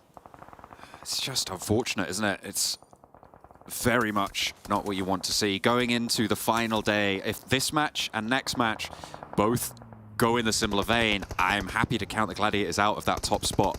Certainly, maybe even the front page, if it keeps going this way. They'll need a miracle. It's still doable with 3. We've seen them salvage games before, but just not here. Not at the championship. Not this time around. Major Pride holding on the east point of Yasnaya have spotted a MADBULL, and they will be able to take down and flush. Yeah, MADBULL's making a pretty dangerous rush there through Yasnaya Polyana Fields on that northeast side, so they had to make a play. At least Tuluk has been able to get into a position on that south side, fairly central as well. And Dagestan, so happy about the way this game has gone. I mean, it's been real all over the place for them, even versus BRA. But again, this is a lost game for MUERTE, which could have been the thing that they needed to stay up to date with those teams at the top side of the table. They'll be praying from falls from next RÜYA, coming through from BRA as well on that west side. And to be fair, both of those 2 teams are in a little bit of a sticky spot. Next RÜYA close to KASIK, playing with 3 players alive. Frozen wants a nade up to the top of the hill. The smoke train has established itself, gets him nice and close. The damage found back. The DBS completely blasts it back off that ridgeline, and Tenchik holds fast. Next RÜYA playing now with 2, so good news coming in for MUERTE as BRA similarly down on 3 players on that western side. Next RÜYA trying to make their move, trying to escape, trying to skirt around this hold. Yeah, I think for next RÜYA, KO mentioned that this team is probably one of the best, if not the best, Edge team in the lobby. And I would completely agree with that, considering the fact that, you know, you're playing against such a strong amount of squads, right? To be able to play Edge, you are having to force the issue a fair few times versus these teams. You have to win your fights if you're going to play like that. So what's been on display from RÜYA has been very impressive so far, and it kind of bodes exactly how you'd expect of a team that's currently at the top of the leaderboard. Still trying to battle it out versus KASIK. Mandarin is down. Yetka has to back off. Docker Machine only with 2 nades remaining, though. Mandarin gonna find one of those sent straight into his face. Doesn't go fully down yet, doesn't get flushed, so there's still time for KASIK should they want to manipulate this battlefield further. But the nade over to Chenchik is great from Doka Machine, and a second burst as well. 2 of KASIK are down, and it's a straight up 2v2 now. The smokes move forwards for KASIK, but that allows RÜYA to crest this ridgeline. They get the flush onto Chenchik. Zashipa looks to hold face, and Reflect is there. He finds Yekta, so it's just down to Doka Machine now for RÜYA to keep them in. On the southeast side, the shift goes all the way up north onto the MADBULLS split there. They've lost a player earlier on, but Yekta, having nades sent out his way, will go down for the flush. Doka Machine with the challenge. The BPB's on in hand. Looks for the spray. Reflectors there. Zashipa getting lit up as well. He's just inside the effective range of that DPS, but he swaps to that UMP, and just an elbow sticks out a line. Immediately bitten off. Matic trying to hold off against the MADBULLS, and it will be no one surviving inside there, but Matic will go down last, and the Gladiator is fully flushed out. I mean, you look at that, though, and Tulik was the only player inside that building. Yes, they might have suffered a little bit to the map, but to Major Pride, but come on. Should be an easy crash. Should be. You'd hope so. KONINA power up to MELISE. And look at this, the backfill from NEXUS as well on the northern side. A really tricky position on that north edge, and I don't think MELISE are going to weather this one. NEXUS might just be looking to sweep. Indeed, they take down MELISE. KONINA power pretty happy about that, but now they have a full 4 fight against NEXUS on this northern side. The south side yet to resolve itself. REGNUM KARYA is still alive with 4 on the south. Redux just tossing the nades in. There's only so many locations that KONINA power can be in this spot of the map. KAOS does find Dino on the knock. Not ideal. Tulika finally bleeds out there, but a nice nade at the top from Redux will take down off Haze. I think KONINA power needs to consider leaving at this point. Just ducking back. Palucci so low here, and Redux is not giving them an inch to move away from. Real tough stuff. Next, RÜYA down and out on the west, on the east side, sorry. The shots from the north as teams start to try and get towards these fields. It's so difficult to move around on this north side. NEXUS gonna need to find something, gonna need to find these hay bales and play a field-style finish. Major Pride in the meantime holding out against KAOS on the ground floor. Effect crossing underneath, outside there, and forcing the remaining players from KAOS to find a different spot now. BRA encircling this one as well. Not the easiest of times for Major Pride with 2 teams close by, but if they find nades like that again, it's going to be a whole lot easier. They're finding shutdowns, they're finding picks. This is a great flurry of action coming through from Major Pride, holding effectively on this east side. Naomi looks to get this flush down, but look at this move from REGNUM KARYA. They've heard this. They look for the third party. They get into position, but they're open to side shots from Dagestan. They need cover. They need to try and stay alive here. Wild gets behind the wall, and a building owned by them, but Tron is there, taking shots from MADBULLS in the middle of the field. Yeah, honestly, MADBULLS right now have a little bit of high ground, but it's more than enough. Nice initial shot there on the DBS. They just need to push the issue there. Good plays coming through from Major Pride. You know that you just have to carry on in that situation. You can't just move back. You can't retreat from that spot. That could be a nice nade from Loxy, actually. Does a fair bit of damage. One sent back his way, but immediately Major Pride is now in regroup. They're going to have to leave their building as well. A nice shift for REGNUM KARYA to give them some more positional advantage in the building that they hold, that top floor there. But they do need to worry about Major Pride. That is the major feature for them. They know they're all in this building. They have excellent sightlines on the run out. And no one else really to stop them on that window. I mean, maybe Kakali spotted, or at least could known. do something, but there goes the top, and it's perfectly placed from Nomi. Sneak on through towards Loxy. That is the opening that they needed. For Major Pride. They need to go now.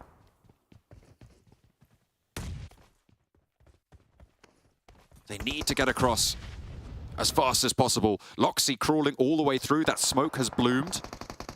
And he will find some cover, but a nade is answering from Tron. Beautifully held here against Nomi. Dino wants to try and isolate these top windows, finding one, finding two, posting these ordnance through towards REGNUM KARYA. But they're just dodging around it for now. Tron still laying out the law on that high ground. Dino up onto the wall now. Can't quite fully confidently vault on in just yet. Loxy's crawled all the way around the back. Wild holding close. They might just look for this res. With everybody else out in the fields, it's still tricky. The smokes from Major Pride trying to keep them safe. It's a smart play from Major Pride as well, just denying as many sightlines as possible with those smokes so they can get a bit further up towards the buildings that line themselves on the western side of this compound. EXO surprisingly going down as Fleeke is doing a great job to hold this position. How on earth do you make that one work from the ground as Redox jumps into the fire? A knock of his own making. Fleeke on the inside, and the MADBULLS holding so well against a full crash from Nexus on that northeastern side. Another knock onto Kapahala, and it's just Doran to remain. Fleeke's on low HP and will go down to a nade. If Nexus can get back up to 4 here, it could be good news. Meanwhile, on the southwest side, it is a res that came through over onto Loxy, so it's 4 players alive for REGNUM KARYA. Yeah, so much utility being burnt here from both teams. Kakali still been an outside force for BRA. Loxy back up with the DBS in hand. Close on the angle. Naomi taken in the backlines. Dino forced into an unfavorable angle as well. Effect taken low, and this is a good set of strikes being dealt over towards the Major Pride team for REGNUM KARYA. Effect wants that heal. It looks like he will get it. Nomi hopping about by the window. These windows just so awkward for Major Pride to try and breach through. Real tough stuff in the way for them. They've lost a player now fully on the back lines. Wild, close to these windows. Effect trying to move through these smokes. And REGNUM KARYA holding nerve. But Major Pride have managed to navigate and potentially get on the faster side. With Effect as he is, with REGNUM KARYA likely going to have to leave. Do they just wait? Do they just hold? It's likely that REGNUM KARYA right now, they understand that because they have the inside track, you just need more smokes, more utility from Major Pride to make this game work. Nexus on the barest edge of the circle. Both REGNUM KARYA and Major Pride need to leave. But like you say, Major Pride were able to get ahead. That's a nice DBS shot there coming through from Loxy. It is responded to in kind, though.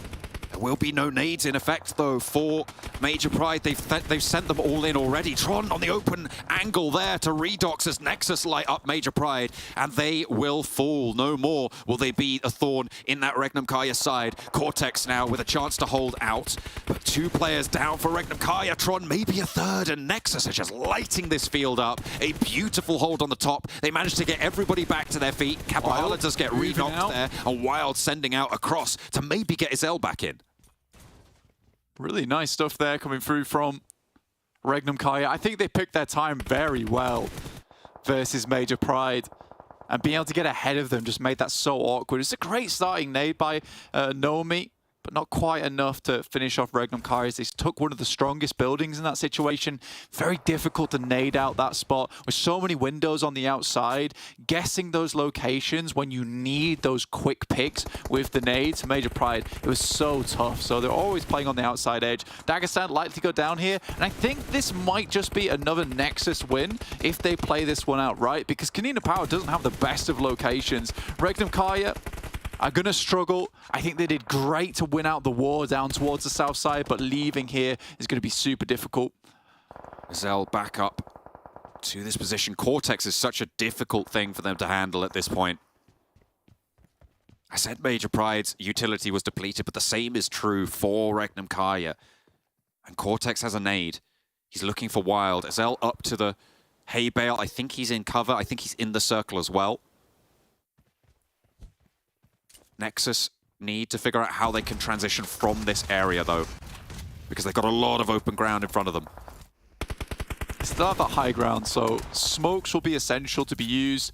KONINA Power is kind of the biggest difficulty for them, and they're on the edge of the blue now, which will move soon. If they can continue to lock down players on that far east side, fantastic news.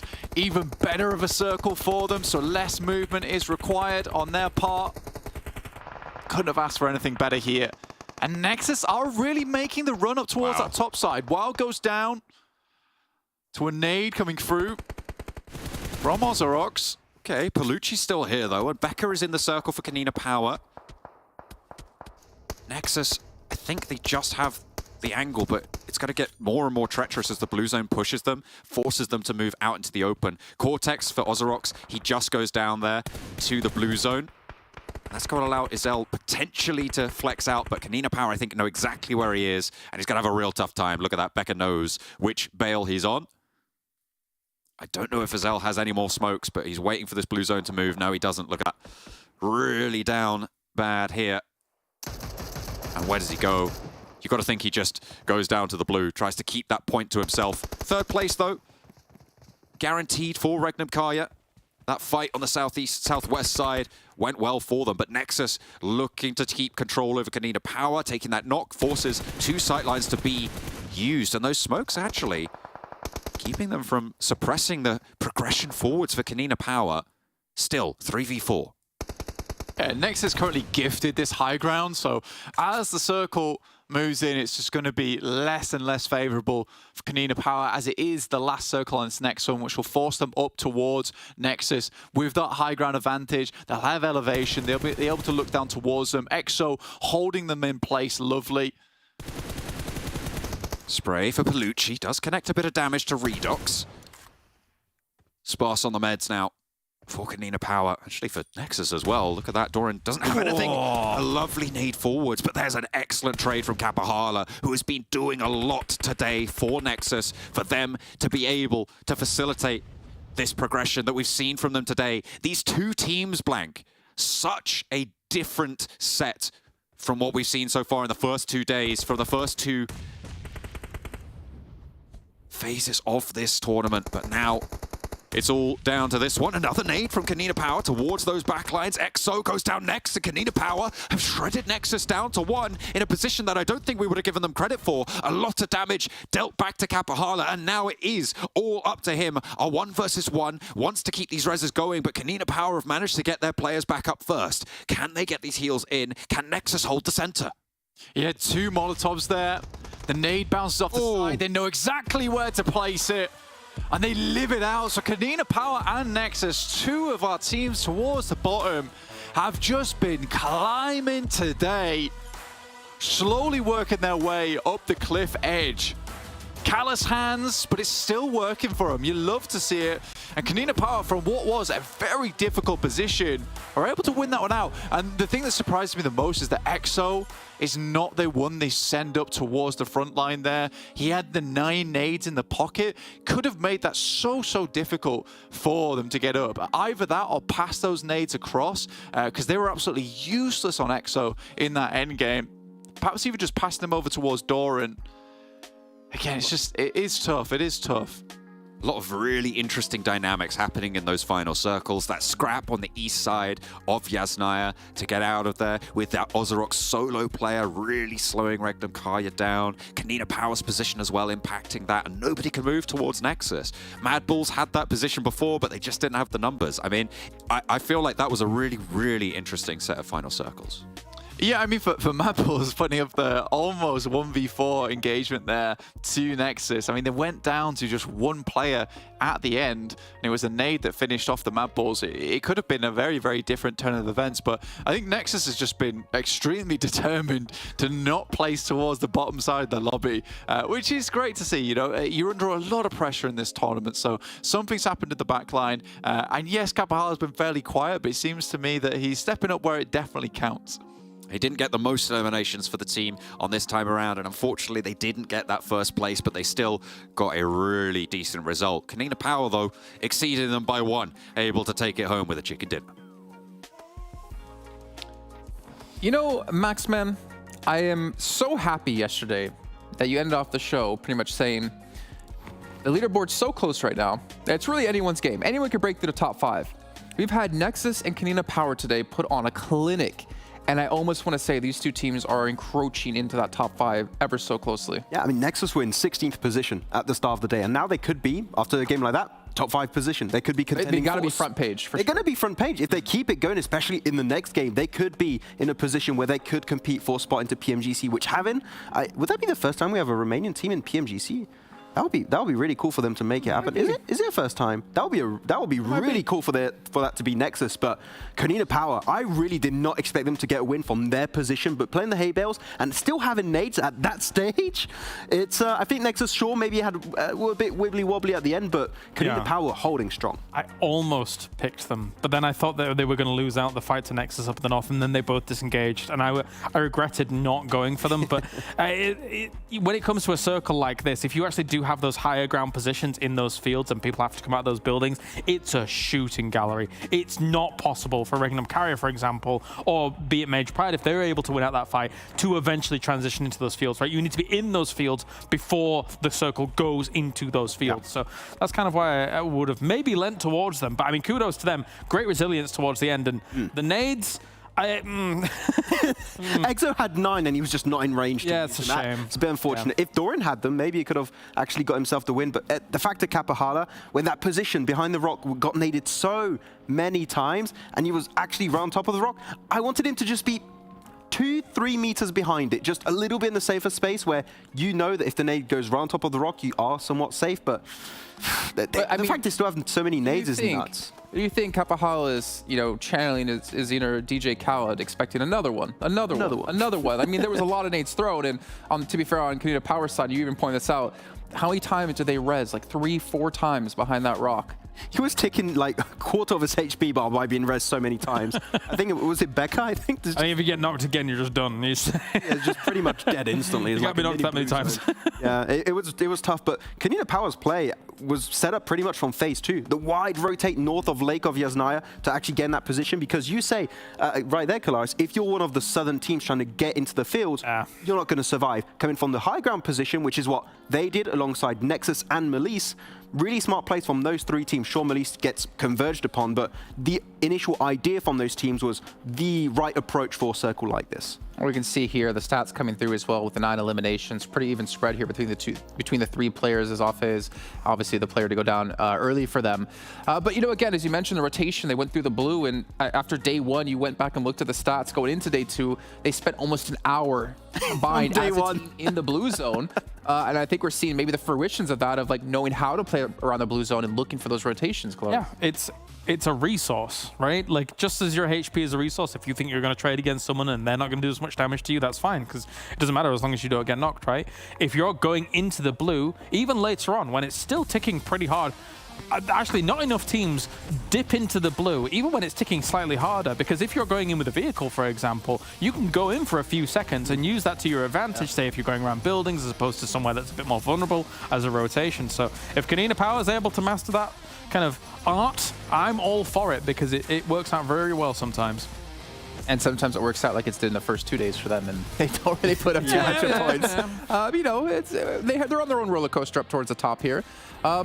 But it's still a really interesting match, and I know you wanted to talk about REGNUM CARYA as well, Max, because they had a very tough position to be in. They're up against Major Pride, and I think it was Loxy getting caught out with a grenade, which gave ground to Major Pride to push through. Overall, it was a really good approach because they played before that Heaven, so they had a really good scope of where teams were trying to rotate through. They knew Dagestan's position was already taken, so they see Major Pride fighting the previous team. I'm not sure which team it was, but on the east of Yasnaya.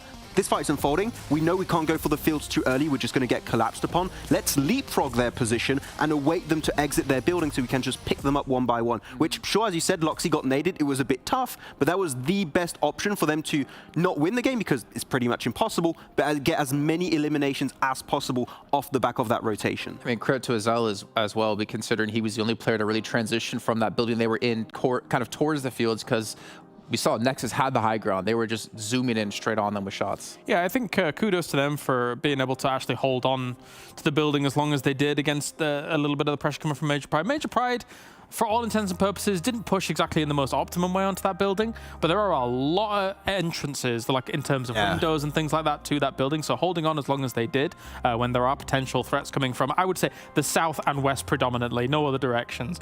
So they were able to hold on very nicely. That building is like a mini maze. It's just so tough to exactly like locate where exactly all the players are. So I get why it's tough for them. They still had some sick nades, but you're not going to be able to overwhelm REGNUM KARYA when they have full control of that building. Well, let's head back to Nexus really quickly just to kind of see their player stats in this last match. Because again, we're talking a lot about EXO, right? We want to see him step up. This game, only one elimination, but we saw on a prior game, I think he had like 3 or 4. I think he was leading his team then. But we are seeing Redox. That's one of the players, him and Doran, you wanted to see step up massively for this team at the start of the day. Yeah, it's finally happening here. I'm super glad to see more of Redox and Doran in particular. EXO, at the end of that game, had such an important angle that if they were going to win against KONINA Power, he was the one that was enabling them to do as much as they were able to do, because having an off angle like EXO makes these hay bales a lot tougher to play for KONINA Power. So he was really, really important in that position, but unfortunately getting pushed over the lip of that hill, and he was very easy to take down because of that by KONINA Power. Nice approach, nice attempt for EXO, but it was just too many nades, too bloody nades for KONINA Power that makes it tough to wrap it up. See, too many nades. That man had 9 in his pocket. Could have used them. He's too far away. Just throw them over to Doran if you can, but you can't do that there. There's truly no other team in this lobby, though, that can look like absolute gods on one day, and then the next day look like barely anything, right? Look at the comparison. Yeah.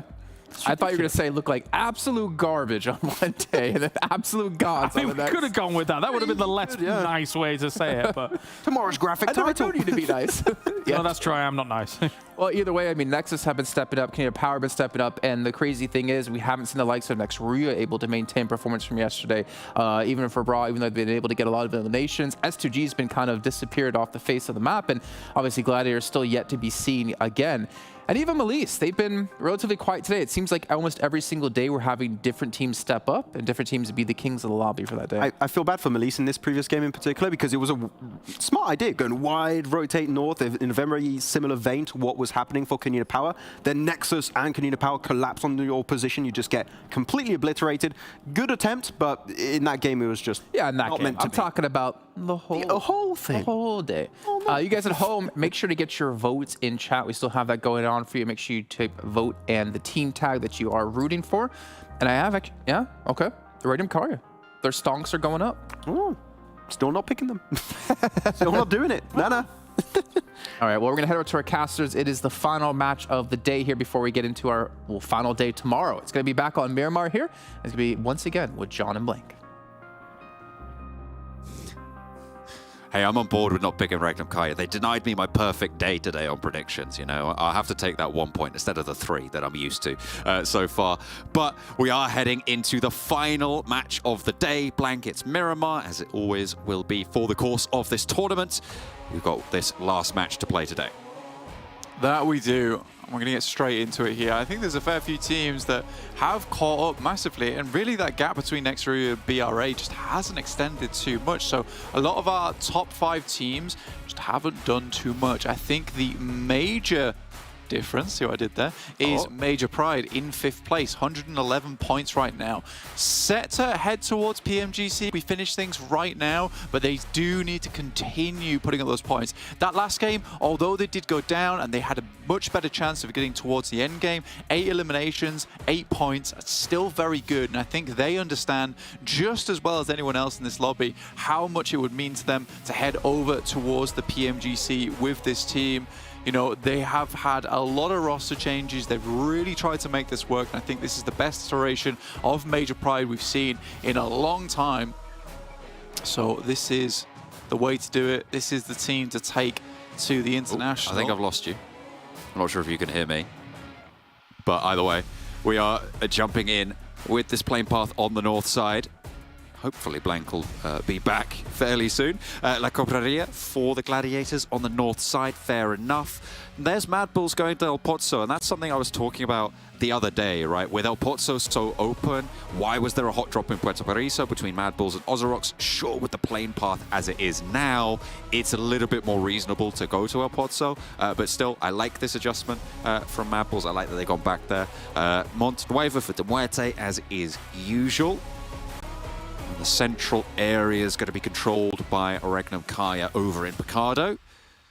as S2G play that wide split in that area to the northwest. Circle goes a little bit further out east, but it doesn't really get too dramatic with it. It doesn't get too tough for a lot of these players, so the players dropping out on the east side should be fairly happy with proceedings. No one gone down to Los Leones just yet, but KONINA Power still very much having that opportunity available to them. And KONINA Power have found that resurgence today. That's what we'll be looking for them again in this final match, along with NEXUS. Indeed, I think the NEXUS is kind of looking decent today. You know, very, very good. As KAOS said, looking like gods. I mean, KONINA Power is probably talking about them more than anything, though, because KONINA Power really have gone from strength to strength today. Very important for them. Looking fantastic so far. Just a question of whether they can keep this up. Dagestan heading out over towards that south side, around where NEXUS is currently playing. Not too many teams having to move too far out of their comfort zone at the moment, though, and I think RÜYA is pretty happy over towards El Azahar. And I want these performances to come through again as well. A resurgence needed. You highlighted that points gap shrinking.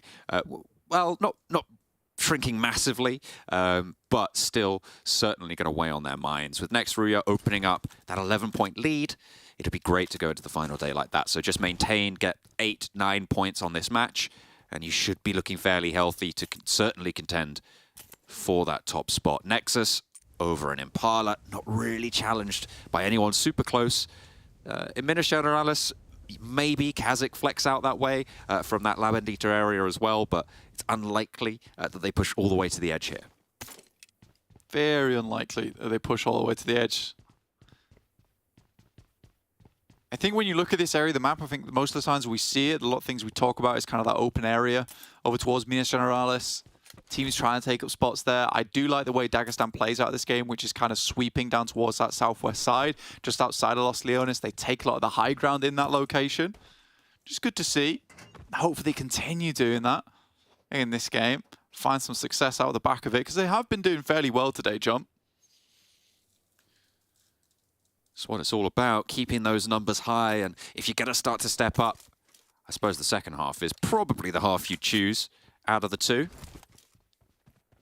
It always sucks that little bit more when you start to drop off, when you start to taper away, than when you start to gain momentum.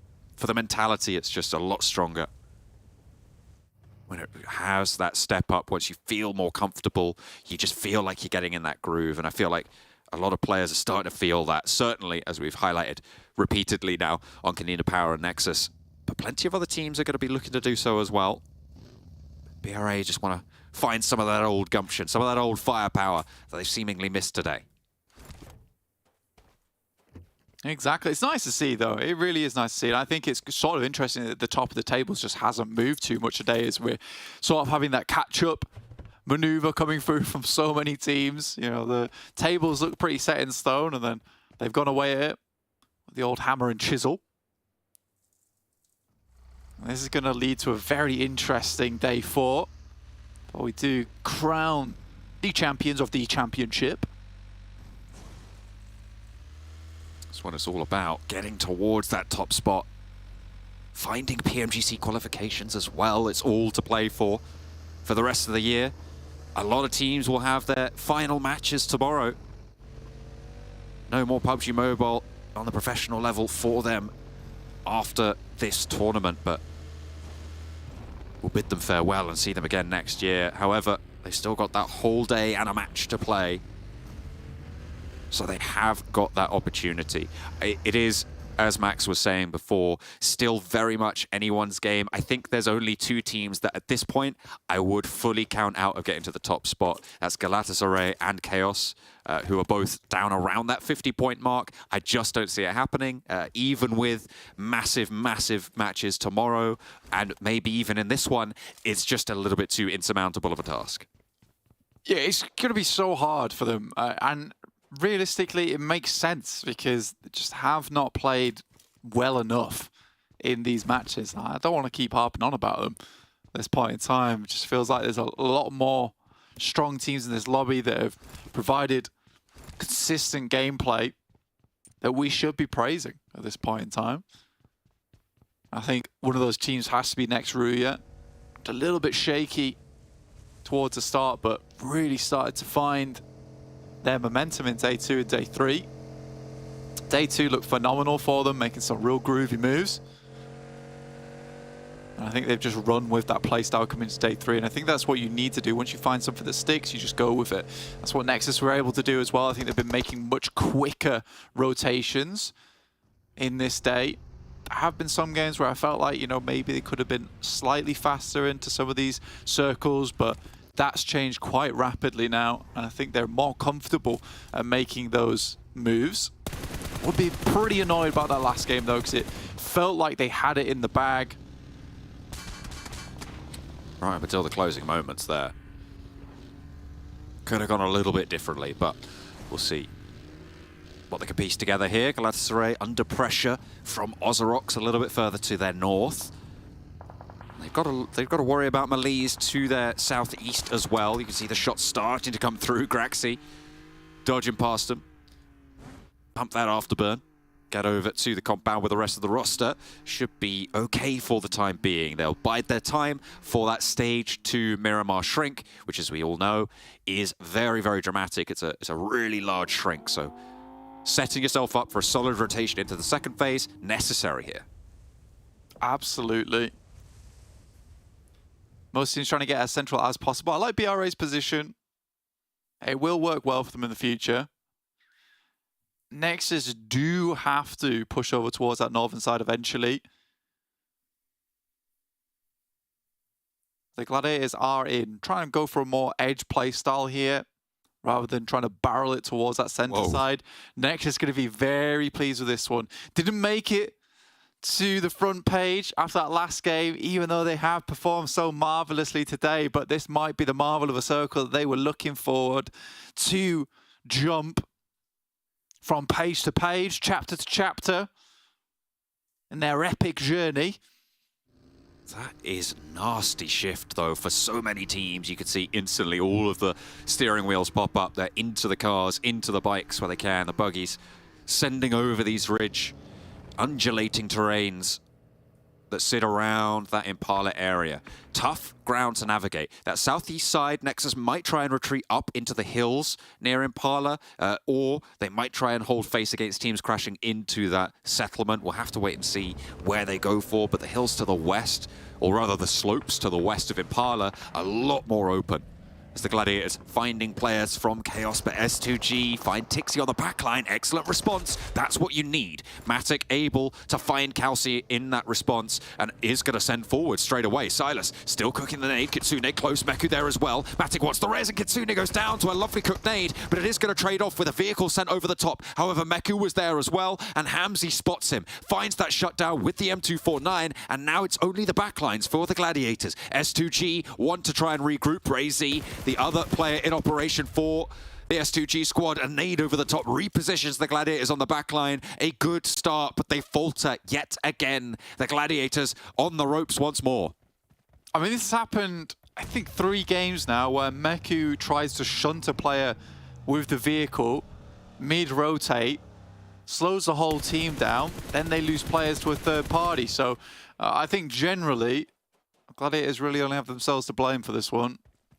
It is a better engagement that they take, but I think when you mid-rotate on the outside edge, yeah, a flush is nice, an elimination is nice, but one elimination in the face of getting towards the end game, maybe getting 3 or 4, I don't know, I just don't take that deal. I mean, it was a third party from S2G, to be fair. They were more engaged with KAOS, but I have to agree. At this point, don't take these risks. At this point, try and pick up more than you're finding. It's, again, a sorry state of affairs for the Gladiators. Currently playing, to be frank, as a shell of their former selves. We've expected more, we hope for more, but we've been disappointed for 3 days in a row now. They're not out of it just yet, sure, but there's only 2 players to play on, and at this stage, with 16 teams still remaining, very unlikely to see an impact. Absolutely. And again, I think at this point we can kind of stop talking about him. Sad to say, but that's just how the cookie crumbles sometimes. Look at the next circle, heads up towards that northern side, towards Minas Generales again on that open zone. Nexus box themselves in a little bit. And I think this is where Nexus are going to struggle, right? It's when they get the circle. Not sure whether they should move, whether they should take a little bit more space. I don't particularly like this position over towards the top side. I think it's somewhere that you can take early on, right? But it's going to be difficult getting off the top side. And from a team that has been basically dead center of Zone 2, being right on the edge down here on the southeast side feels a bit wrong. Again, Nexus have been playing very well today. And I'm not a professional PUBG Mobile player, so I could definitely be wrong. They're going to have to look for that transition route. They're going to have to figure out how to get a little bit further north. I mean, KASIK is kind of in their way. This is Silas, able to trade with Kitsune on that buggy roll-up. And you can see Meku just goes straight on in. Wait, hang on a minute. It was Silas who got taken out by Meku. So he ducked under the buggy to get that knock. I mean, maybe that feels sort of unlucky, right? Maybe that feels unlucky. EXO takes a knock. It's going to be really tough to get that player back up again. You're going to have to drop down, but I wonder if the drop damage will be enough. Take him out. Only got limited time here. Not long at all. I mean, Doran's still on the top side. Redox moved fast to that position. But yeah, they are just calling for that drop down to see if he can stay alive there. Have to wait for that one to come on through. They're still finding players from BRA for Nexus to keep them suppressed. MADBULLS rotating in. They've been very much slower, I would say, today on their initial decisions. But once they get into stage 3, stage 4, we saw it on Sanhok. They just go straight into that center area. They're biding their time still, though, on stage 3, sorry. And they're playing behind KONINA Power now on the south side of Impala.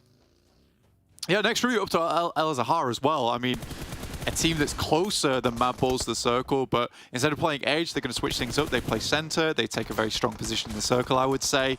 This gives them a load of advantage. Becker, oh, come on, Frozen. You've got to hit those. Need to land those shots where it counts. KONINA Power staying up as 4. Becker retreats, folds back in with his teammates, getting closer to the circle. A re-knock over towards Fleek on the outside. Zerich is low, managed to get that heal off though, so they can start to move forwards as 4, well, as 3 now, because it looks like they've abandoned Fleek. Frozen, trundling along with the buggy with the back tire out. Doesn't manage to pick up his teammate either, so not the greatest of positions. They're going to have to try and navigate around KONINA Power, who are sticking it out in the blue. The circle shifts all the way hard down south again, so it keeps Impala through. Nexus's position just got a little bit better for their high ground spot that they continue to hold on to. Zerich in a position to spray down off Hayes, but doesn't manage to connect enough to get that knock, so the heals can come through for both of them. Yeah, keeping themselves up. KONINA Power is playing a very aggressive game right now in terms of holding out these edges. Which is nice to see. Zadira will just run down Tulika from MADBULLS. He tries to make an escape. Zerich also just drop into the play zone. Unfortunate. I do feel like the circle has been sort of inclined to help out Nexus today. Sort of magnetizing its way over towards them. Even when it felt like it really shouldn't have gone towards Nexus in Impala. This is about as close as it can get towards that edge without touching it. It is real tough when you're a team facing this sort of circle decision. However, I would say, like you said before, they're going to have to get down, and that is going to be a tricky maneuver to make. With a lot of teams sat lining their position on the northwest side, there's a lot of barrier to entry for this next set of circles, unless they just keep getting these shifts for the next 2 or 3. I was going to say, it sort of depends if the circle continues over towards that high ground. And if it does shift over towards that high ground, pretty much GG, right, at that point for Nexus. They're holding strong, they're holding pretty. They do have 2 outposts down towards Impala itself, but Major Pride have also inserted themselves on that northern edge of Impala. So again, Major Pride continuing to play this catch-up game. And that's from down in Chumasera as well, so not a simple rotate for Major Pride to pull off, but they have made it.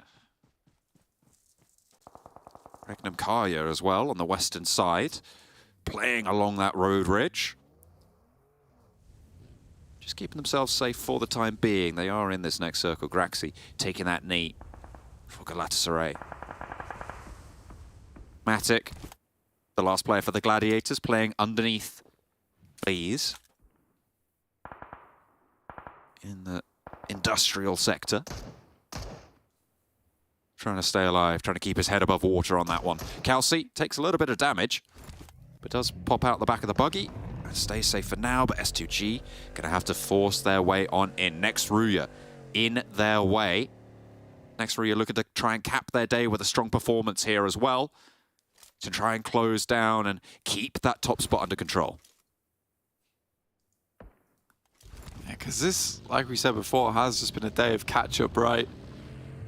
Next RÜYA slowly bow a bit to some of the other teams in the lobby, allowing them to get further into this one. Doran staying pretty alert towards the top side of the mountain, trying to spot out players where he can. Dagestan very close by, and I'm pretty sure he's aware of that position. Stage 5 now, very close to where it's all going to start popping off. In the meantime, S2G have rocked up right underneath next RÜYA there. You can see on the western side of your screen. Zwolf playing a lovely little off angle though, and that might be a problem causer. There you go, there's the magnetization. Once again over towards Nexus. Doesn't fully keep the mountains in, but just enough to ensure that EXO and Doran's position is still pretty useful. And look at BRA as well. I mean, this is their chance, right, to come back through an urban finish. That we know they have fragging power. Do they have that opportunity to make that final circle work for them? In stage 5, they don't have too many imminent threats, but I think KONINA Power probably the most likely to find themselves scrapping it out. A brilliant opening pick for Yekta as we hop up to the northwest side, and Nade to follow it up. That could be brilliant, right on top of the spot he's looking for, and it gets the flush and another knock. Beautiful bait coming on through from Yekta, finding that knock and perfectly timing it for the Reza to come on through. So only 2 players from S2G now in action, and one of them is split from the rest. It's Kelsey on the inside of the longhouse. Yekta sprays down that door frame, and Kelsey falls to a nade from up top. Doka Machine is there. They want these reses on the hillside, but S2G still on 2 players. He's got 3 seconds left on the res, but he doesn't have the time to go for it. Ray-Z has it all to do, and will look to flounder around underneath it. Did that come from across the way? I think it did. REGNUM KARYA deal the final blow to S2G and put them out of action for the day. Lovely play there coming from Yetka. I don't think he was looking for the res, but it's still a lovely nade. Looking to get the flush off the back of it. You get the bonus on the res there as well, but amazing little nade over the top, like on the fly as well. Oh, the damage tag from CEO later. Well, no, Matic's there now. Poser repositioning in, and I feel like it's only a matter of time before Matic goes down here. He does have the DBS, so if they push in too boldly, he's going to have a bad time. He'll see this nade. What does he do about it? It's coming in through the window. There's very little you could do there, and CEO later handles business.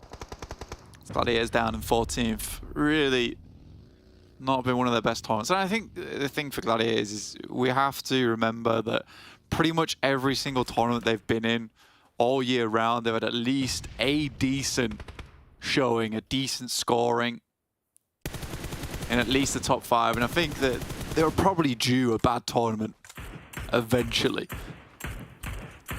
It is unfortunate that it's this one, though.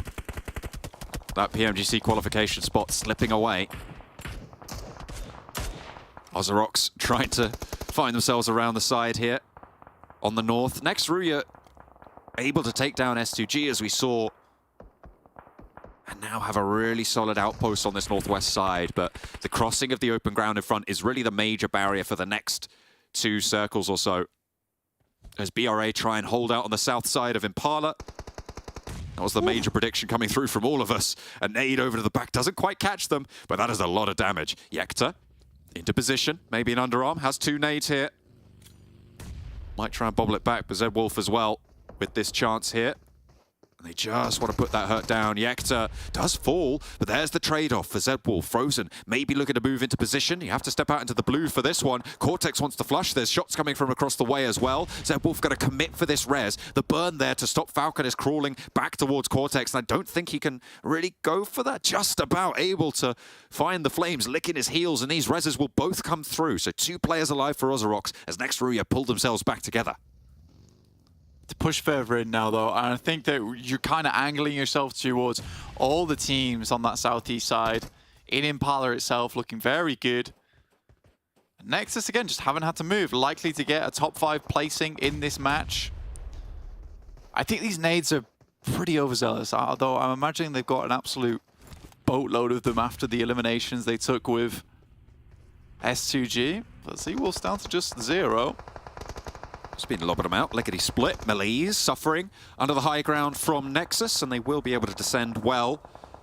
Unfortunately, though, Redox does get caught. That's Dagestan from all the way on the southeast point of Impala, taking shots out their way. Redox is low as well, which prompts Kapahala to have to go for a very fast regroup onto it if he wants to keep the team as 4. Redox on the outside, they're just going to have to stick it. And oh, no, he just steps away. They can't commit for the res. And Redox will fall, so Nexus playing is 3. That is not great news. Next, RÜYA trying to leave, but it's Lovazin from GALATASARAY who finds Frozen. Looks for the flush as well. I think he's going to be able to get it. Oh, that's cruelty. That's a lovely molly, though. Goodness me, the utility from next RÜYA has been on point. That completely locks down the run out. It's almost as if these guys have fell prey to this sort of position before. They know exactly what they need to do. Well, there goes GALATASARAY. Next, RÜYA did manage to get everyone back up. So 4 players there. MADBULLS trying to slow down MUERTE. They pick away at the backlines, but will fool themselves in the process. KORKA and Furia to move in from the south side. BRA still fending them off. KONINA Power have not been able to approach either. Crossing this road is so hard. Like, as soon as you start to push down towards the southeast side, if you're any team up towards the northwest, you really are just hoping the circle moves away from Impala at this point, because you know that if it continues to head southeast, it's pretty much game over. So attempting to lock down a location on the northwest edge, keep yourself hidden from the elevation from Impala, that's your main goal going forward. MUERTE trying to find off Hayes from KONINA Power. The last player now for them in their final game of the day. They've had their impact today for KONINA Power. A good result, even with a slightly middling game this time around. They will have had a great day, to be sure. Nexus with their chance at greatness here. 7 eliminations already found. If they can clear through Major Pride, they will end the day on that front page, I'm fairly confident in saying. Next, RÜYA yet to leave the sanctuary of those mountains on the north. Yeah, there's not much next RÜYA can do here. They really need to get towards their vehicles and get moving, because the sightlines coming from BRA, sightlines from REGNUM KARYA are holding in front of them. And this is something that REGNUM KARYA has done extremely well so far, which is just being able to get up to a spot and leapfrog some of these teams. That's a weird circle. It really is. You know, that goes either way now. I mean, it keeps that BRA position in on the south to maybe force that fight with Major Pride and Nexus on the north. But REGNUM KARYA, you're right, they have just gotten into this spot. They were able to do it a little bit in that last match over on Erangel on the side of Yasnaya this time around. Just outside Impala is where they find their post. They're playing as 3, but they've got a decent outside spot. Yeah, I mean, for REGNUM KARYA, it's actually fairly decent position. It's a nice shot from Kapahala. Keeps locking down the players from Major Pride with the high ground on the back. And I think for Major Pride, it needs to be a little bit silent. I think they're worried about KASIK rocking up towards their northeast outpost. Here's a big push coming in from next RÜYA over towards REGNUM KARYA. Let's see what they can get done. Frozen's immediately down. Oh, and everybody follows. Next RÜYA tried to cross the open ground. 2 players from REGNUM KARYA are down, however, in the process, it is just Loxy with 1 player to fend off against its Dokkan machine, already putting that nade forwards. REGNUM KARYA could have been taken down here and now. If he gets this nade on target, can he find this navigation? Can he get this open ground spot? The knocks are there. They are in the open ground, but they bounce off the wrong side of the tractor, and they might just find these reses here. Can Loxy keep them together? Is Dokkan machine going to find it? A reposition in. They need to challenge. He runs down 1 and gets ahead of them as well. Turns for the cover, but will be denied it. No, he's there for the spray and gets the re-knock onto Ezel. Loxy, though, keeps them together, but that is disastrous. Coming on through for the REGNUM KARYA position. Next, RÜYA gave it a go, but it just wasn't enough. I mean, fair play to him. He goes for the flush.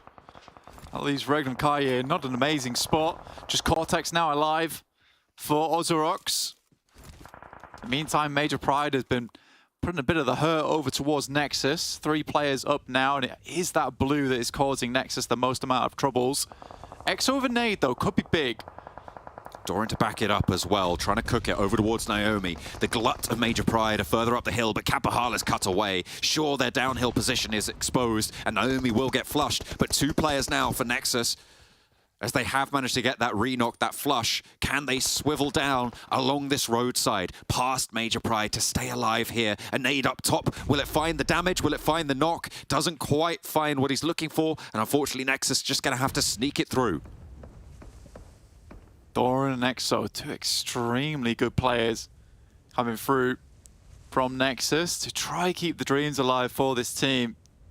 Potentially head towards that top 5. It's unlikely, but with the amount of points they put up today and how close they are towards that top 5 finish, definitely possible. Major Pride regrouping down to the south. Exo and Doran.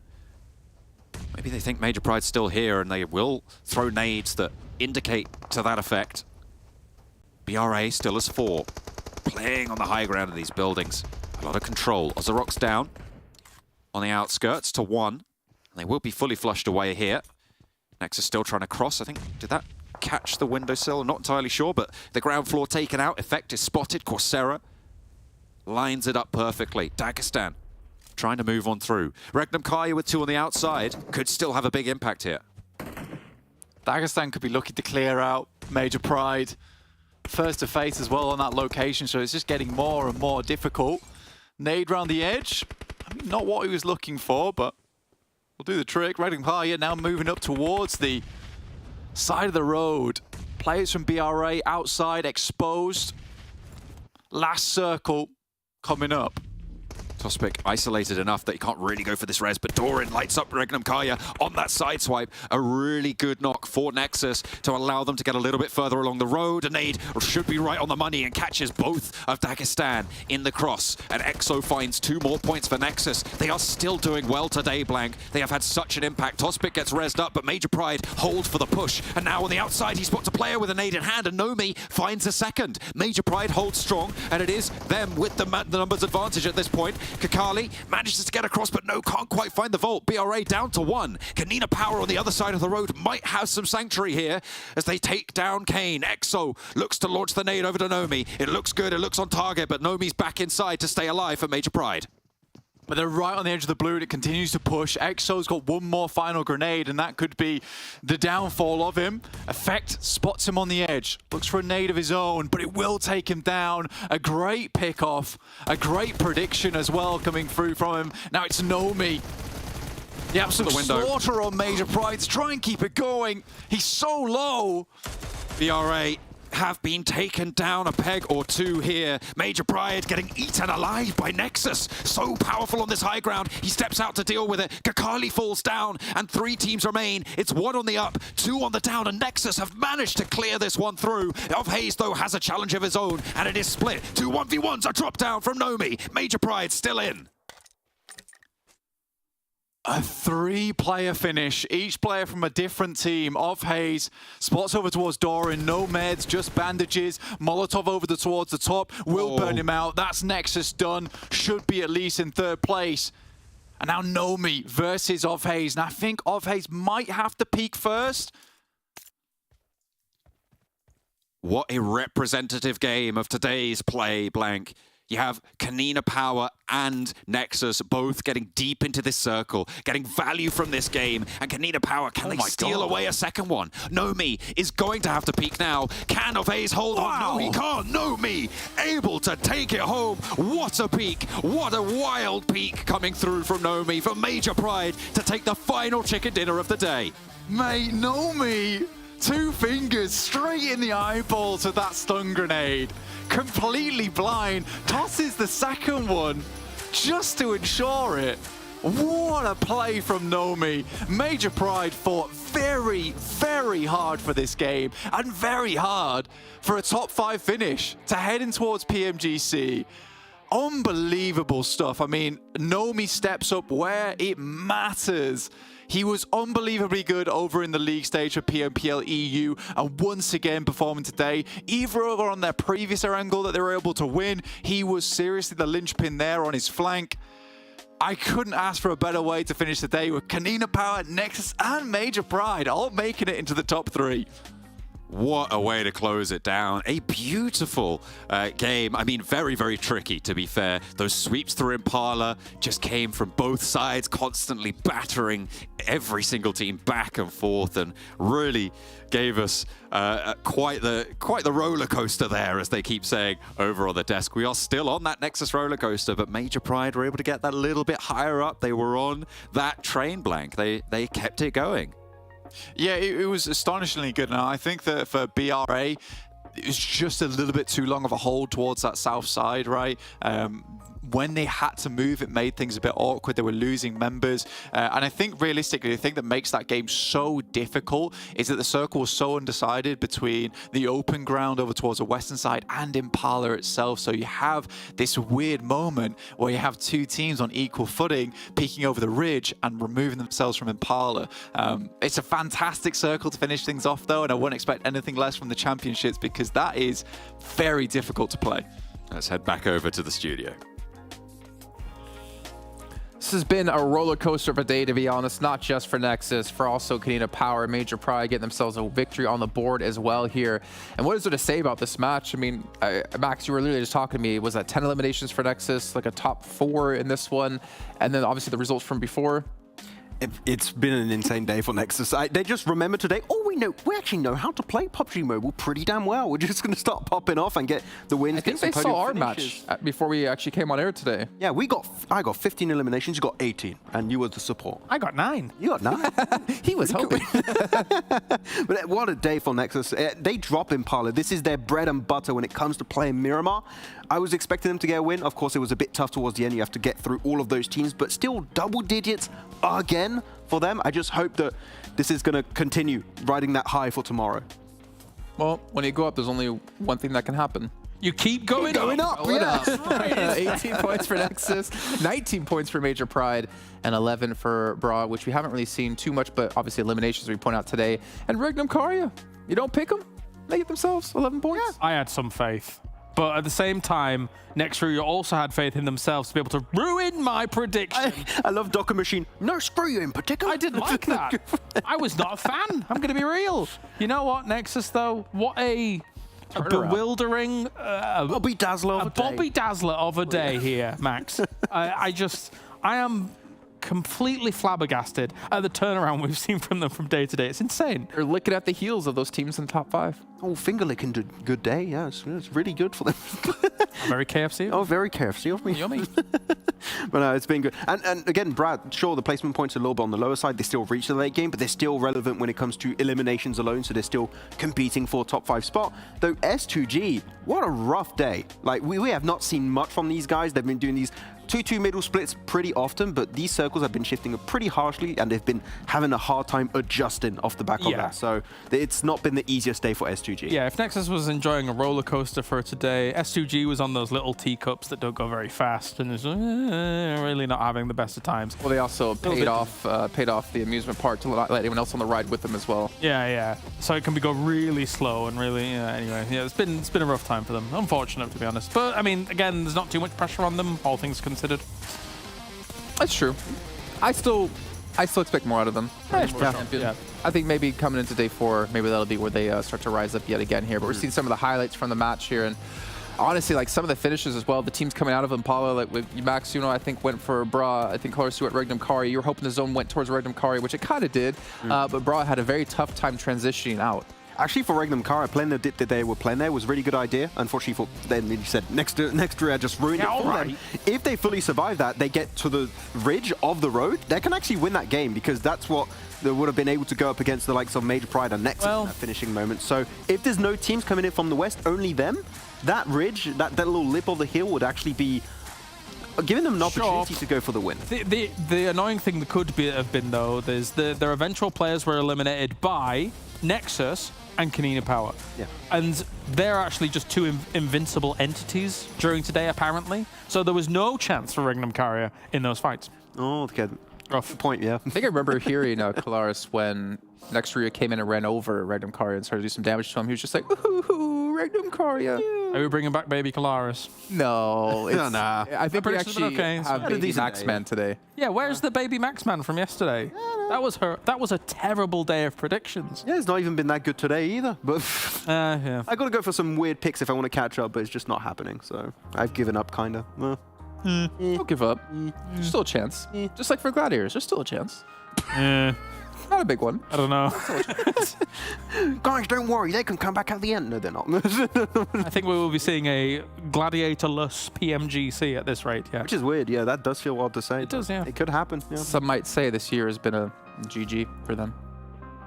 GG not well played. Yeah. No, you should have just stayed silent. Not just let him I know. that one. That was... Okay. So I like having Max on the show. He doesn't leave me hanging when I say stupid things. I was going to say nothing. I believe we have overalls next. I'm not quite sure. We can. So let's take a look at our overalls. Because I wasn't quite sure where we're supposed to go to next because I got lost in my terrible joke. And see where the teams currently stand here. KONINA Power, top 5. Nexus, 7th place. That's actually a ridiculous day. In terms of the shakeup that we have potentially been anticipating from day to day, what on earth is that? 16 to 7th for Nexus. That's insane. Wow. Well, only 6 points and then top 4.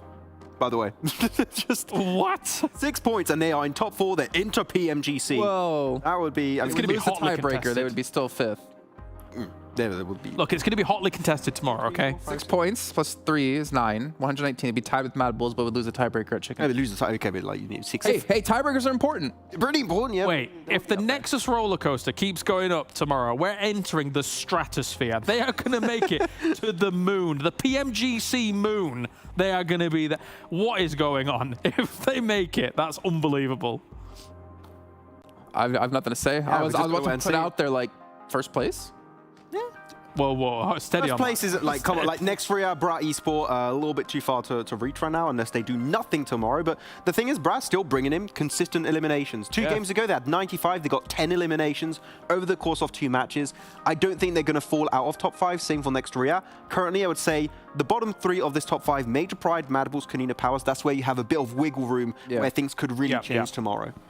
It's getting tough here. I mean, S2G, they've fallen off from top 5 as well at the start of the day here in 8th place. But what about the second page? Because realistically, S2G could get top 5. And there is a chance for MELISE, for REGNUM KARYA to do so. I don't want to call it just yet, but like we're looking 40 points out for Gladiators at the moment. Look, I mean, okay, let's play the other side of this card for a moment. If Nexus can do what they've done today, you're not wrong. Gladiators can do that too, all right? We've seen them have some excellent days, some wins after wins after wins. There is a hope for some of these teams. Yeah. Kitsune said in the interview, "Oh yeah, we're going to qualify. It's fine. It's okay. I'm not even thinking about it." Maybe you got to start. Maybe you got to start thinking about it now. I think this is the moment where we start. Well, maybe it's not that easy getting into PMGC, but it like 13th position, not really what you would expect from the Gladiators. Sure, end of tournaments, that's when they perform the best. But I feel like we're getting at a point where the point gap they need to catch up, and also the teams above them are still going to keep normally doing well. It's going to be rough to close that gap. They're going to need one of the best days we've ever seen from Gladiators if they want to catch up. Okay, well, let's move on to MVP on the day. I don't know if you have any predictions or you just want to see it. I'll let you guys choose. Do you want to see it or do you want to make a prediction? Kapahala. I was going Becca. Becca also, KONINA Power. That's what I was going to go for. I'm going Doran for this one. Okay. It's going to be really close, I think. Yeah. Let's see. Who's our MVP? Our MVP? Becca. You got it. Yeah. I mean, if I had to predict who was correct in this situation, I went with Kalaris, because looking at your prediction, Thank you. it would have made no sense to choose you. Yeah, that is very true. Never true. follow me, anyways. I mean, their campaign today started on that beach of all places, right? Considering KASIK team had that compound on in Erangel, and then they were just kind of sat on the beach waiting and hoping. It was a surprise to me that they survived as long as they did there. I mean, all things considered, the circle was a little bit in their favor. But from then on, Becker just constantly 5 eliminations, 5 eliminations, 5 eliminations. He was absolutely blasting out of control. This Erangel game in particular, they had the plateau and knew, okay, we're definitely not going to win this game. Let's just start blasting every single team's out of position and try and get things done in the way they did with them. Out of control. Yeah, for Becker. So out of control. And this win, I mean, I really did not expect them to win it at all, but they had 10 billion nades to play with, and Nexus were not ready. Were there any other teams in the lobby other than Nexus and KONINA and Power? I think it was Was there any? You only had 2 teams spawning every time. Yeah. It's weird. It was a weird day. There's a couple invisible teams. Galatasaray. Galatasaray. I'll say it, yeah. I wasn't sure if you were going to say it or not. You were gonna say- but what have they done? I don't know. You know what was invisible was our predictions. I decided to take Can we it. keep them check in. invisible? Max's was. No, okay. That little cough. Poor Max. I wish you focused as hard as you do with your predictions as you are in that picture. Wait, Blank's a point ahead of me. What happened? God. I just did the pose for the picture there. I wasn't focused. I was just like, oh, let's try and look cool for once, and that's it. Blank was barely even here today. I think, you know, to be fair, I feel like you deserve some of Blink's points for covering for him. I agree. Okay, give me half of his points, please. Thank you. Half of his points. And we'll be even. Thank you. I'm fine to make that happen as long as I'm still ahead of you and not Blank's last. England somewhere going. Hey, I won the spring season prediction game, okay? You weren't here. I won it, I swear. It didn't happen. Didn't wasn't here, happen. didn't happen. I did win it. Let me get Janira on the phone and be like, is this true?